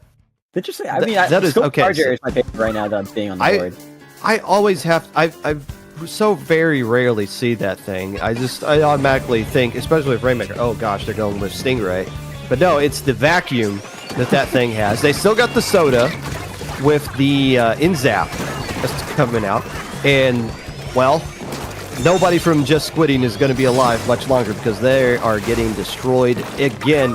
Getting some Game 2 vibes coming out right here. Look at this Charger jumping off the pedestal immediately onto that snipe area and just has complete control to harass everything from the side of Just Squidding as they're just dodging all kinds of nonsense and doing a fantastic job of doing so, actually. Yeah, I mean, just look at that huge checkpoint clear in the first minute of the game. It's gonna now come down to Just Squidding if they could try to reverse this around. Harshy taking a great angle here, trying to find a pick on one if they can. Unfortunately, not going to be successful, but just that angle was just a great attempt as the Rainmaker does get reset. Pressure being applied forward. Machine gets 2 back-to-back directs. You cannot feel great about that one as they're just putting pressure forward. Here comes the Vac to try to stall this push from going any further, trying to take any hit and shoot it right back. Rainmaker still lives though, but goes down to the Stamper, applying more pressure on the side. You know, the angle that Charger took a little bit a while ago just made me kind of realize the only reason they could take that is because Squids are right-handed, right? Yeah. Like, that was the thing with Skipper in Splatoon 2, right-hand advantage. I mean, like, maybe technically not that huge of an advantage, but that was just something I was thinking of right there. Just because they're right-handed, that's why that Charger shot kind of works out great there. Regardless, nothing really affecting the scoreboard, although a lot of Squid blood is spilling onto the ground. There's 3 minutes left to go. And it looks like when the dust is going to settle here, that still nobody has complete control of everything, because it's just turned into a bar fight in the middle of the map. It's really just a strong stalemate right now. It came down to Queen Jelly getting a great push in the beginning, and now it's just Squidding having to burn their resources to just take control of mid, let alone try to create space to push forward. Zuka's going to try to follow up and get a pick on the side. Could be unsuccessful. Charger gets a great shot there while chilling on the grades, and now they're going to try to look for a pop. Gonna go ahead and pick that up soon if they can get a pick to line up this opportunity they want to make to get these points pushing forward. There again, no checkpoint for Queen Jelly, so all they have to do is really just get some picks, push this forward. If they want to, maybe have some back cheats ready, which they can do, as it is the Charger that did not pick up the Rainmaker. So here's the back, look at it push forward. And they should find a way to get some points here, but that, especially if that Zuka Blast, or the Vacuum Blast, coming up pretty soon. As soon as I say that, the Rainmaker gets stuck in an awkward spot. They don't add to their lead. But here's what's been going on now. It's been about 2 minutes of just non-stop fighting in mid to where nothing's really happened as far as the objective is concerned. Nobody's added to their lead. Just Squidding hasn't even come close to clearing this checkpoint. And they don't realize there's a sharking player right there. Oh, they'll never see me coming around the back door unless they do. A good attempt, but obviously great defense there from the side of Queen Jelly, as yet again there's just nowhere for Just Squidding to do anything at this point. You know, I mean, they're really getting a lot of great trades, but trades aren't what they need to be looking for right now. They need to be looking for just solid picks to make opportunities, use their resources to push forward. Can't but feel about this. Crab is popped a little bit early here, but I mean, hey, when it comes to taking space and just stalling the game out, it's exactly what you want. Just Squidding now fighting them off, stalling out with bombs. The Brush doing a great job of sharking here. We have Zuka sharking on the side. Can they find one is what they're looking for. They're going to be able to find a pick on the Rainmaker. What a great shot, but 2-2 on the board. And it's still a stalemate, but again, in favor of Queen Jelly, just getting these picks that they need. Once again, it's all this time that's being bled off the clock. But can they get some actual comfort points here? It looks like they are. They're going to get a lot. Okay, finally, they got a score that they can breathe with. Keep in mind that team with the lead is the one that is trying to extend this set. So this has been a very uncomfortable lead they've been holding on to. Now with 20 seconds left to go, a full checkpoint buffer that's in between you and Just Squidding, plus a deep amount of push that they'll have to push the Rainmaker to get the lead. Things are looking pretty good for Game 5. Yeah, absolutely. Look, this hold they have is pretty solid. Just Squidding gets one player down, but players are getting overzealous. They're pushing way further than they need to. It's just the Rainmaker in the machine. There's the vac. It's just the Rainmaker, but they get a pick on the Stamper. I'm not sure where that one shot went. They get another pick on the side. Cola on the Rainmaker, calling it their main, being able to just solidify a lot of these picks as their teammates come back. But 23 seconds left on the board. Yeah. They have to. But well, they'll get the Charger just... when they clear the reset, when they get the podium, they'll get the reset. They're not even going to come there close. Now. Zuka clears it out. You can flirt with fire for so long, and Cola getting the most. I'm sure even Cola was like, "What? I killed somebody? I didn't even know anyone was there." All right, cool. But yeah, when the mountain's just too high to climb, it is what it is. So we're going to a Game 5. And let's just call it what it is. Queen Jelly left us has been the better team this entire set. I don't think you can argue against that. The 2 wins they got, they've been dominating them. They might not have lit up the scoreboard that second time around, but they are very, very stingy as far as the defensive side of things are concerned. The problem is Just Squidding won Game 3, was able to comfortably win the tower control game.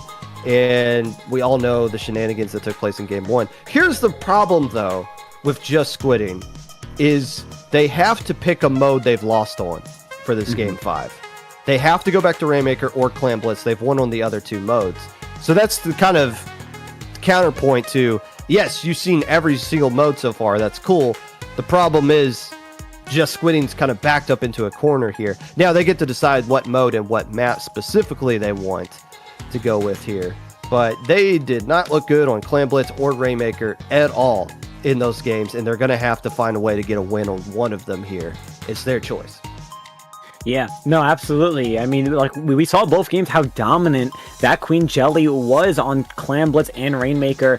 It's going to come down to, like you said, it's going to come down to a great map choice that Just Squidding's comfortable on.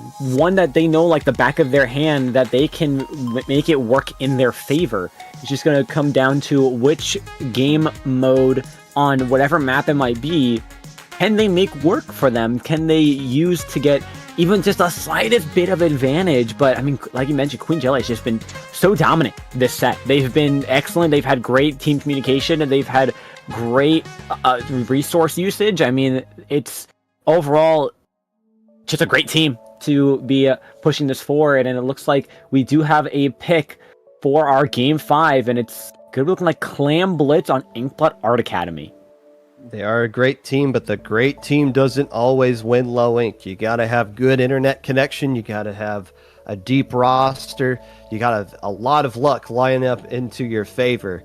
But if we're looking for greatness, and Queen Jelly Left Us is going to accomplish that, they have an opportunity to do just that right here. As the counter pick has come in from Just Squidding, they're going to tower control.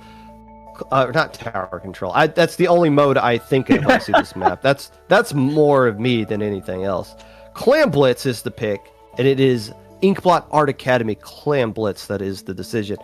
Fair enough. A completely different map from Crab Leg, obviously. And I guess it's good that we've seen things other than Triple Zuka. Not that I care what comps teams use. Mm-hmm. But I'm glad that Queen Jelly isn't just locked into, well, just Triple Zuka everything to death. Especially with how they won last game. But that does at least put into your mind that you don't know exactly what your opponent's going to do versus a team that uses the same 4 weapons every single game where you're like, all right, we know exactly what they're going to do this time around. Winning with weapons outside of what they have been using at least plays a little bit of strategy into what Just Squidding has to come up with here. Yeah, absolutely. I think that is a good advantage, knowing that like the other team is going to bring something that's been so consistent for the past 4 games, unless Just Squidding decides on this last game to change something about their comp that might give them an advantage, or could just completely do the opposite and be the worst decision they ever made. But we're about to find out now. Loading right in to Game 5, both teams at match point. There's the double Zuka fall with a crab as well, and we are 52! 52, ooh, mixing it up with the 52, so only one Zuka. You can put that, I would assume they're picking this for the ink wall. You throw it in some right spots, it can kind of shut down those 2 routes. I guess there's technically 3 routes you can take to the basket, but that might be the reason why they're picking it over having another Zuka or a killer whale. And that is the suction bomb you might be dropping into. Nicely played there by George, who's starting to get some picks and control of mid for their team.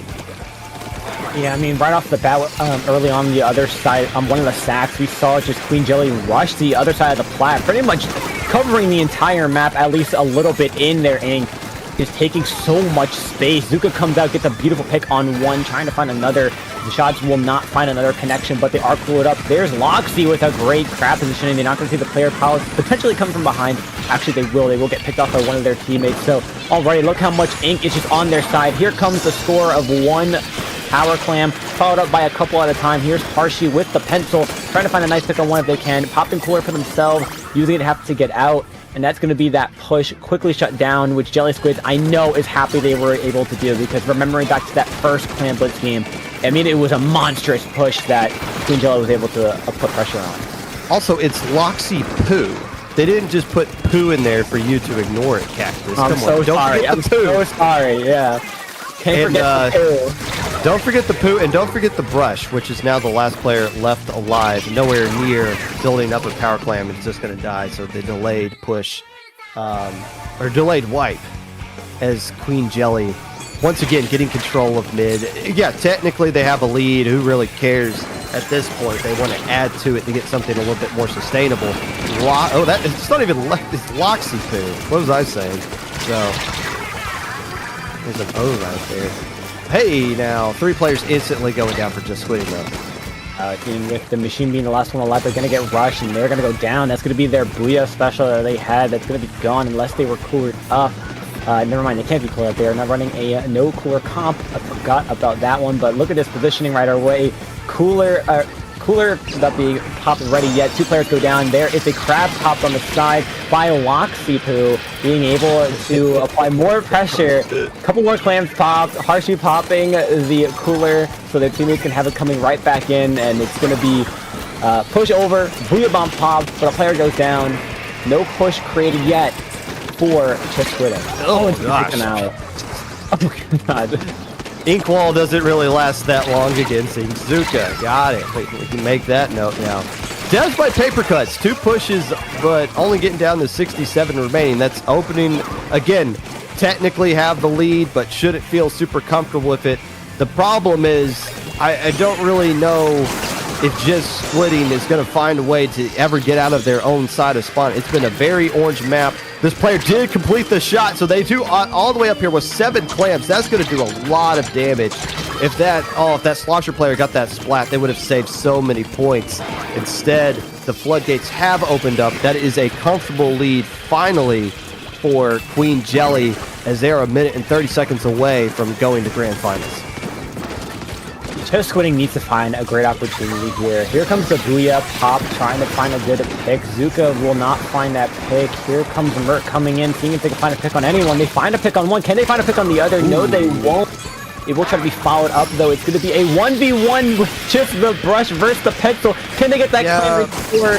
But is it worth it? And I don't think it is. That's what I was thinking. Is like, yeah, you'll pop the basket, but you're not really going to do anything other than that. Technically, that is the first Clan Blitz points that Just Squidding has scored in this entire game. So maybe that was just their thought process was, let's just get something other than a goose egg this time around.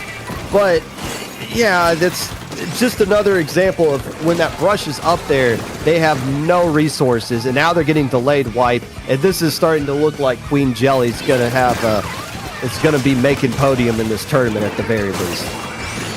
One power clam going in, they're gonna follow it up with another. One more power clam can finish it up, or just a handful of others. Can they get it all the time? Wait, the one clam is all they need.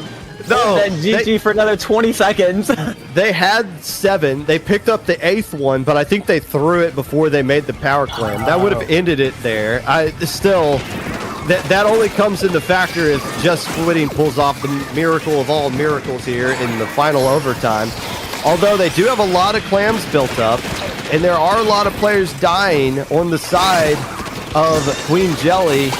Hold the phone for a little bit, because that brush is still alive. Throwing in a few more. They do get down one player. The Stamper's left alive, and they are slowly kind of building in here. Are you kidding me? They're coming in with the power clam. They might get the lead. Are you kidding me? It gets up down. One more player jumping right in there. There's one clam away. They got it. Oh, no. Oh, no. Just Squidding. Are you squidding me? They get the win like that. They pulled off the miracle of all miracles. That will go down in Low Ink history books as a comeback of the century. Down and out for the count. An overtime push with a failed jump in to follow up with some great plays. This is not even Grand Finals. Oh my goodness. Oh my goodness. That was the only push they've had in 10 minutes of Clan Blitz, by the way. Yeah. It's a solid push. Oh my goodness. What a play by Just Squidding. And, I mean, you got to point out, Queen Jelly, it controlled that entire time, just collapsed at the wrong moment. And when the points are flowing, you start to panic and you start to, oh, we need to get in there. We need to stop this. And it's hard to make that decision of, okay, do we have a little bit of time because we have this huge lead, but they didn't have a lot of penalty points they had to bled through. It's just pure chaos. And, man, it seemed like they had the advantage at the end. Okay, we got the replay here. So we take a look at that. When they popped it, the player jumped in with the Mercy Clam. And that was the last player left alive. The player who threw in that clam, they'll get the win, was the very last player left alive. On top of that, I think they just lost track of him somehow. Also jumped in at the end to score one clam, which is all they needed to win, which is crazy. That was the player that ended up in, golly. What okay. We're taking a break because we need to preview Grand Finals. And we'll be back after this. Go use the restroom. And yeah, we got to process that. My goodness. Yeah. We'll see you.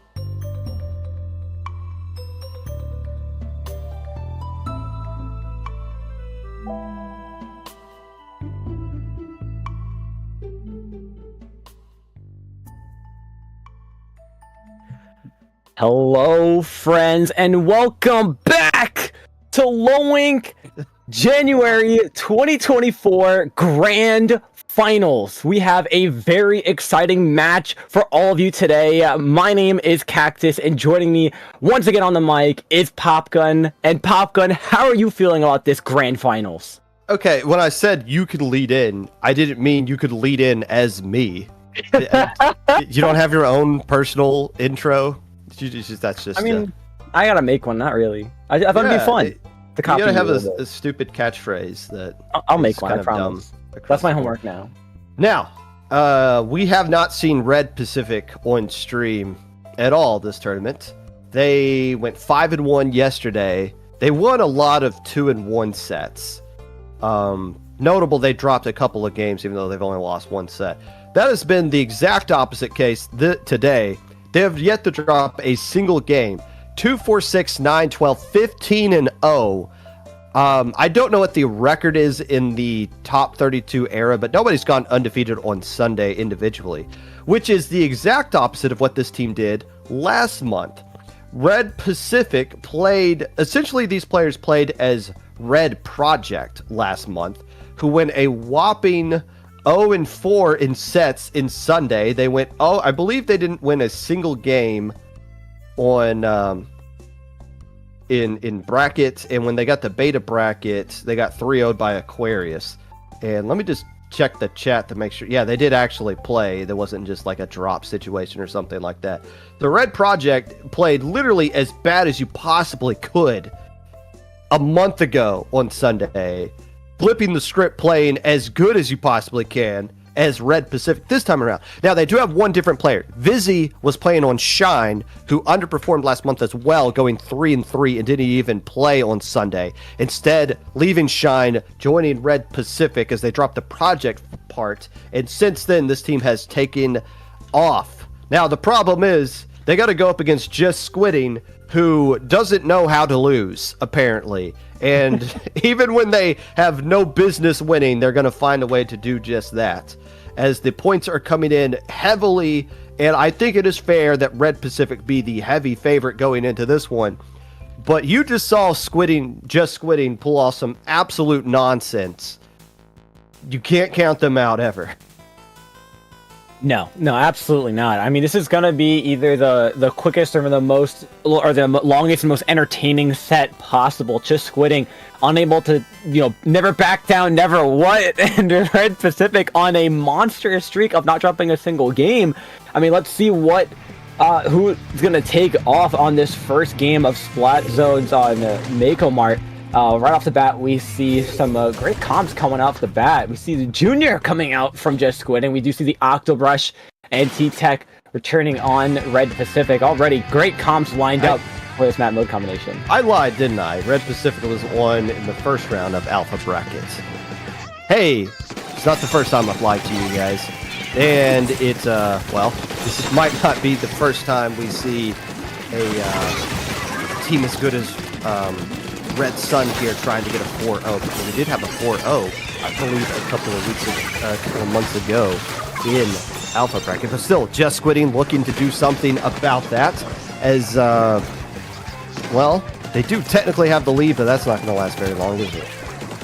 No, not at all. I mean, it's going to be Just Squidding, trying to find some great picks. Find a pick on a pencil. Unfortunately, going to get called out and picked off by the Crab, and Crab turns around. Nice little 90-degree. Gets another. It's just the machine left alive. You're going to see now Red Pacific holding strong. Booyah Bomb is going to be kind of panic-topped here to try to stall a little bit of zone. But with all these players kind of going down, just repeatedly unable to make any plays happen, that's going to be a wipeout. And Red Pacific holding strong as we narrow down the last 30 points. This is a different animal, sir, that they're going up here. The only thing that could slow down Red Pacific now would be an unfortunate DC, which I'm saying now because it's happened twice in game ones, and hopefully we can get through this one without any shenanigans. Players dive bombing in on the zone, just trying to stall it out here, unless Cola just does something crazy, which we've already seen. That's not going to happen. 16-0, add another W to the streak of Red Pacific. They're wasting no time. They've been sitting comfortably waiting for this match, and close the predictions. Close the predictions. Get all the points. Red Pacific's breaching 500,000. Oh my god, that point differential is out of this world. But hey, we've seen Just Squidding previously pull off some crazy stuff. It could happen again. They are in favor now with a good counter pick. And for those who might know or have forgotten, this is going to be a best of 7. So they do have a little bit more leeway, or opportunity, I should say, to try to bring it back if they ever so need to, if Red Pacific doesn't just completely steamroll over everything that comes their way. Yeah, and we do have different counter pick rules for best of 7 rands, but we'll explain that if it does come into play, where it doesn't right now. The board is wide open. Literally any map and mode in the map pool can be picked by Just Squidding, who... what did they win on? They won Tower Control Manta last time that they played, but this is a different team they're going up against. So we'll patiently wait to see what the counter pick is going to be. And they raised the match dispute? Oh, hold on. Oh, they reported the score wrong. So I looked in the Battlefied chat. One of our staff members showed up. They raised the match dispute. It was like, okay, so we could fix that. And that is not the record for most misreported scores, but that is pretty close to it. I think we've set so far this month. Sometimes when you win, it just kind of looks kind of awkward when you pick your team logo. By the way, Red Pacific doesn't have a team logo. It's just got that default Battlefy Coyote Hawk looking thing. So maybe that's why they messed up and put the wrong score, but we know what's really going on here. Red At least Just Squidding tried and drew it. Like, they didn't make an attempt, which I give them extra points for that. Didn't they? Now, Red Pacific was a team back in I think late 21, early 22 is when they were consistently playing in low ink. Did they never have a logo then? Like, I don't know. We're still waiting on a counter pick too, right? I believe so. Yeah, we need a counter pick. I mean, I will say, decided to look it up on the good old Twitters. Red Pacific does have a Twitter account they made this month, so they could have just made a Twitter account just now. No, not the account. Do they have a logo? Oh, I mean, looking at the profile picture, it looks like some kind of image they got off of Google. So, you know, I give them been there, done that. Splat Zone's Mahi Mahi is the counter pick coming in here for the side of Just Squidding. As again, this is best of 7, so we got a long way to go here. But Red Pacific, who just won pretty comfortably on game 1 of Splat Zone's, got to be saying, "All right, we'll take this. We're fine to go here." Yeah, I mean, absolutely. I mean, Just Squidding, knowing that Just Squidding's win that they did have on this was due to the unfortunate DC. Before that, they were getting a little bit steamrolled by Queen Jelly. But hey, maybe they're hoping for the best. Maybe they're hoping for some kind of change that will be in their favor. We're loading right into it now. See what these players want to bring out to the field. Looking at Red Pacific, looks like a similar comp. I think they brought a T-Tech this time. No, we didn't have an Octobrush last time, did we? A vanilla Octobrush? What's the kid? Oh, Zipcaster on that thing. By the way, Kraken coming out as well. Kraken against Tint is physically broken on this map. So luckily hopefully we won't see any Kraken shenanigans, but with like where they fall through the map.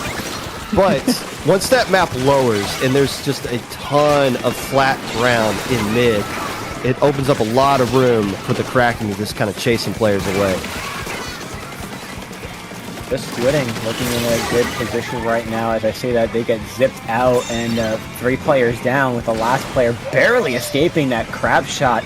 Strikes coming out to apply extra added pressure and take more map control. This lead's going to swap over any second here. We do see the Kraken online cooler is popped, so they're going to go ahead and combo those together.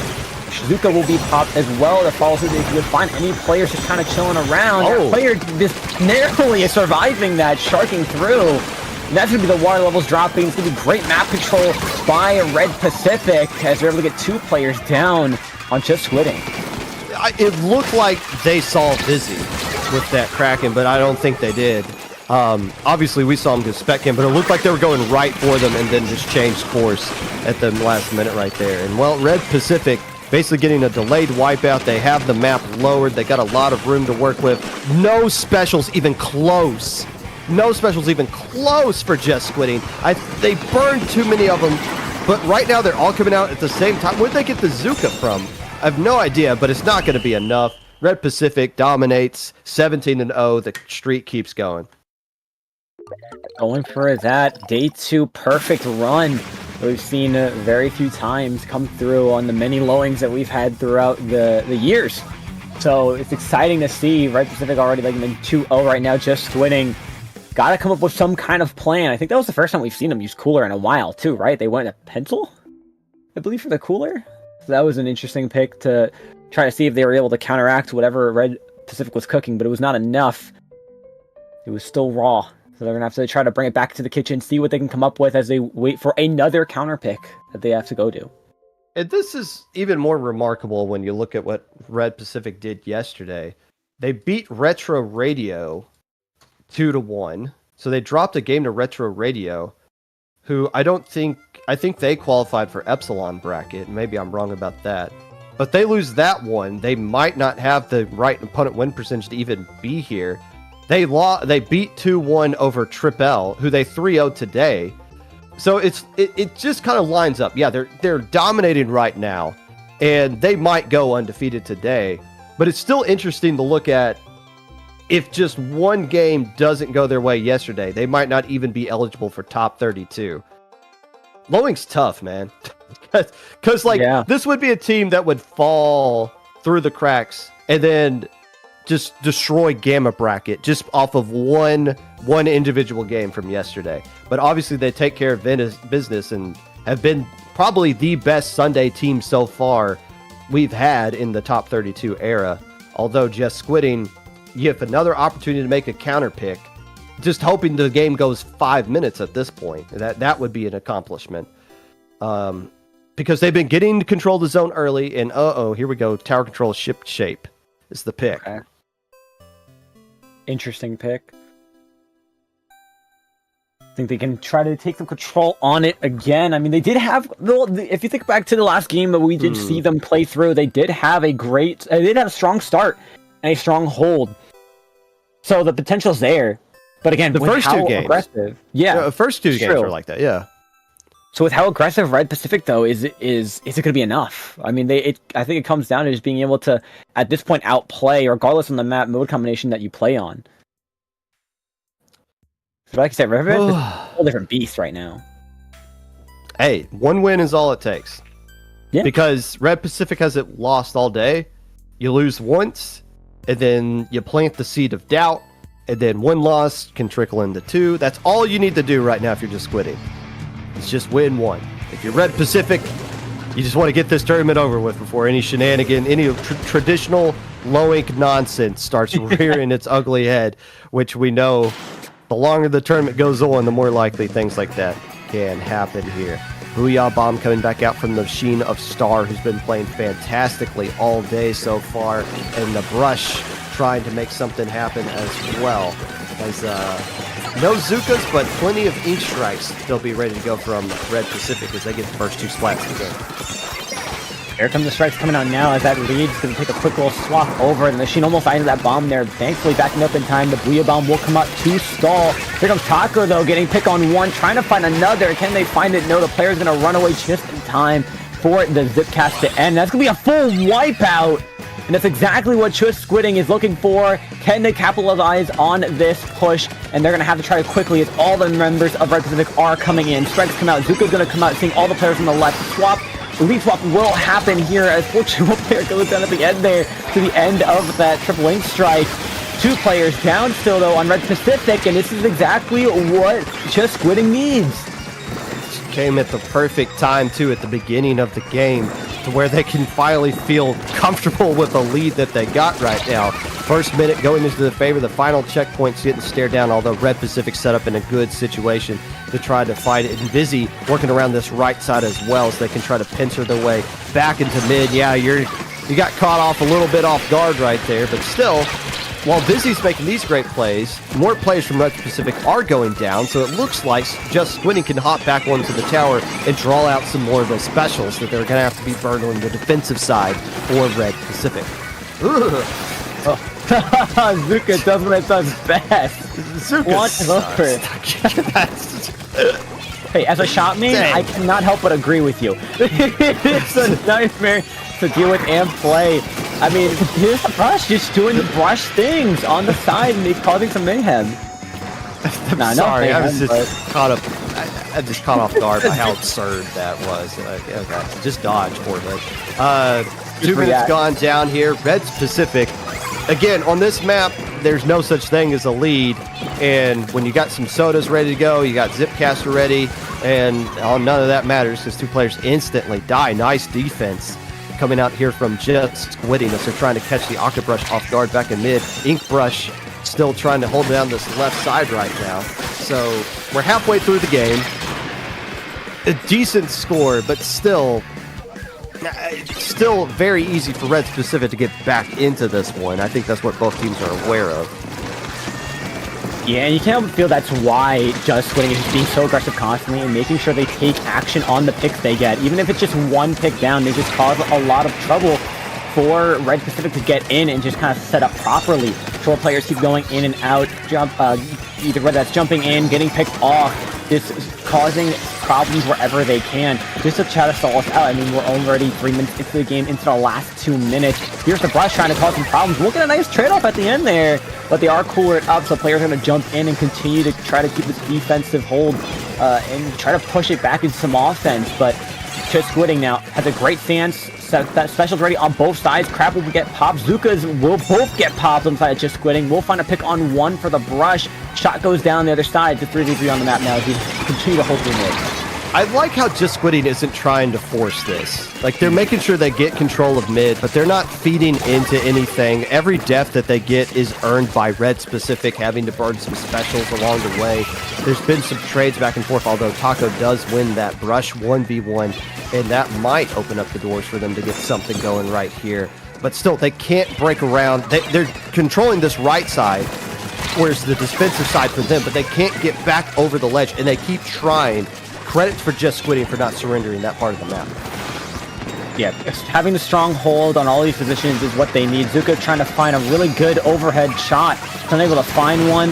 Zuka pops again with the Booyah Bomb to get a pick on the Crab, which is huge. Exactly what they need. That's their Stamper down. One player from behind it. It is Joey on the T-Tech. Can they find a pick? They find two with the pencil comboing it. Joey's going to try to find another. That's going to be a full wipeout on Just Squidding. And now we're in dangerous territory as Red Pacific is looking to set up. Strikes are ready.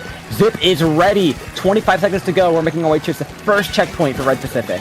Yeah, this is where Red Pacific can very easily win this game right here. This is the only opportunity they've been waiting for the entire time, and this is all they really need. Draw out those Zuka shots that aren't going to land anything.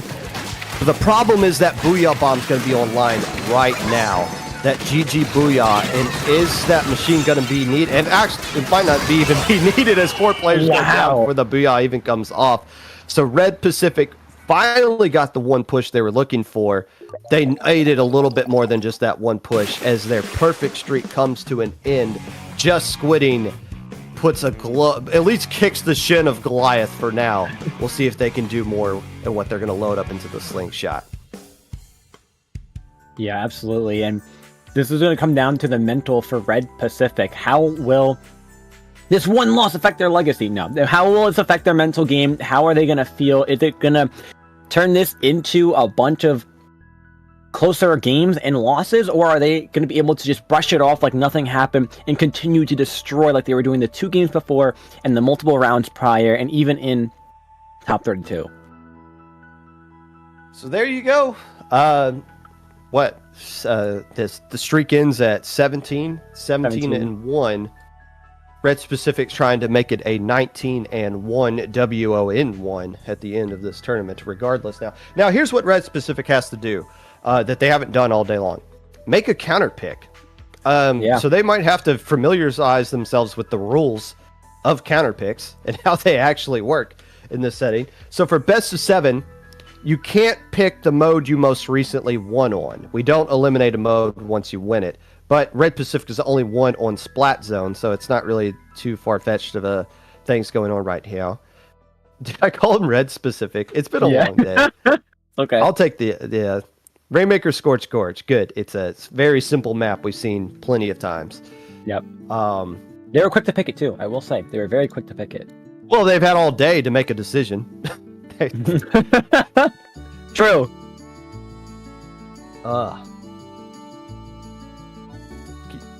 Yes. Yeah, absolutely. Very Quick true. decision. They got this Absolutely. going down.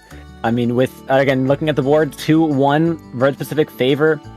This is going to be the real shining game for them to see if it's going to... That loss before will bother their mental at all, if it will challenge them and how they feel, how they play. Because it's just... It takes one player to have that slight change in mindset or feeling that can throw the whole thing off, especially with people they've been playing together. I don't think Red Pacific's mindset's going to be changed at all. More importantly, I think Just Squidding's mindset's the ones that's going to be changing. It's like, okay, we finally got an L against these guys. We feel like we can beat them. I don't think Red Pacific is going to change their play style at all, or their mentals. They should be just as confident as they always been. The problem is Just Squidding's confidence is going to start rising if they continue to pick up where they left off in this game. Pop instantly going into Red Pacific's favor as they start to make a look to try to get that first foul a lot of the game. No pick on the board. As I say that, the pencil will go down for Red Pacific. They are looking to scare the other players away, but they're holding strong brush on the side here. There goes another player down to their brush on Just Squidding. I'm not sure if they see the one brush from behind, but they're going to be able to sneak towards the checkpoint and get the clear. Zip comes from behind and gets it, but it's too late. The breakthrough is confirmed. The Booyah Bomb will go on the Crab, but they will survive. Checkpoint will be held down, but they're going to opt to pop and pick it up right away. Strikes come out to make some space, heading towards the first full minute of the game. Nice trade off on the side there. Trades going on left and right. See the 2 players down though for Red Pacific, and here's the brush. Caught into mayhem, trying to find a quick pick, and they will. Making this now close to a reset back in mid for Red Pacific and the Rainmaker. So this is the 4th game of Grand Finals. That is the 4th game in a row where Just Squidding has been the better team as far as the scoreboard is concerned in the opening minutes. And now they've already cleared this checkpoint, and they're looking to slip through, although that pencil's going to be in the perfect spot to shut things down. Does work out to a trade, but there's not enough players left alive, unless that Booyah Bomb by itself. Where did the machine go? I think they're too far away. Did they throw that booyah bomb and then just bounce? Yeah. I guess so. All right. That's fair enough. I mean, it helps for a little bit of a slow lane wipe there, but I mean, it's going to bring them back. Red Pacific, though, here's the Brush Striker on behind the pillow, looking for an opportunity to get a good quick pick, and here they go, try to find it. Can they find it? They're going to have to zip and try to stay alive. Unbelievable, and they find one. They still find it. Oh, Chipcaster. That's a great special. Honestly, it is. I'm not trying to be sarcastic. It's cool that you can do things like that and get kind of bail yourself out of tough situations and still find a way to get some splats. But still, all that nonsense, nothing happened on the scoreboard. 2 minutes gone by. Red Pacific has yet to even sniff the Rainmaker and carrying it across the Just Squidding side of the map. Man, hey, you got two of them too. They still got double Inkling, right? Yes, they do. Yeah, Squeezer, yep. Versus none for Red Pacific side of things, although they do have Crab. Crab they're able to try to make some good usage of, but they just get picked off. Strikes are coming up to try to create some space, but no players are really going to be there to go off in on that space, except for maybe the OctoPlasm, and they will find a pick as that brush v brush battle goes on the side. Rainmaker trying to move forward. We do see some players chilling on the snipe here. We are going to see the Squeezer probably go down. Yep, they will fall right off the map there. They went down. Yep. This will be no checkpoint. They got wiped out, but it was clear before. They will get a checkpoint regardless if the crab is popped and space is going to be taken. A lot of yellow ink here on the side for Red Pacific as they have good control. Here come the strikes. Pop will be made, and this is going to be a lead swap if they just go 2 points forward, and they will. Zuka's going to try to shut it down. It will, but not with two players on. Just Squidding still going down. Make that 3! I was going to say, yeah, lead swap, but they're not going to get a whole heck of a lot of points out of it. But I forgot Red Pacific is just that good, and they're just going to make up for that one mistake anyways. And just in the game right here, as they're not going to get the KO. And as we've seen with Just Squidding, if you don't KO them, they might come back to haunt you, even with 1 point remaining. But still, great push by Red Pacific. Made the mistake of falling for the bomb trap, even though they got the wipeout, but recovered from it nicely to get a very commanding lead here in Game 4. Yeah, I mean, we could see the potential of that Just Squidding magic that we've seen on a Rainmaker game from a previous round. But can they try to make it happen again? I mean, Rainmaker is going to get picked up here, going to get brought towards forward. Here's Taco trying to just stall up some time, put some more pressure on it. We do see Cola here trying their best to try to stay alive, but the Pencil will get the pick there on the side. Pop will go instantly to Red Pacific. We do see some players kind of sharking around mid. I think Booyah Bomb is popped. It's going to try to apply some added pressure. Yes, it will. They're going to try to use it to get close to Pop, but not if the Pencil has anything to say about it. It will get popped, though. Forward side of Just Squidding. They're going to try to find some picks here if they can try to move forward. Strikes are going to push the remaining players back. 20 seconds left in the match. And right now, Red Pacific has to hold a strong defense. Well, that's the thing. Like, they got the Rainmaker in a good spot, and my brain is thinking, oh, they're past the checkpoint. They can make some. They got to dunk it, which you can get a ton of points. And even though they got 3 players down here, you still have to go into their spawn and dunk the Rainmaker to get the win. That's why this seems very hopeless right now. They literally have to get a double wipeout because they all got the soda in them. And also kill the ink brush player that's going to be coming up into you. So Red Pacific getting the one push they needed, and now bouncing back from their only loss so far today. 1 game away from winning this tournament. Getting close, getting dangerous, Just Squidding. Looking at the loss in the face.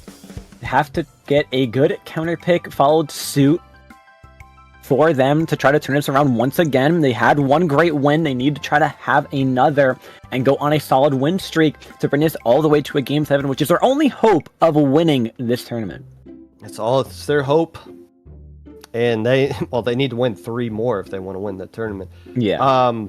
They can't pick tower control. If there was a time to where we saw Clamblitz Art Academy come back out, this would be it, right? Yeah, you've lost twice on Splat Zones. I don't think you want to roll the dice there again. I wouldn't.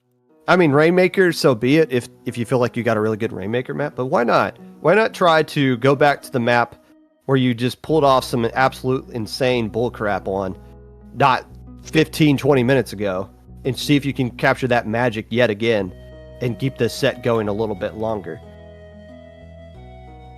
Yeah, I mean, trying to make it last as long as they can. Just go down in a fight. Go down in blazing glory. Try to take a couple more wins if you can. And I mean, if you're really lucky to, if you're able to, just turn this whole thing around for yourselves. If you're lucky. Red Pacific is not making it easy to be lucky this time around. Mm-hmm. So we are still waiting on the counter pick. Yeah, you could go to Rainmaker. They haven't looked particularly good in any Rainmaker game we've seen them play so far on stream. What was this? Where did they play last time against? Was it Scorched Gorge they played as well against Queen Jelly Left Us? I believe so. I think it was. Regardless, we're still waiting on a pick here. We do need a pick. This tournament is drawing to an end. It's been a massive tournament, almost 200 teams. As January usually is pretty big. We are going to end roughly about the same time we always do. We're approaching on the 4 hour and 30 minute mark. Not too shabby, but we would like to get this over with at some point. I mean, while we do wait for the counter pick, I'd like to mention for the other brackets how they ended up finishing off, looking at from the lowest to coming back to the highest. Epsilon bracket, Inkception takes a grand finals win over Abyss Inc. 3-0. Congrats to them. Looking at Delta bracket, Zestfest takes it again 3-2 against 69. Wait, hold on. Is it still 3-2? Or is it 4-2? No, yeah, 3-2 against 69 Soup. Looking at Gamma bracket, we are actually in a bracket reset with Cephalopod Helvetica versus Not Howdy Hat Pirates. Name got cut off. And looking over here at the Beta bracket, we do have Skilly Shoes taking 4-2 against Ominous. And we do have a pick in. It is not going to be Clan Blitz. They're sticking with Rainmaker, this time going to Undertow to try to bounce things back into their favor. Fair enough. It is worth noting the last time they picked Tower Control, God dang it, Clan Blitz, Art Academy, they were stuck in a situation where they only picked Clan Blitz or Rainmaker anyways. So they probably just want to do something different here. This time around, where you have to pick your absolute best map and mode when you're in a losing situation, they're going with Rainmaker at Undertow to try to make things work out into their favor. I mean, it's just hard doing Rainmaker when the other team has cooler and you don't, though. Yeah. At points like that, you really look just for a solid push. Well, that's all you can really ask for with a non-cooler comp. Find a great opening, if it is in the beginning of the game. A great solid opening, get those players down before majority can grab a cooler, depending on how fast that cooler user is, and try to capitalize on that. If you're looking at any point in the rest of the game, you're really just hoping for, if it's not at the very end for a solid overtime push, somewhere in the middle, you get players down, consistently go after that cooler user so they cannot use it to their advantage, and just try to trickle them down afterwards. I looked at chat for 1 minute, and I believe Adapt is calling for Undertow splat zones, and now I realize I made the mistake looking at chat. So let's look at this game going on right here. Rainmaker Undertow, potential tournament points for Red Pacific as they do bring out the cooler with the Stamper and the Octobrush. No cooler, as we pretty much see the same exact comp we've been seeing come out from the side of Just Squidding so far in this tournament. Is Red Pacific looking to end things right now? And it indeed. Pop will go, though, to Just Squidding. They're going to try to find a pick somewhere on the side. Cole's going to get bomb rushed by 3 players, though, having to force the rest of the remaining members of Just Squidding back. We do see Pencil painting up for a little bit of cooler if it can get on the side, but the whale will come out, cause a little bit of chip damage on multiple players. Crab is online. Cooler has been popped, and now it is just the cooler. Oh, Azuka, though, takes out the Crab with a nice little trade. Squeezer on top here, painting for some special. Strikes will come out. A lot of specials and a lot of resources being used in this first minute of the game, but no push being taken off of it. But here is where they're going to try to take it now, as you do get 2 players down on Just Squidding. Moving forward towards this first checkpoint. Will they get it in time? No, they won't. A bomb will take them out. They could still get this checkpoint, though. And getting this within the first minute would be huge for Red Pacific, as Taco's going to clear out the way until they get destroyed by the ink brush of the other team. And now it looks like things are starting to slow down here for Red Pacific. If you don't clear that checkpoint, it doesn't really help you out that whole much, because you have to clear it at some point in this map if you want to win here. So basically a tie ball game at this point in the first minute. But to their credit, this is the first time Red Pacific has been the better team in the opening minute. This is the first time Just Squidding didn't really win the first minute. And, well, Joey's in a pretty good spot up there, getting some jump-ins. Just Squidding starting to react to it a little bit right now. Zuka taking care of the pencil before they can get any cooler out.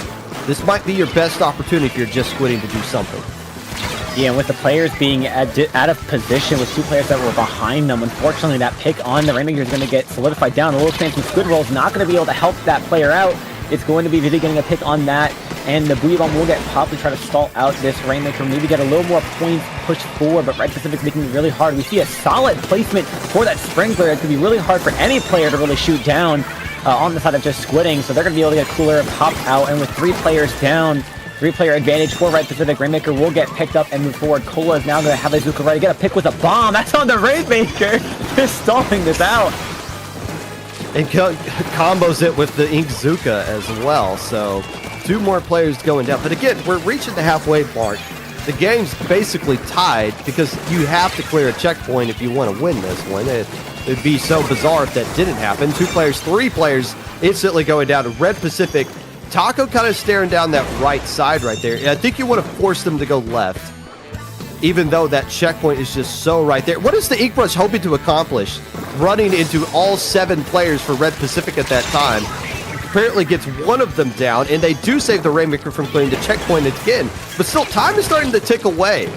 And 2 minutes left to go here.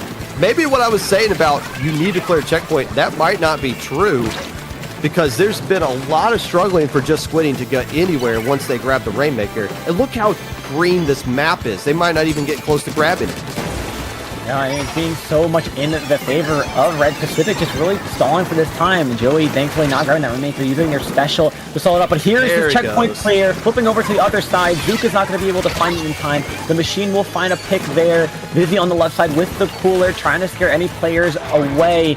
And this very well could come down to just a checkpoint clear game win for Red Pacific if Jelly Squids can't find a way to push them back and claim the checkpoint for themselves. I always say this, I don't understand why more teams don't go to that side. And I understand it's not always free like it was that time around, but there are little windows when a team overcommits to defending the left side where it just opens up the right for you to instantly dunk it right there. Red Pacific, now in the final minute, again with map control in mid, is going to have some sodas ready to go soon. And, well, might not even be needed because the pencil's just lasering down players. What is your game plan going to be if you're Just Squidding to get back into control of mid, let alone even finding a way to grab a Rainmaker? That is the question they got to figure out, and they're running out of time to do just that. And maybe the answer is just more Zuka, of course. Zuka might have to be their answer. They got the pencil down, so it's no cooler, but Crab is going to have to shut this down with it being so aggressive here, getting 3 players down, the last player having to jump out. 20 seconds off on the clock. Rainmaker into such a great position for Red Pacific. They don't even need to pop it or move it at all. Just have it blown up enough to not pop, but they will opt to pick it up anyway. There is the GG bring back. There's no way they can get in time unless some magic happens. 2 players down, all the way back to spawn. The whale comes out. That's GG's. Red Pacific, your January 2024 Low Ink champions. So Gus tweeted out yesterday a quote I made on his podcast several months ago about how the best team doesn't always win low ink. It's just the team that survives the gauntlet. Well, it just turns out this time around, the best team just so happened to be the one that survived the gauntlet. Red Pacific proved they were the best team in this tournament. Even when they took the 1L, it didn't really phase them that all. They were down a little bit early in the game right after they lost, got that huge push, completely dominated that Rainmaker Undertow game. And I know 50-50 hindsight, all that stuff. You got to look back at that pick and say, why would you go to Rainmaker again against a cooler team? that is going to use pencil, that is going to have that much control of mid. But Red Pacific faced the best teams in this tournament and absolutely dismissed all of them. A very deserving champion here in the January of 2024. They fought their way all the way from a significantly great day one run, solidifying a solid record for the first parts of this bracket, 3-0ing 3 teams and only being taken down 1 game by Just Squidding, which was a dominant fashion for them. So major props to Just Squidding as well, being able to take down 1 game from the Goliath of Red Pacific this game. And for those maybe wondering about our 3rd place matchup, Queen Jelly Lepus was able to take a 3-0 sweep over bottom feeders as well. So congrats to them and all the remaining winners of this Lowink. Yeah, what a great run by Just Squidding. Again, Blaze had them dead to rights in round 1, 2-0. They reverse sweep them. Queen Jelly, in all honesty, should have beaten them. In that last set. Just Squidding pull off one of the most amazing comebacks in Lowink history to survive that one. This has been an absolute fantastic Cinderella run for Just Squidding, but ultimately the day belongs to Red Pacific.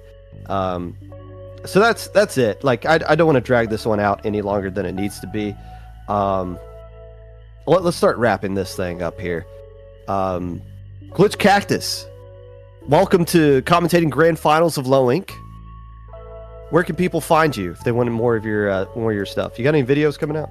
I do actually. I have a handful of videos that I am planning on making. A couple scripts and just recording needs to be done. You can find that over on my YouTube channel at Glitch Cactus, and that is the same tag for my Twitter and Blue Sky. I do, of course, stream on Twitch at Glitch Cactus 1. The 1 has to be there. And Popgun, thank you so much for having me for Lowink Grand's commentary. It has been an amazing time, and honestly, it has been an honor to commentate with you. I would be lying if I didn't say it was kind of a dream to commentate with you at some point in my Splatoon career. So where can they find you, Popgun? I just want to take this opportunity to shout out our amazing staff who's been working on this tournament we literally have to work on this 24/7, even when the tournament's not running. I'm not gonna lie, it's been a frustrating weekend, but we've gotten through it. I hope you guys enjoyed watching the stream. I hope the people who played it enjoyed playing in this tournament. So from all of us here at IPL, our head TOs for this event, myself, Brush, and Hoenn Hero, the lovely and talented person behind the camera, Ink Fair, as always. We thank you for watching, playing, talking about it on Twitter, whatever you do here. And we'll see you guys next month. Congratulations once again to Red Pacific. They are your January 2024 Lowink champions.